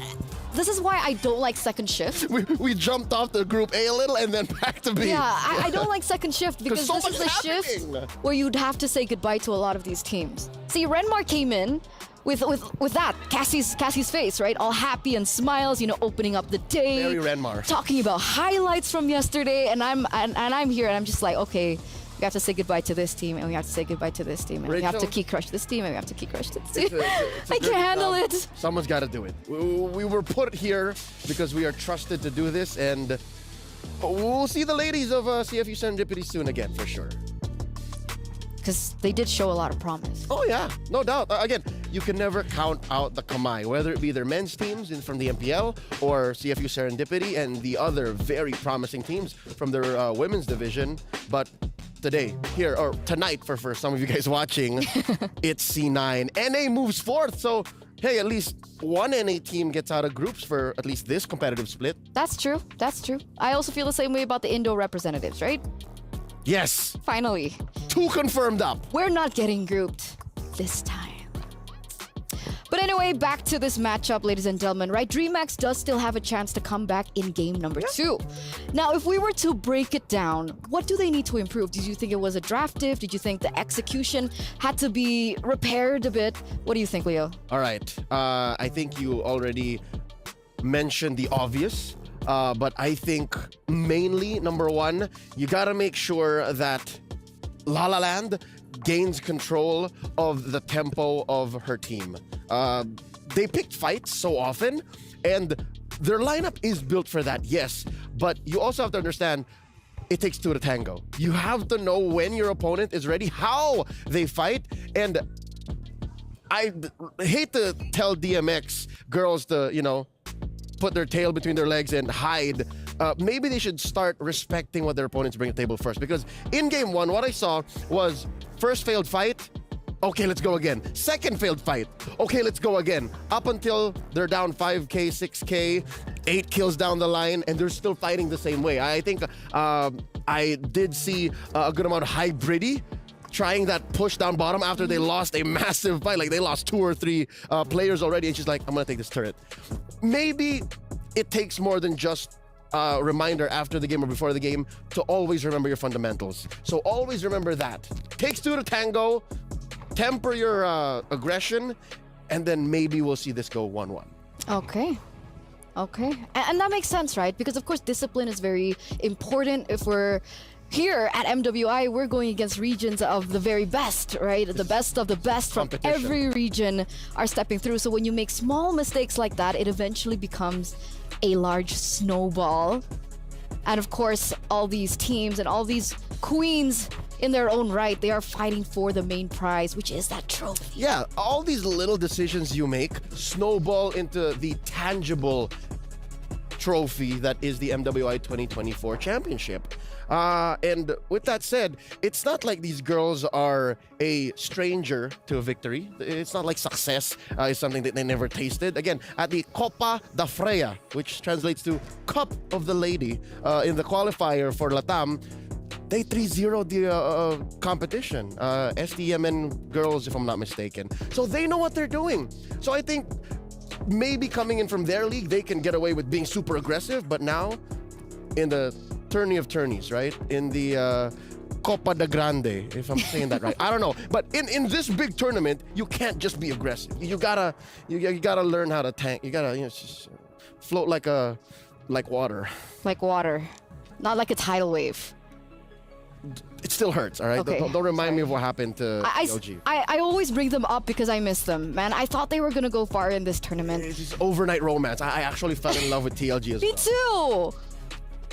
It's so sad. And remember, in this group, we do still have to say goodbye to some more ladies. Don't remind me. I know. Yeah, okay. Maybe LaFell's right. Maybe I'm a little bit too negative. It's all about mindset. Let's get back to the match. And let's go into the drafts, ladies and gentlemen, for game number 2, the final game in this series. DreamHack now need to figure a way out of the predicament that they are currently in if they still want to grab as many points as they can to move forward to the playoffs. And this time around, both of these teams have actually opted to go for the different side. So now DMX, they have first pick. Yeah, the win rate for blue side is I don't know, approaching unhealthy. It's getting to that point wherein, is blue side really that strong? But we'll see here. Again, Net Angels, I know that they understand the tides of battle a little bit. I said it again. They understand the flow of battle a little better. That they know that aggression can be tempered. But now that DMX has the power of the first pick, we'll see. They take out Vanilla's Roger. They take out the Ling, as you should. Net Angels, they ban out the Angela. They ban out the Loyi. Chip still at large. You have Jushin still out there. I wonder. First pick Jushin, maybe. It's Can definitely they? possible, but do they really want to risk it? Does Lala want to do that? That's the thing. Right? I mean, last time we did see a Matilda being banned out. Minotaur respect now, though, coming through. That's cool. That's cool. That's cool. But now they're facing a certain situation where they have to choose and pick their poison. Unless, of course, they just want to let both of them go and go for the contest, right? Because Wait. Roger, Harith, Terizla. Terizla's still open. Chip's still open. Chip's still open, you're right. Zusin is also still open. Jushin, so there's Harith. four. Oh. All right, there's a Matilda. There All you right. go. Something tells me they just don't want to give it to Keria. It's like, you're never getting the Matilda. First pick, though we already mentioned the big ones. Let's see. Oh, there it is. Or is it a he? Chip's a he. Angela's pet is a little fox boy. Wait, have we seen Chip being played so far? This might be the debut of Chip at MWI, yes. We'd have to double check that, but he's been for the most constantly part, banned out. Exactly. For the most part, he's always been banned out. So the Chip comes through finally, boys and girls, as we enter the first phase. And now, with the Chip being picked up, what would you go for here? Because technically, Roger, Terizla, they still okay. So there's so much emphasis on this Valentina. Yep. Terizla makes sense. We've been talking about how important and just imperative the Terizla is in that EXP lane with absolutely no counter yet. But why Valentina? This hero just keeps coming through. She's just very reliable. Again, we now know that these two teams have a preference for dive comps. And Valentina, again, much like how Lala showed us in Game 1, at least some potential of it, some sliver of it, it's very good in fights. In and out, steal the perfect ult, and this will put DMXG and Coach Nadia in a very specific position where, all right, we have to choose the ults we open up. And I guess that's why Net Angels here, go pick it up. So what would be the right way? Oh, Susin, okay. How would you approach this? Because if, like, in this day and age, when we're talking about meta picks, a lot of these meta picks really revolve around that big resource in their ultimates. Yep. So would you rather overwhelm them with a lot more choices or just completely stray away from it? I think you're losing if you pick the latter. If you react to your opponent's Valentina, much like how NA forces DMX girls here to do, that's a losing fight. You're not able to play your game. So what I think DMX you should do is just forget about it. Like, don't care. Forget about it. Yeah, just don't care. And I think they did here, even if, for sure, Valentina with the IMU will still get a solid chokeslam. Doing the math in my head, I think after stealing the Crimson Beacon, you will be able to get at least one chokeslam off. One Soul Snare trigger to at least slam one hero. It's going to happen. There's enough time in that transformation phase to be... Oh, no, never mind. No, there's no transformation phase. Oh, then never mind. The interaction between IMU and Crimson Beacon, it's a non-starter. So it can't be utilized at all? Nothing. It's a relative waste to steal that ult. Okay. Your stacks do nothing. So then that's definitely more valuable for DMX now. Correct, yes. Right? And for Net Angels coming into the second phase, we do see the Fredrin once again being taken away from DMX. They know. The utility. They know. Yuzong also gets taken off. That Angelis likes utility junglers and that there's a lot on Hybridi. Because think of how Hybridi plays with CC. She likes diving. She likes just, getting in there. That's what Yuzong does. She's also a big Terizla player, but again, NA is not letting that through. So what else would replicate that? Do you think they're going to go for the CC and the Boxia again? I'm not so sure about the CC. A dive hero, Lapu Lapu? That's the next best. Tams maybe? Tams seems safe. I'm not so sure if a Hybridi has in here to play the Benedetta. That's another alternative. Doesn't have much CC though, like crowd control. But, okay, right. Technically it could work because I'm thinking about the chip right now, and the chip has so much value, being that it has so much leeway around the map. If they want to go for macro, that's right. It's very difficult to go for that split push. Which is odd because one of DMX's main strengths, at least I'm assuming, is their team fighting. They're really flexing it now if they want to go for macro in game 2. So what's the plan here? Collapse. Just shortcut fight. Shortcut fight. Ah, here we go. This is interesting. This is one of Sakoshi's pocket picks, the old favorite in Benedetta. You notice how you still have the Harith open, you still have the Claude open. Claude's banned. Oh, never mind then. But yes, the Harith. The carry open, but she still goes for the Bea. It's just reliable.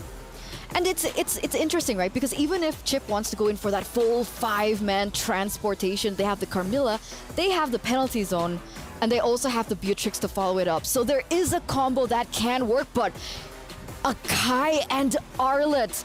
We were talking about the utility junglers, not the Boxy at this time around, but the Akai comes through. Debut Akai for MWI. Hey, we got 2 DODs now. Day 1 and 2. Mm-hmm. All right, looking at DMXG this time around, something tells me they're overloading on utility. At least they are consistent in the fact that they're very all-in-one. 4 protect 1 is what this is, right? Look at that. Your only source of damage, truly, is Aslan. Mm-hmm. And then they're just gonna utility fight their way into a victory. But for NA, there's the Julian, the JJ from Vanilla. Very on brand. Roger was left banned out, so she goes to the next best thing. She likes to get in there.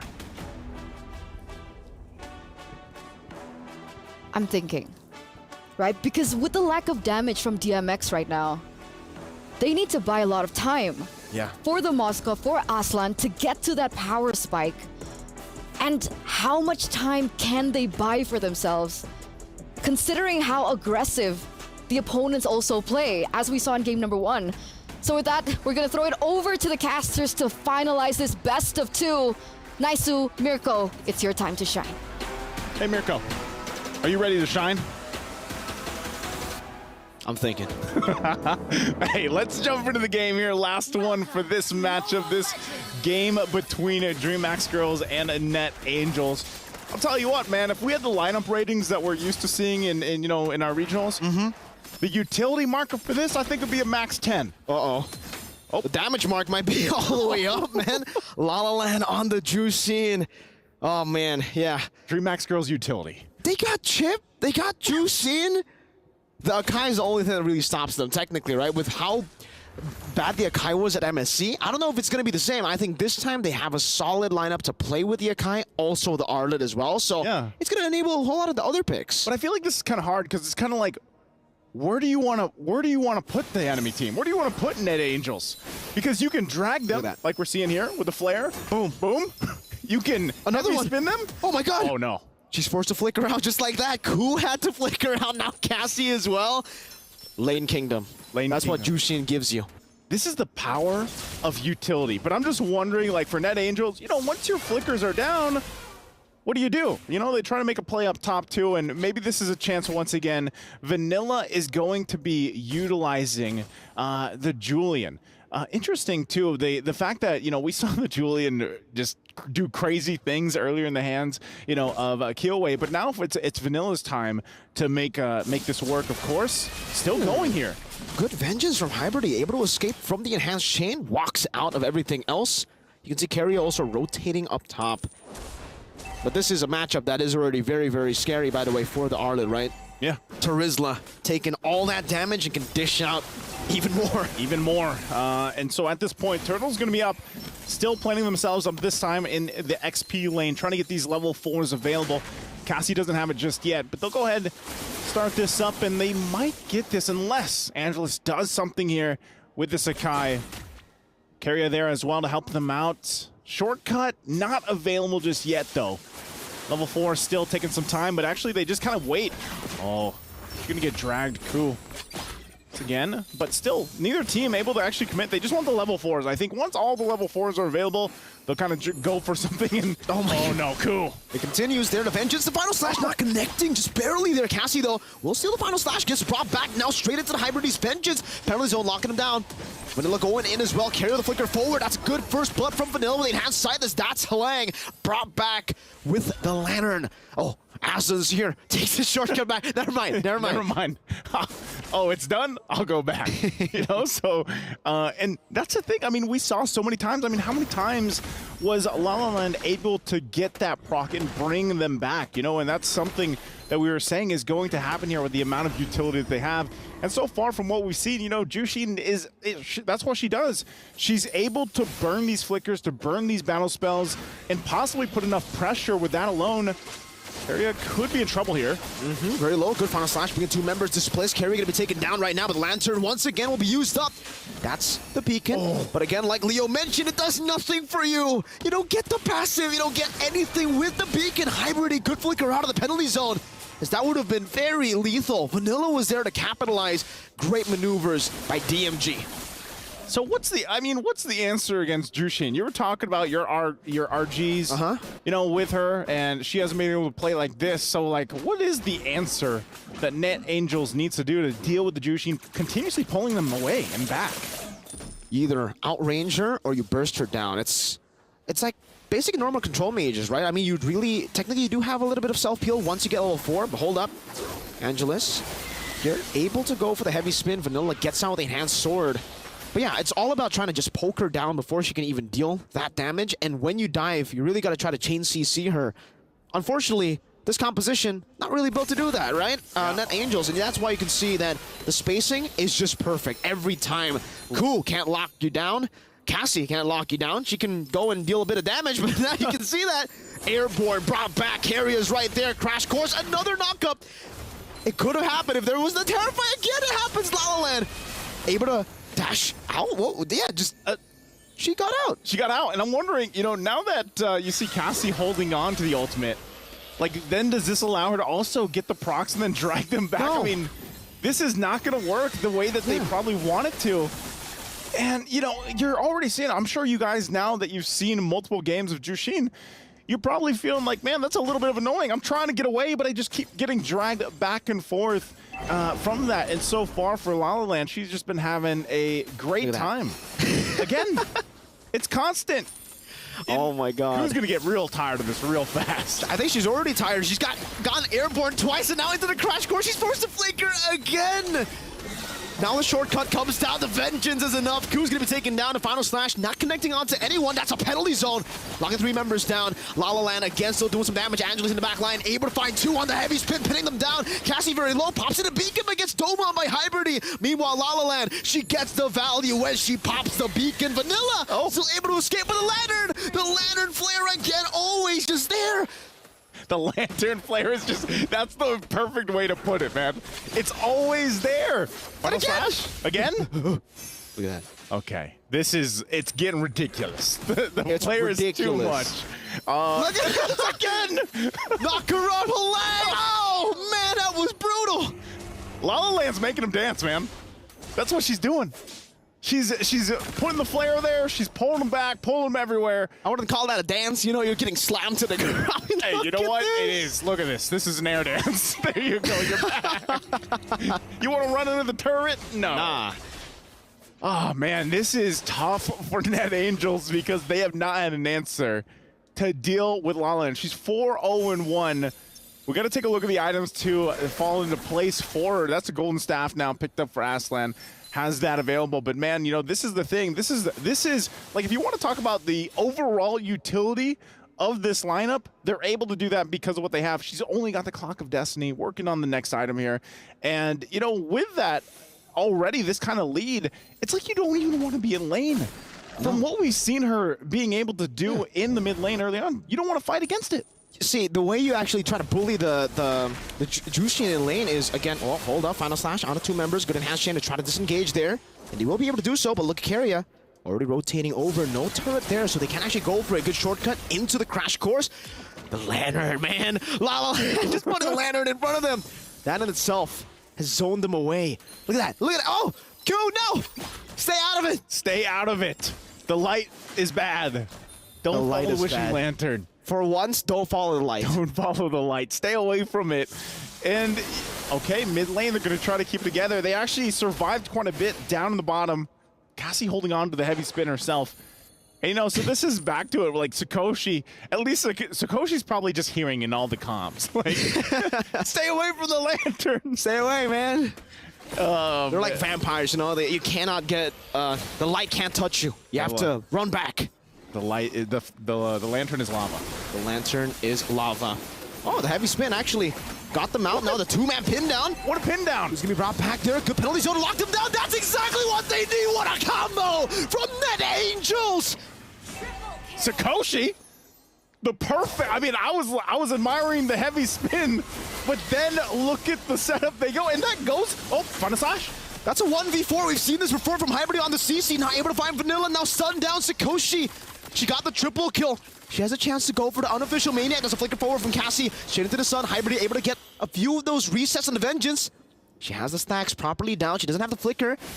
But it seems she wants to go for it. Vanilla puts down the field there of the chain to stop that from happening. Hybrid just stopped them from taking Lord. You know, I mean, she went in with confidence. We're going to look at the STC replay. Look at this. This is perfect. God. Heavy spin, Beautiful. Great. But look what happens after. Oh my goodness. That was, if you're Beatrix as well, that's what you want right there. Right in that pit. Oh, you can see, you know, of course, the frustration because they went in for that. They had a good lead and everything else. But man, talk about the clap back. The answer right there coming out from Net Angels, of course. But still, even after that happened, I still got to give it up. You know, Hybrid, she stopped them from taking the Lord after that. Just going in 1v4 with the final slash. And real quick, taking a look at the items, of course, falling into place once again. You know, at this point in the game, very crucial. You got the Genius Wand Starting Scythe already here for Vanilla. You got, whoa, flicker in. And the shortcut. I don't know if you want to take this. It's Aslan in the front. Cassie able to space away from the Lantern Flare. There you go. DMG now going onto the Lord. Still first Lord though. Cool. Walking forward. That's a Curse Blast. Onto the back as well. Able to find the Curse of Blood there. Halang in the backside. Doing some damage. Trying to isolate them. Meanwhile, Hybrid going to be caught. Angelus able to find the heavy spin. Sakoshi flickering out now. Cutting them down slowly but surely. La La Land. Oh no, the Lantern Flare was there. Sakoshi's trying to go and stay out. No, she gets brought back again. It's a good shutdown. Cassie with the Terrify and the final slash, but Cassie needs to run away. Gets away. La La Land again with the flicker and the flare. Slowly but surely. Slowly but surely. And no one's going to get the Lord off of that. It was a push and pull for both teams. Uh-oh. Oh, mid lane. Flying. Flickers out. Has the Athena shield popped up there. Aslan just follows through with a few more spears. Talk about this, and I don't know, man, maybe this is the power of that utility lineup. The fact that they can go ahead, engage, disengage, re-engage, go back, and pull this off is the highlights of the fact that they have so many options to do that. And although they're going to keep Ku here at bay, no one's going to go for the Lord just yet. Oh. That's a good Curse of Blood. Lala going to be very low. Penalties are not connecting though. Meanwhile, Hybrid getting the Vengeance stacks now. Carry going to be taken down. That's a Mirror's fashion now as the shortcut gets deleted. Ku in the midst of it all still able to bait Aslan in with the Abyss Walker. Stepping out. Cassie again going for the splash of damage, finding the double. Meanwhile, on the bottom side of the map, they will go and not chase Aslan. They're forcing out the heavy spin. Angela's going to be caught in the knockup. And again, a few shots down. Sakoshi with Nibiru takes her out. It's just Aslan. Lord's going to be started up. It's most likely going to be taken. There's not much Aslan could do here. No Spirit of Destruction either, so that's going to finally be the first Lord of this game after we've seen a whole-on team fight after team fight for this objective. Net Angels will go ahead and take the Lord here. Man, what a fight for that. And again, you know, as I was talking about the utility for DMG, it looks like even in that fight, you know, it almost kind of bit them in the behind there because of, oh, Aslan goes in with the Spirit of Destruction, goes bottom side too, yeah. But the turret's already gone, so they got that tier 1 down in the bottom lane. Ku, though, put some pressure. I'm not sure if they want to fight this. You see the rotations already happening too. Hybrid makes her way there. But Lord is spawned now. It's making its way down the top side, up the top side, working towards that turret. The eyes are set here on this mid lane as well. They need the space to work around. Net Angels, though, they might. Do they have the answer now for the Wishing Lantern? At this point, right, for DreamHack Girls, they have still a lot of ways to clear the waves. They got a Moskov. They still have La La Land on the Jushin. Aslan taking the whole enhanced sight duration there. Force back Vanilla. Tried to go for the mobility. La La Land getting a little bit more, getting knock up as well. Onto Ku. Gonna go on to Lord. Ku still in the midst of it all. And now, right now, gonna be airborne, caught in the pin as well. That's a good penalty zone into the Meteor's Passion. Straight into the beacon, still able to survive. Halang taken down, but so does Angelus. And they get another turret, slowly but surely now. Looking to go for the mid lane. Good enhanced sword to escape. Hybridy unable to go for that final slash. And now DMG, they are able still to... Oh, that was close. Yep. Almost connecting onto Ku. Almost connecting there, but I would say for Net Angels, you know, they're going to have to do the work, because if that Lord, what they were able to secure is any depiction, you know, DMG is going to make them work to get into the base. They hold on to the base turrets. Great for them. Items as well. They got 3 Radiant Armors over here to deal with some of that magic burst that we're seeing. Now, the question is, do they have enough to deal with the physical damage? Of course, now, because in this part of the game, Sakoshi, she's exactly on the path she needs to be. She has the BOD, Malefic Roar. She's got a little defense, too. She's even got, you know, a little magic defense to deal with La La Land, who's been shining with this Jushin pick. Interestingly enough, too, Cassie is holding on to the heavy spin. They might want to go ahead and set things up. Oh, boy. Penalty zone now baiting out the heavy spin. Curse of Blood finding 4! Right there, La La Land pops to the beacon. The Meteor's Passion gets popped up, but look at the damage bouncing back and forth. Now the airborne bringing Vanilla back. Still great shutdown. La La Land putting the team on her back, but unfortunately, it's still so value for Net Angels. The flare almost catching Ku, but you saw the 4-man Curse of Blood. You saw how much damage the bounce kept on doing to the rest of the team. Take them to the funhouse at that point. We're going to take a break here and have a Kit Kat while they figure things out.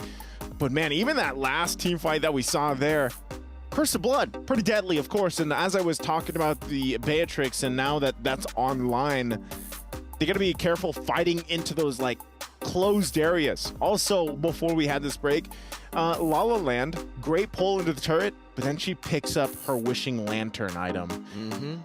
I don't know, maybe there's like a hidden passive when Jushin gets the Wishing Lantern. It's her lantern. It's her lantern. You know, maybe, and at this point, like, does she have 2 lanterns? Can she do like 2 flares then with the Wishing Lantern? Imagine if there was, I don't know, that'd be too strong. That'll be broken. That would be broken. It's already kind of broken. I was gonna say 1 lantern's enough, man. I would say at this point, it gets to the point though where you have a glowing wand plus the Wishing Lantern. It's really easy to get that proc off. So even if you just stand there for a little bit, not only are you worried about the stacks, but you're actually worried about the damage output, the throughput too, from La La Land. And that's why, again, you see, you know, some of these defensive magic items being picked up by Net Angels. And that's just kind of to help deal with that. Their best bet for Net Angels, if they want to go ahead and win this game and cap it out, it's to avoid that, avoid La La Land's potential to drag them onward, but just set things up the way we saw previously. If that's a penalty zone from Halang, do that and then get that Curse of Blood off from Ku. Ku's probably, you know, the early game was not fun for Ku. Ku was constantly in the air, getting pulled around. So you know what? If you can get 1 great Curse of Blood landed down on multiple members, that's going to do wonders for them. She's even got the Athena shield for that extra magic defense. But also at this point, Lord is up. Feather of Heaven going to get picked up by Vanilla. They're going to go ahead and start up. Look how fast they're doing it. Yeah, I don't know about this. They go up top right now. That's a good crash course and a shortcut as well, but I don't know if you want to go for it. Carrier gets bursted down. Vanilla capitalizing on it. They take the shortcut, but they're all split up. The Meteor's Passion all the way. They're taking all of the damage free. As with a nature Abyssal step 2, but it's not going to be enough in the back line against 4. Now it's just La La Land. You can see Ku with the flicker forward, getting the stun down right now to La La Land. The gun down from Sakoshi. It can be chaotic. You can throw Ku around, but Sakoshi is free. Sakoshi just pops off. And man, talk about a quick lore take, and then they win a very decisive fight. This might be it. Net Angels working on this mid turret. You can see the corpses right there to build up frustration as well. They were in the lead, but the Net Angels fly high here in game number 2. What an extremely phenomenal comeback. Started with that big combo, and then it all clicked. They're like, all right, let's keep on going for these combos. Let's keep on splitting the Jushin from the rest of the team. Hey, it's like Leo Jonathan said. You know? Leoman Jonathan Green. He was like, you know, there's a whole lot of utility here, but your only damage is Aslan. And that's what that last fight was. Exactly. You can throw them everywhere. You can displace them everywhere. Heavy spin. Heavy spin. Crash the drag. course. Yeah, crash course. But man, talk about it. Like, what are you going to do after that, you know? And Aslan came into the fight and then gets just dragged into a gunfight with Sakoshi. Sakoshi popped off 6-1 and 9 she was. And, you know, it's just, that's the thing. Beatrix, like I said, hasn't popped up as much, but in situations like this, we have great setup potential, especially the Terizla pick, who has been, I don't know if he's, actually, I think Terizla's probably the highest picked hero right now. It works wonders here. So great execution. Don't bring a spear to a gunfight. That's right. Marco does it. Bring a lantern. Bring a lantern. I don't even, the lantern did okay at the start of the game, but towards the end, yeah, it really came down to them just not having enough damage, not as much, and meanwhile, damage overload, really, for the side of Net Angels. Cassie was dealing damage, Sakoshi was dealing damage. Even Holang, she had a War Axe, so she was actually dealing quite a bit of damage as well with the penalty zone, with a few hammer swings. Yep, it was all good and great here to see from Net Angels. But that's going to be it for On the Desk just for now. We're going to throw it over to the stage to hear from our hosts and our winners. Let's go ahead and hear what they have to say. Thank you so much, guys. Now, earlier on, we have seen some ridiculous performances. Now, as I said, my favorite flavor of the jungles is now vanilla. Now, it is no wonder that Roger, someone called Dr. Sulaiman El Let's Habib. go. Absolutely crazy performance. And of course, we have vanilla right here beside us. Now, I know you have questions prepared for her, so you kickstart, Bar. Well, thing is, seeing your performance, amazing job. I'm just curious to know, like, how did you readjust yourself to play for Net Angels? Okay, because for Net Angels, they're a Burmese team, and then you're from Indonesia. So what do you have to change, you know, to communicate, you know, with them? We always communicate with English, yeah, and we always training so much, and that is for today. So it's like muscle memory already, like you know, like how they're going to do their rotations, and then you know everything just works accordingly. Totally. You know Okay, what I I'm pretty noticed sure as that- well? Like, pretty much what happens is that it always comes down to the fact of how to communicate. Yeah. And it's using English as well as a form of communication, and going with that, it really forms this, I would say, sisterhood that takes place in the family. So It amazing really stuff. is, and after a while, there's no like different languages. There's Right. just one ML language, like Lord, Turtle, Turret, you know. So it's pretty universal. Yeah. Okay, so the next question is, you know, being Indonesian, you know, the people to beat, the queens to beat is Team Vitality. So the fact that you're Indonesian, how are you going to approach this, given what you know about the queens, Team Vitality? We will try our best, and we will do all for win. We're very excited as well, and it's no wonder, all right? Even though for game 2, you guys look like you're on the back seat, right? With DreamHack Girls really causing a lot of chaos in the early games, you guys come back, and that proves why, you know, they have won the series with a 2-0 clean sweep. Now, we're gonna throw it back to the studio. Was this outcome something you guys thought would happen? Let's hear from you. Yeah, let's hear it. Thank you so much, Cheryl. Thank you so much, Bara, as well. And thank you to Vanilla with that interview. But oh, man. You know, before we give our flowers over to NA, obviously, for them being able to win that 2-0, I really just want to appreciate La La Land, right? Because for the most part, in the early stage, up until that mid-game, even, you know, getting closer to that late game, she caused so many problems. Because, in my opinion, of the fact that the composition that NA went, they were very combo-centric, right? And the choke slams, the displacements, that caused so many problems before they were able to get to that power spike. It was problematic for Net Angels and hilarious for everyone watching. And I'm pretty sure this is how they envisioned a majority of their early to mid game. This is the game plan for DMX Girls walking into game 2? Because it was close to going to a 1-1, right? Already, while watching this match, folks watching at home, Eterna and I were already calculating, okay, so this is for sure a tiebreaker, or, if this goes 1-1, what are the odds for so-and-so?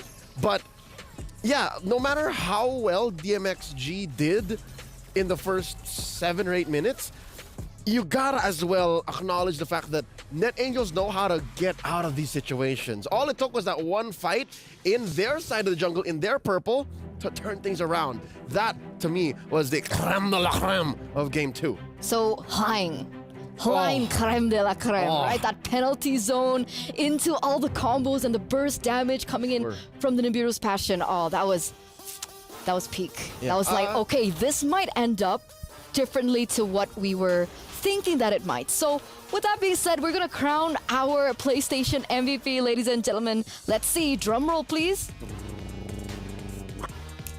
Sikoshi on the Beatrix. I'd say that moment was made possible by 3 different plays. And I'm not counting out the fact that everyone played in that moment, but we're going back to game 1 here. You're seeing moments from game 1. Sikoshi was the Beatrix in that turnaround fight. The one we're talking about. You'll see it in a moment, folks. But truthfully, the start was Cassie with the heavy spin, Vanilla with the knock-up, the full combo on the Julian, and then Sikoshi with the wipeout. That was, I'd say it's accurate to say that if you want to beat Net Angels, you watch out for those 3, and then Hlang. Ku's a role player. Ku just do whatever you need her to do. Yeah, she's very reliable. We've seen it time and time again. This moment. The first game. This was when we were screaming backstage, and that was like really the big moment that everything turned around for them. Colossal. The start of the end. I like that. And eventually, no matter how you flip it, and let me just make some space for our key here. No matter how you flip it and you think about it, it was going to come down to this, because unless, and it happened maybe once or twice, unless DreamHack Girls gets to Sikoshi on the Beatrix, it wasn't going to go well. Because again, their only real damage was Aslan. There were multiple damage dealers for